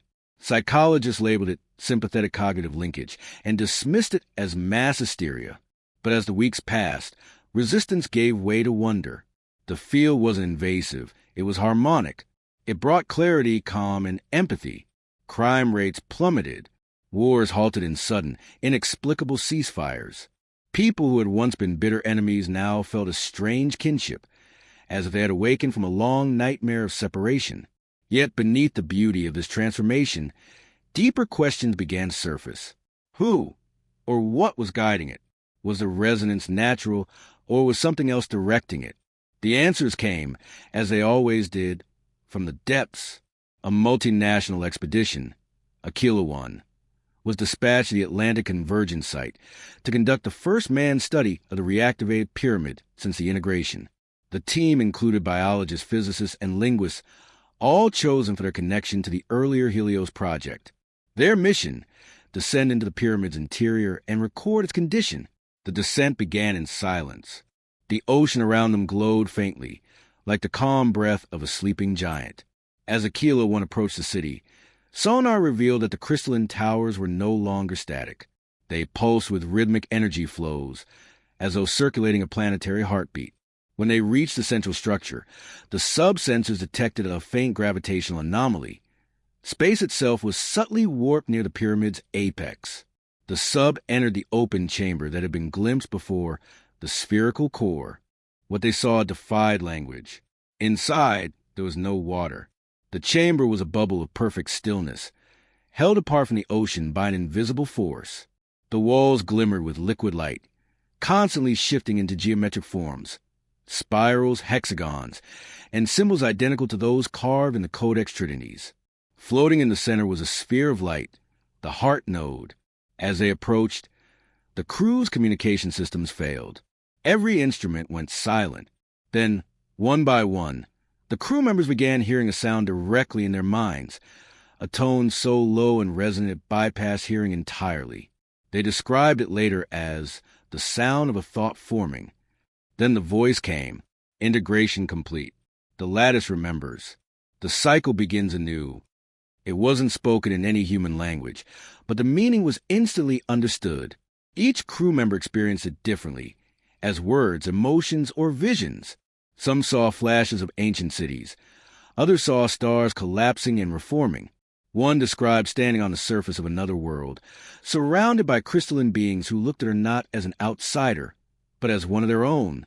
Then the sphere pulsed once, and the entire chamber flooded with light. When the crew awoke, they were back on the surface.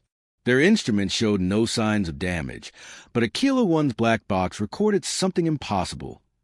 During their 37-minute absence, the sub's internal clocks had advanced 3 days. The incident was immediately classified, but rumors spread quickly. The crew reported no memory of how they surfaced, but all shared a single, vivid impression that the sphere had recognized them. In the days following the expedition, strange events multiplied. Coastal waters around the world began glowing at night, displaying intricate geometric luminescence visible from space. People standing near the shore reported feeling a magnetic pull, a kind of silent invitation to look deeper, to listen. And those who did, those who closed their eyes and focused on the rhythm of the waves, claimed they could hear it again, the same phrase spoken to the Aquila 1 crew. The cycle begins anew. Dr. Forster's encrypted archives, finally decrypted by surviving Helios technicians, contain an unsettling prophecy tied to this phrase. She wrote that once integration was complete, the Earth would initiate its next evolutionary phase, resonant ascension. In this phase, humanity's consciousness would either adapt to the higher frequency of the planet or dissolve into it completely. There would be no middle ground. Forster's words were chilling. We are not the first. We are the reawakening of what came before. Every cycle ends not in destruction, but in remembrance. The builders never die. They transform. The question is not whether we survive, but whether we remember who we are before the cycle resets again.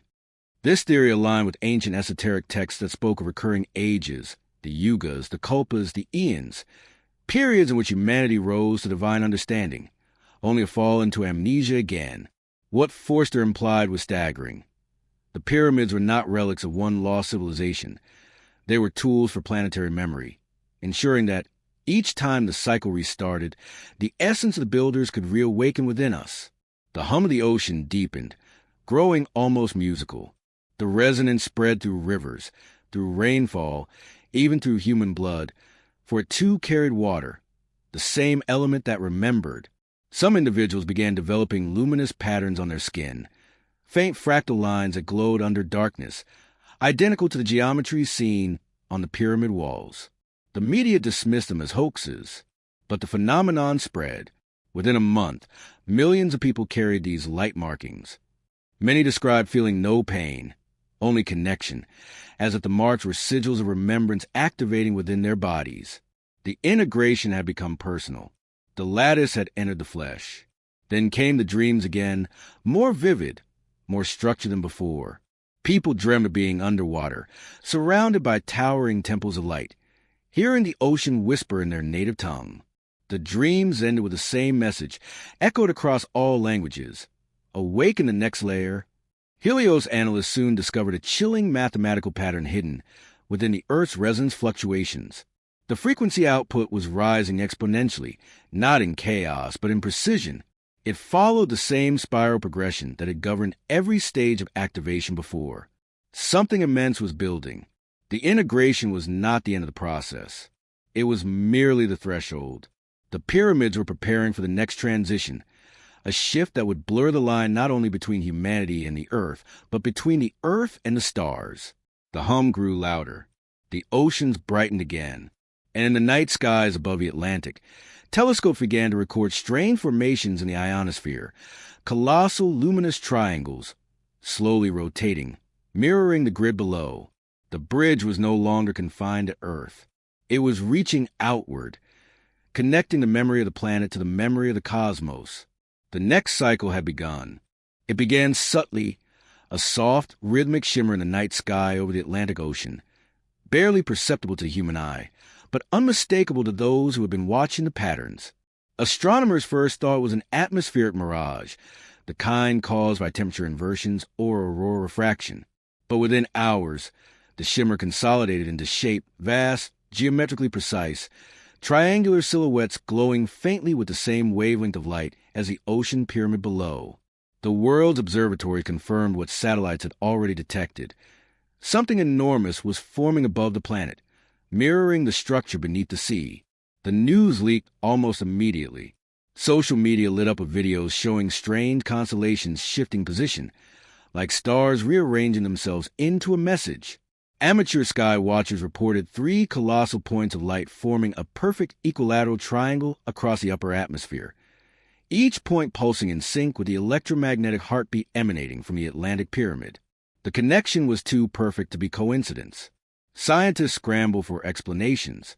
Some claimed it was a plasma phenomenon caused by ionospheric resonance. Others suggested it was a result of satellite constellations malfunctioning in unison. But none could account for the geometry nor for the timing. The luminous triangles appeared exactly 40 days after the integration event, aligning with the same ancient numerological cycle referenced in the Codex Trinities, the so-called 40 Steps of Return.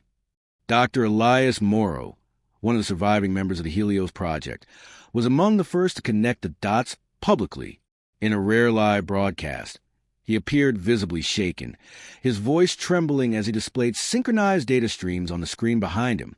"What we are seeing," he said, "isn't random. The pattern in the ionosphere is a harmonic mirror of the energy field beneath the Atlantic. The pyramid is projecting upward, forming a bridge between Earth and something else. It's an open frequency link, and it's responding to us." Within hours of Morrow's statement, electromagnetic fluctuations began to spike across the globe. Radio transmissions distorted into fragments of indecipherable tones, deep melodic harmonics that seemed to convey emotion rather than information. Pilots flying over the Atlantic reported seeing faint light shafts rising vertically from the water into the sky, as though the ocean itself was transmitting a signal to the heavens. Then came the first contact moment. On the 41st day after integration, a European Space Agency satellite recorded a burst of light from the upper ionosphere directly above the Atlantic convergence zone. 7 seconds.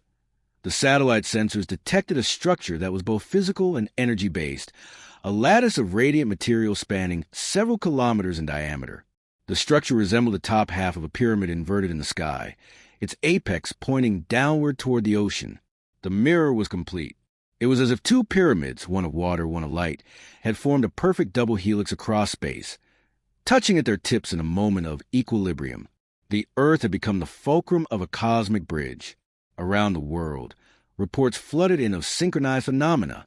Magnetic compasses spun uncontrollably near coastal regions.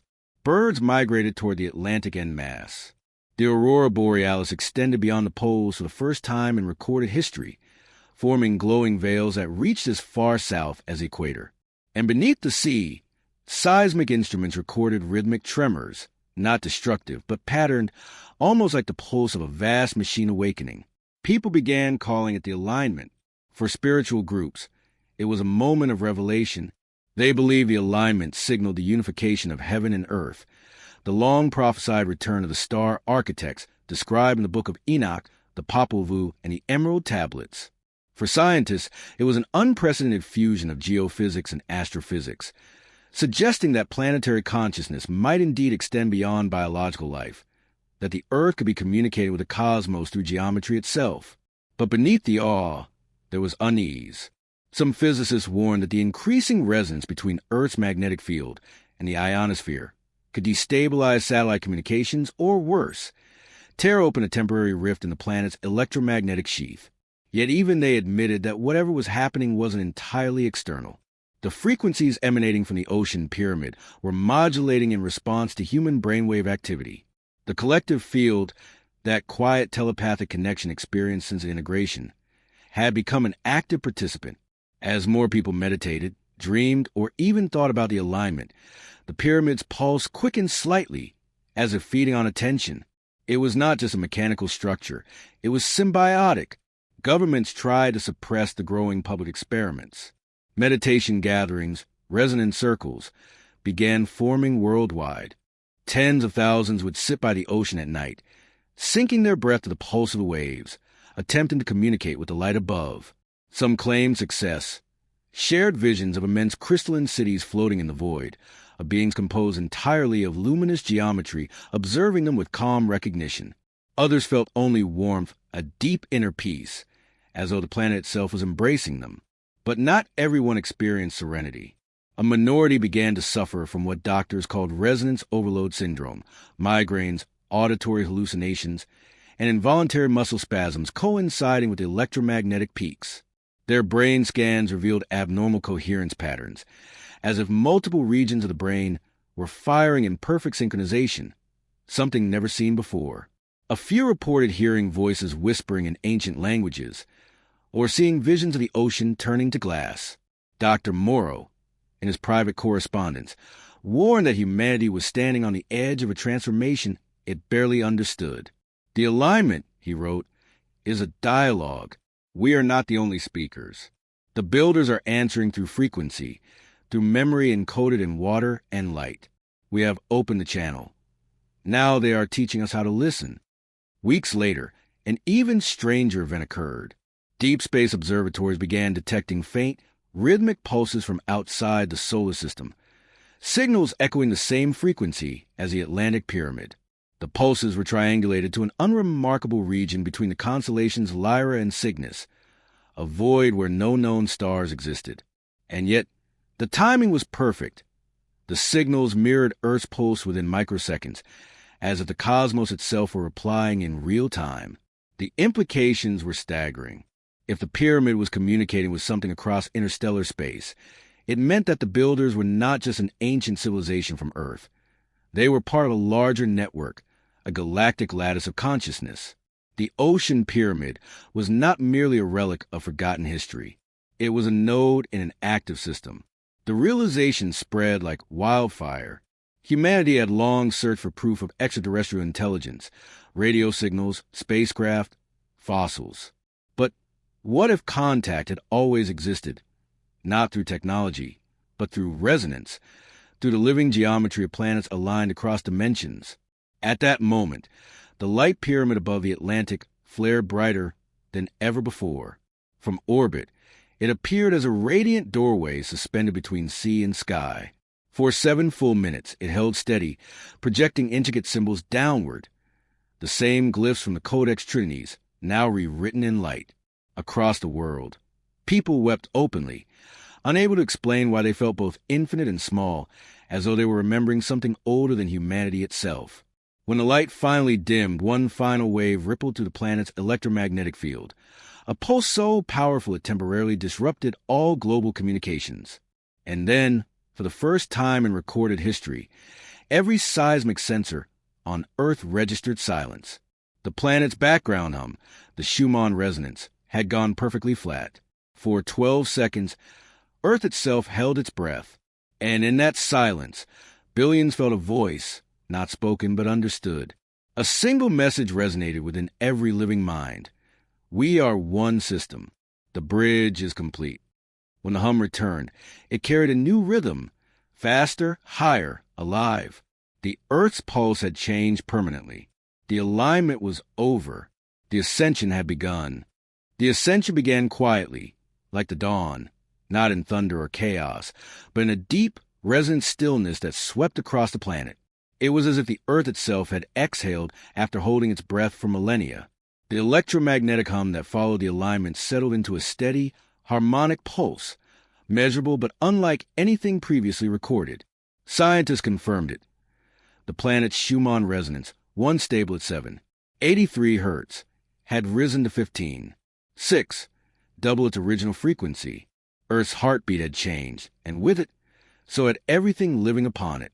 At first, the world was eerily peaceful. The skies grew clearer, bluer than anyone could remember.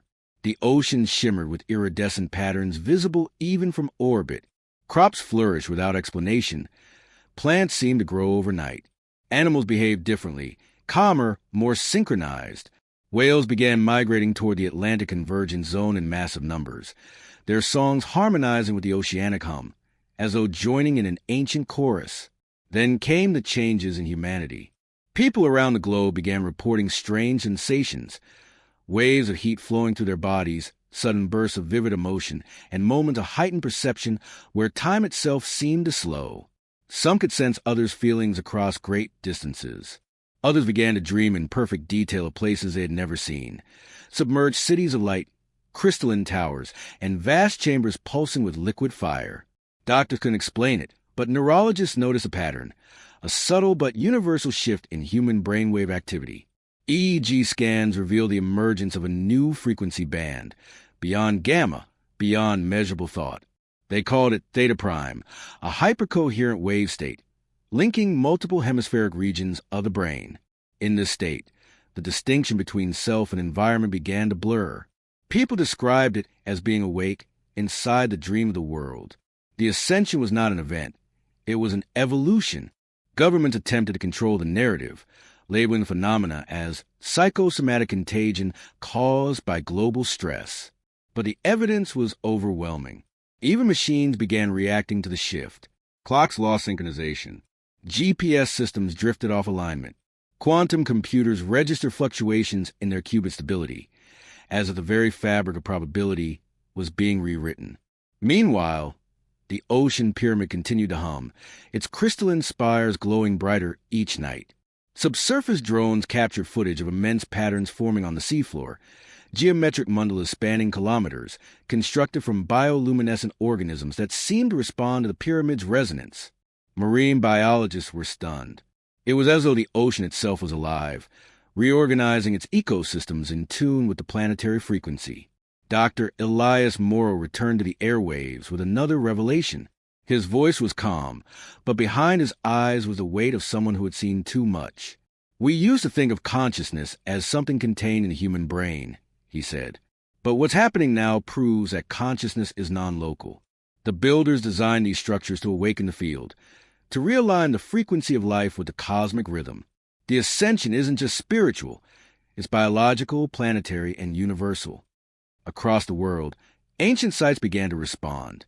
The pyramids of Egypt emitted faint electromagnetic signatures identical to those of the Atlantic structure. Machu Picchu's granite stones vibrated slightly, as if resonating with an unseen pulse. Even Stonehenge registered magnetic anomalies, its circular pattern reflecting the new global frequency. It was as though the network of Earth's sacred sites, long dismissed as myth or coincidence, had been reactivated.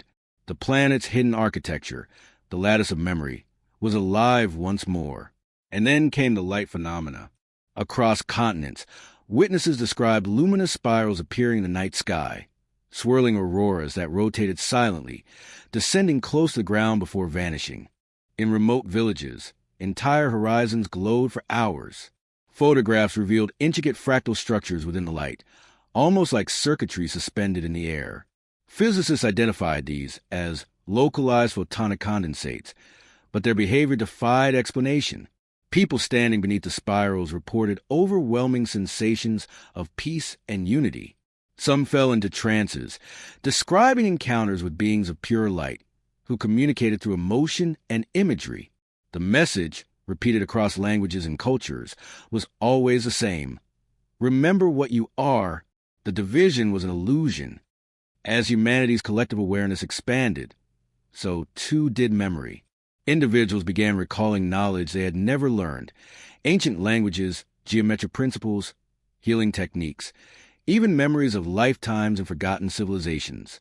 Geneticists were astonished to find previously inactive sequences in human DNA, so-called junk DNA, beginning to express new proteins. It was as if the dormant code within human biology had been waiting for this precise frequency to awaken. Dr. Morrow, in his final address before vanishing from public record, explained it succinctly. DNA is crystalline memory, is an antenna designed to resonate with the planetary field. The builders encoded their memory not in stone alone, but in us. We are the continuation of their consciousness, and the ascension is simply that memory coming back online. But not everyone welcomed the transformation. Certain governments initiated containment protocols, deploying electromagnetic dampening arrays around major cities to stabilize what they called neural resonant disturbances. The result was disastrous. In the regions where the field was suppressed, chaos erupted, mass hysteria, confusion, and inexplicable psychological breakdowns. It became clear that resisting the new frequency was impossible. Human minds had already begun sinking to it. Meanwhile, those who embraced the resonance experienced profound unity. Resonant communities began forming, groups of people who could synchronize their thoughts and emotions, creating what they described as collective consciousness nodes. When linked, these groups could predict natural events, earthquakes, storms, even solar flares, days before they occurred. Data confirmed their accuracy. The network was becoming self-aware. Then, one night, a final phenomenon occurred that changed everything. A luminous wave, a curtain of soft blue light, spread across the globe, visible from every hemisphere. Unlike the previous phenomena, this wave was silent, smooth, and universal. It lasted precisely 7 minutes. During that time, all human activities seemed to pause. Traffic stopped. Birds fell silent. Time, for those who experienced it, seemed to dissolve entirely. In that stillness, humanity received a single shared vision. Every person, regardless of age, language, or belief, saw the same image in their mind. An enormous crystalline sphere floated within the ocean, its surface covered in shifting patterns of light. Within it, reflections of cities, galaxies, and faces emerged, merging, blending, and reforming endlessly. A voice, neither male nor female, spoke through every living mind. You are the continuation of the builders. The lattice is complete. Remember the song of creation. When the light faded, people found themselves transformed. Some wept uncontrollably, overcome by the beauty they had witnessed. Others felt a lingering vibration in their chest, as though their heartbeats were synced to a cosmic rhythm.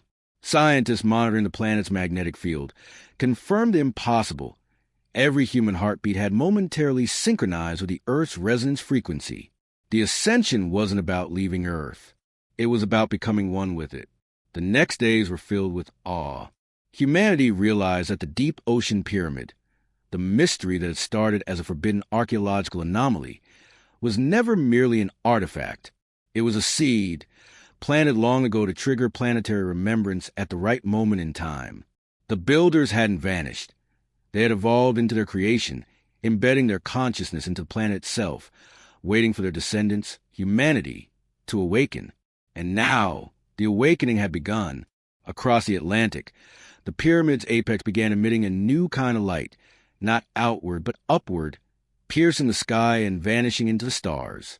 The beam wasn't a signal this time. It was a declaration, a harmonic resonance connecting Earth to the celestial lattice beyond.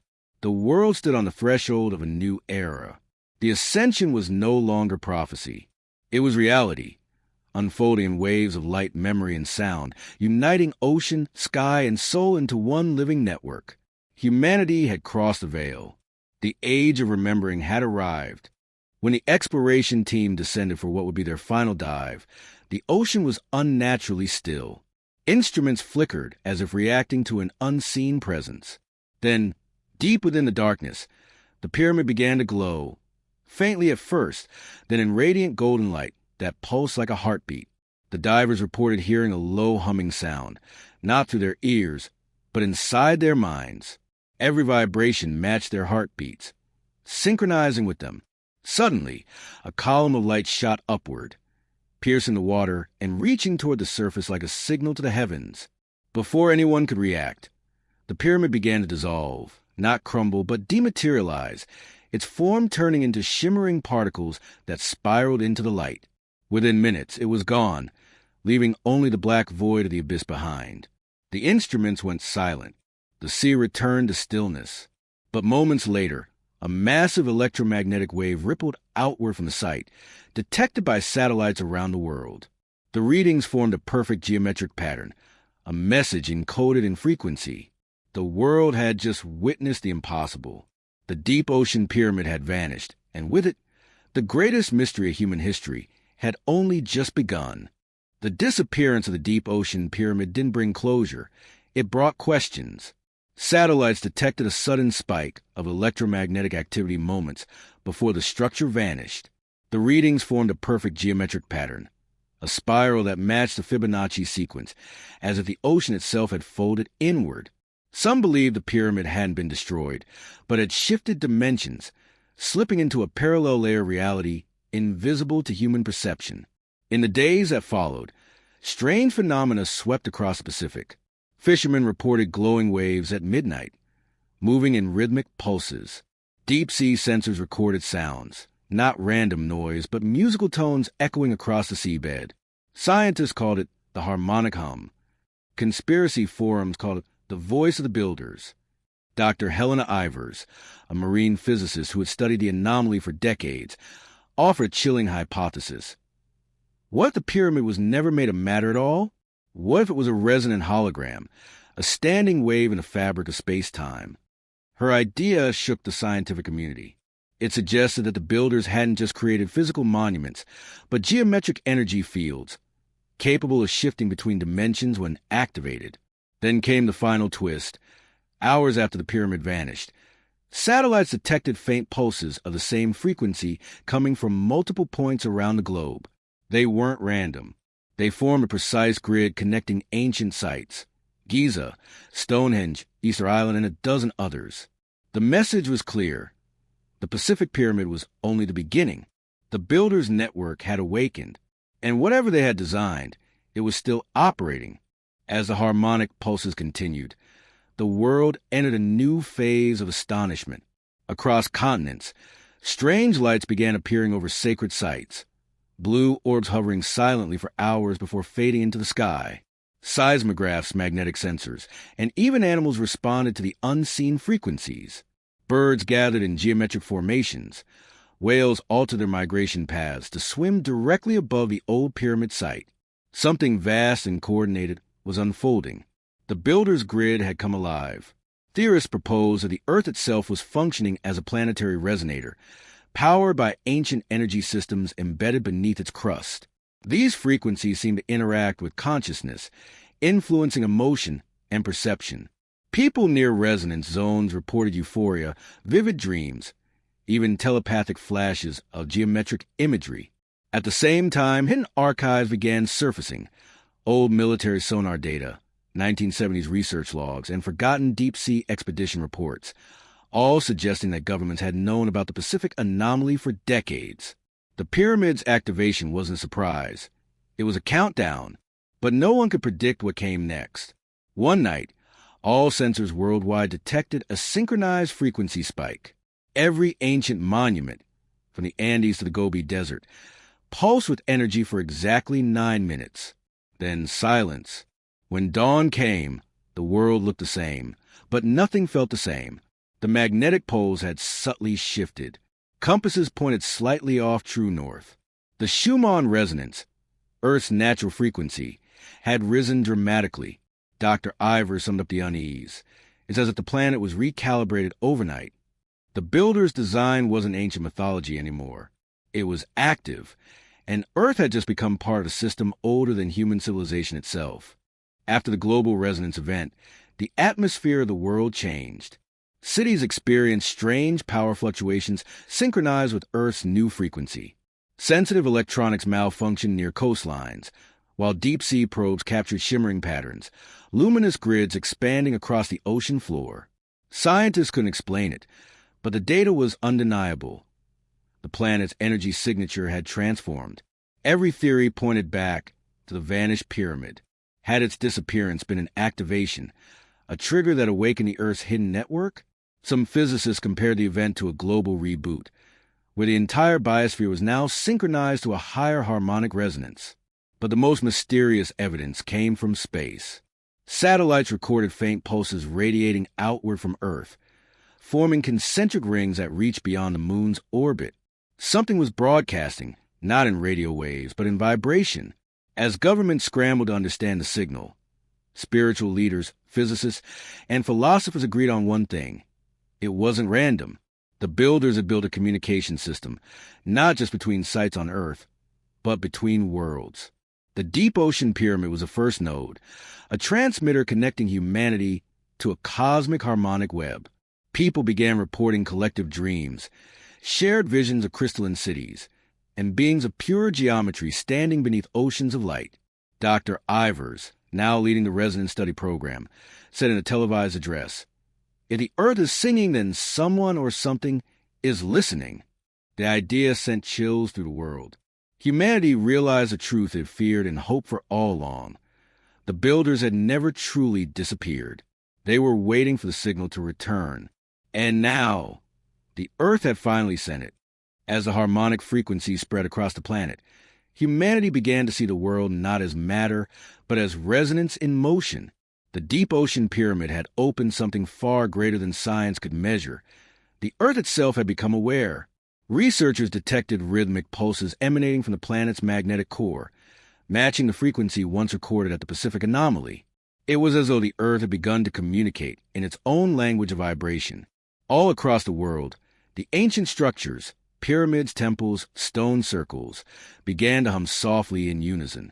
The tones formed harmonic intervals, creating an audible symphony that echoed through valleys and cities alike. People wept, not in fear but in awe, feeling the frequencies within their bodies, as if their DNA responded to the call. Then came the phenomenon known as the resonant awakening. Individuals began experiencing shared dreams of vast golden cities beneath the sea, guided by luminous beings of geometry and sound. The builders. In these visions, the builders revealed the purpose of the pyramid, to synchronize human consciousness with Earth's harmonic field, preparing it for a new era of unity. Dr. Kieran D'Amato summarized the event with haunting simplicity. We were never separate from the builders. The pyramid was a key, and we were the lock. From that day forward, humanity understood that resonance was not just sound. It was memory, the song of creation echoing through time. The builder's legacy wasn't a monument. It was a living code woven into the planet's fabric. And now, at last it had awakened. Following the resonant awakening, reality itself began to shift. The air vibrated faintly, as if filled with invisible music. Oceans shimmered with iridescent light at night, and plants grew in geometric spirals aligned to the Earth's new frequency. People around the world began to feel a shared intuition, a telepathic connection, linking hearts and minds through resonance. Humanity was transforming from a collection of individuals into a living symphony. Scientists realized that the builders' technology wasn't mechanical. It was biological, energetic, and conscious. They hadn't built machines. They had tuned life. Every living organism was part of a planetary network designed to awaken once the harmonic frequency reached critical coherence. And that threshold had now been crossed. Cities adapted quickly. Resonance towers replaced power grids, generating clean energy from the Earth's pulse. Diseases vanished as people learned to balance their frequencies. Even time began to feel different, less linear, more fluid, like ripples across a living sea. Yet with this enlightenment came a haunting mystery. Some researchers detected faint harmonic signals radiating beyond Earth, frequencies identical to the builder's code, but coming from deep space. It seemed the Earth's activation had triggered a cosmic response. Other worlds, perhaps ancient and sleeping, were now beginning to awaken too. Dr. D'Amato's final address to the Global Harmonic Council was simple but profound. We have joined the universal choir. The builders were never gods. They were composers. And now so are we. The deep ocean pyramid had not vanished into myth. It had become a bridge, a harmonic connection linking Earth to the stars. The song of creation was spreading again, and this time humanity was part of the melody. As months turned into years, humanity learned to live within the rhythm of the awakened Earth. Children born during this age possessed extraordinary sensitivity, able to sense frequencies, heal with sound, and manipulate light through intention. These children, called the resonant ones, represented a new phase of evolution. Beings harmonized perfectly with the planet's living vibration. The resonant ones revealed abilities that once seemed mythical. They could move objects by altering their resonance, purify water with a song, and communicate across continents without words. Their presence calmed storms, stabilized ecosystems, and inspired the rebirth of forgotten knowledge. They were proof that humanity's future was not mechanical, but vibrational. Under their guidance, new temples of resonance were built, not of stone, but of crystal and sound. Each temple acted as a tuning chamber, aligning cities with the planetary grid. People visited to balance their frequencies, meditate within harmonic fields, and connect to the Earth's consciousness directly. The boundary between physical and spiritual had dissolved, but deep in the Pacific, subtle changes began again. The axis of lumina, the glowing vortex that replaced the ocean pyramid, intensified its pulse. Resonance readings spiked far beyond any previous level. The Earth's harmonic field was expanding outward, reaching toward the stars. It was clear now, the builder's design had a final stage. The Earth itself was evolving into something larger, something interstellar. Humanity's awakening was only the first movement of a cosmic symphony. And as the world listened, hearts aligned, one undeniable truth vibrated through every soul. The deep ocean pyramid had never been an enigma. It was a beginning, the first note in the song that would carry Earth into the next dimension of creation. After the ocean pyramid vanished, Earth entered a strange calm. The sea shimmered for days, glowing faintly as if a hidden sun pulsed beneath the waves. Scientists called it a geoluminal echo, but mystics said it was a heartbeat of the awakened planet. Around the world, ancient monuments began to hum again. Giza, Machu Picchu, Angkor, Stonehenge, each radiating the same frequency once detected from the Pacific structure. Soon, light pillars erupted skyward from these sacred sites, connecting in a vast energetic grid visible even from orbit. The Earth itself seemed to breathe differently, as if exhaling a long-held memory. When the frequencies synchronized, the planet's electromagnetic field shifted. Compasses spun, birds changed migration patterns, and people across the world reported vivid dreams of light, sound, and geometry. Scientists realized what mystics had whispered for centuries. These ancient sites weren't isolated wonders, but nodes in a planetary network, engineered to awaken together. Humanity had accidentally triggered a global harmonic system older than history itself. But then came the visions, shared dreams of vast crystalline cities beneath the sea, of beings woven from sound and light. Some felt fear, others felt recognition. The builder's message was unfolding not in language, but vibration. Dr. Kieran D'Amato summarized the global wonder best. The Earth isn't reacting, it's remembering. The builders didn't just visit. They designed the resonance that became life. The realization was staggering. The pyramid hadn't disappeared. It had merged with the planet's energy field. The builder's work wasn't over. It was entering its next phase. Humanity had awakened something vast, alive, and waiting. The deep ocean had spoken, and Earth was finally answering. In the years that followed, the builder's presence evolved from myth to living truth. Humanity had entered the resonant era, a time when consciousness and energy shaped the world more directly than machines or power ever had. Yet one question lingered. Who were the builders, truly? Resonant scientists discovered encoded patterns beneath Earth's harmonic grid, ancient signals predating human civilization. They weren't random. When amplified, the tones revealed a cosmic map pointing toward the Lyra constellation. Those frequencies matched Earth's resonance perfectly, suggesting a deep connection between the builders and distant star systems. When harmonic explorers tuned to those frequencies, they experienced shared visions, luminous realms of geometry and song, inhabited by vast intelligences made of light. These weren't gods or aliens, but the next stage of consciousness itself, civilizations that had long transcended matter. The builders, humanity realized, weren't external saviors. They were humanity's future reflection, echoing backward through time to awaken their own origins. The pyramid had been a mirror, showing what humanity was destined to become.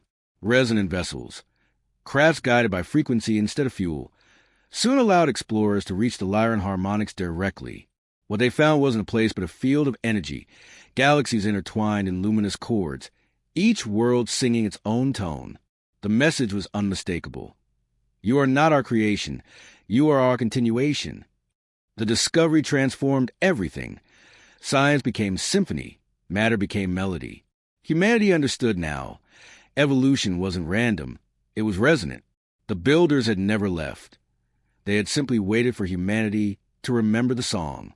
The stars themselves now hummed in reply. The universe was alive, and Earth had just joined its chorus. The deep ocean lay calm again, its mysteries fulfilled. The axis of lumina, the final echo of the pyramid, flickered one last time before fading into the depths. Humanity had crossed the threshold. The builder's guidance was complete. In this new world, technology became organic, powered by resonance instead of fuel. Cities shimmered like crystal forests, alive with light. The air carried a subtle tone, the hum of an awakened planet.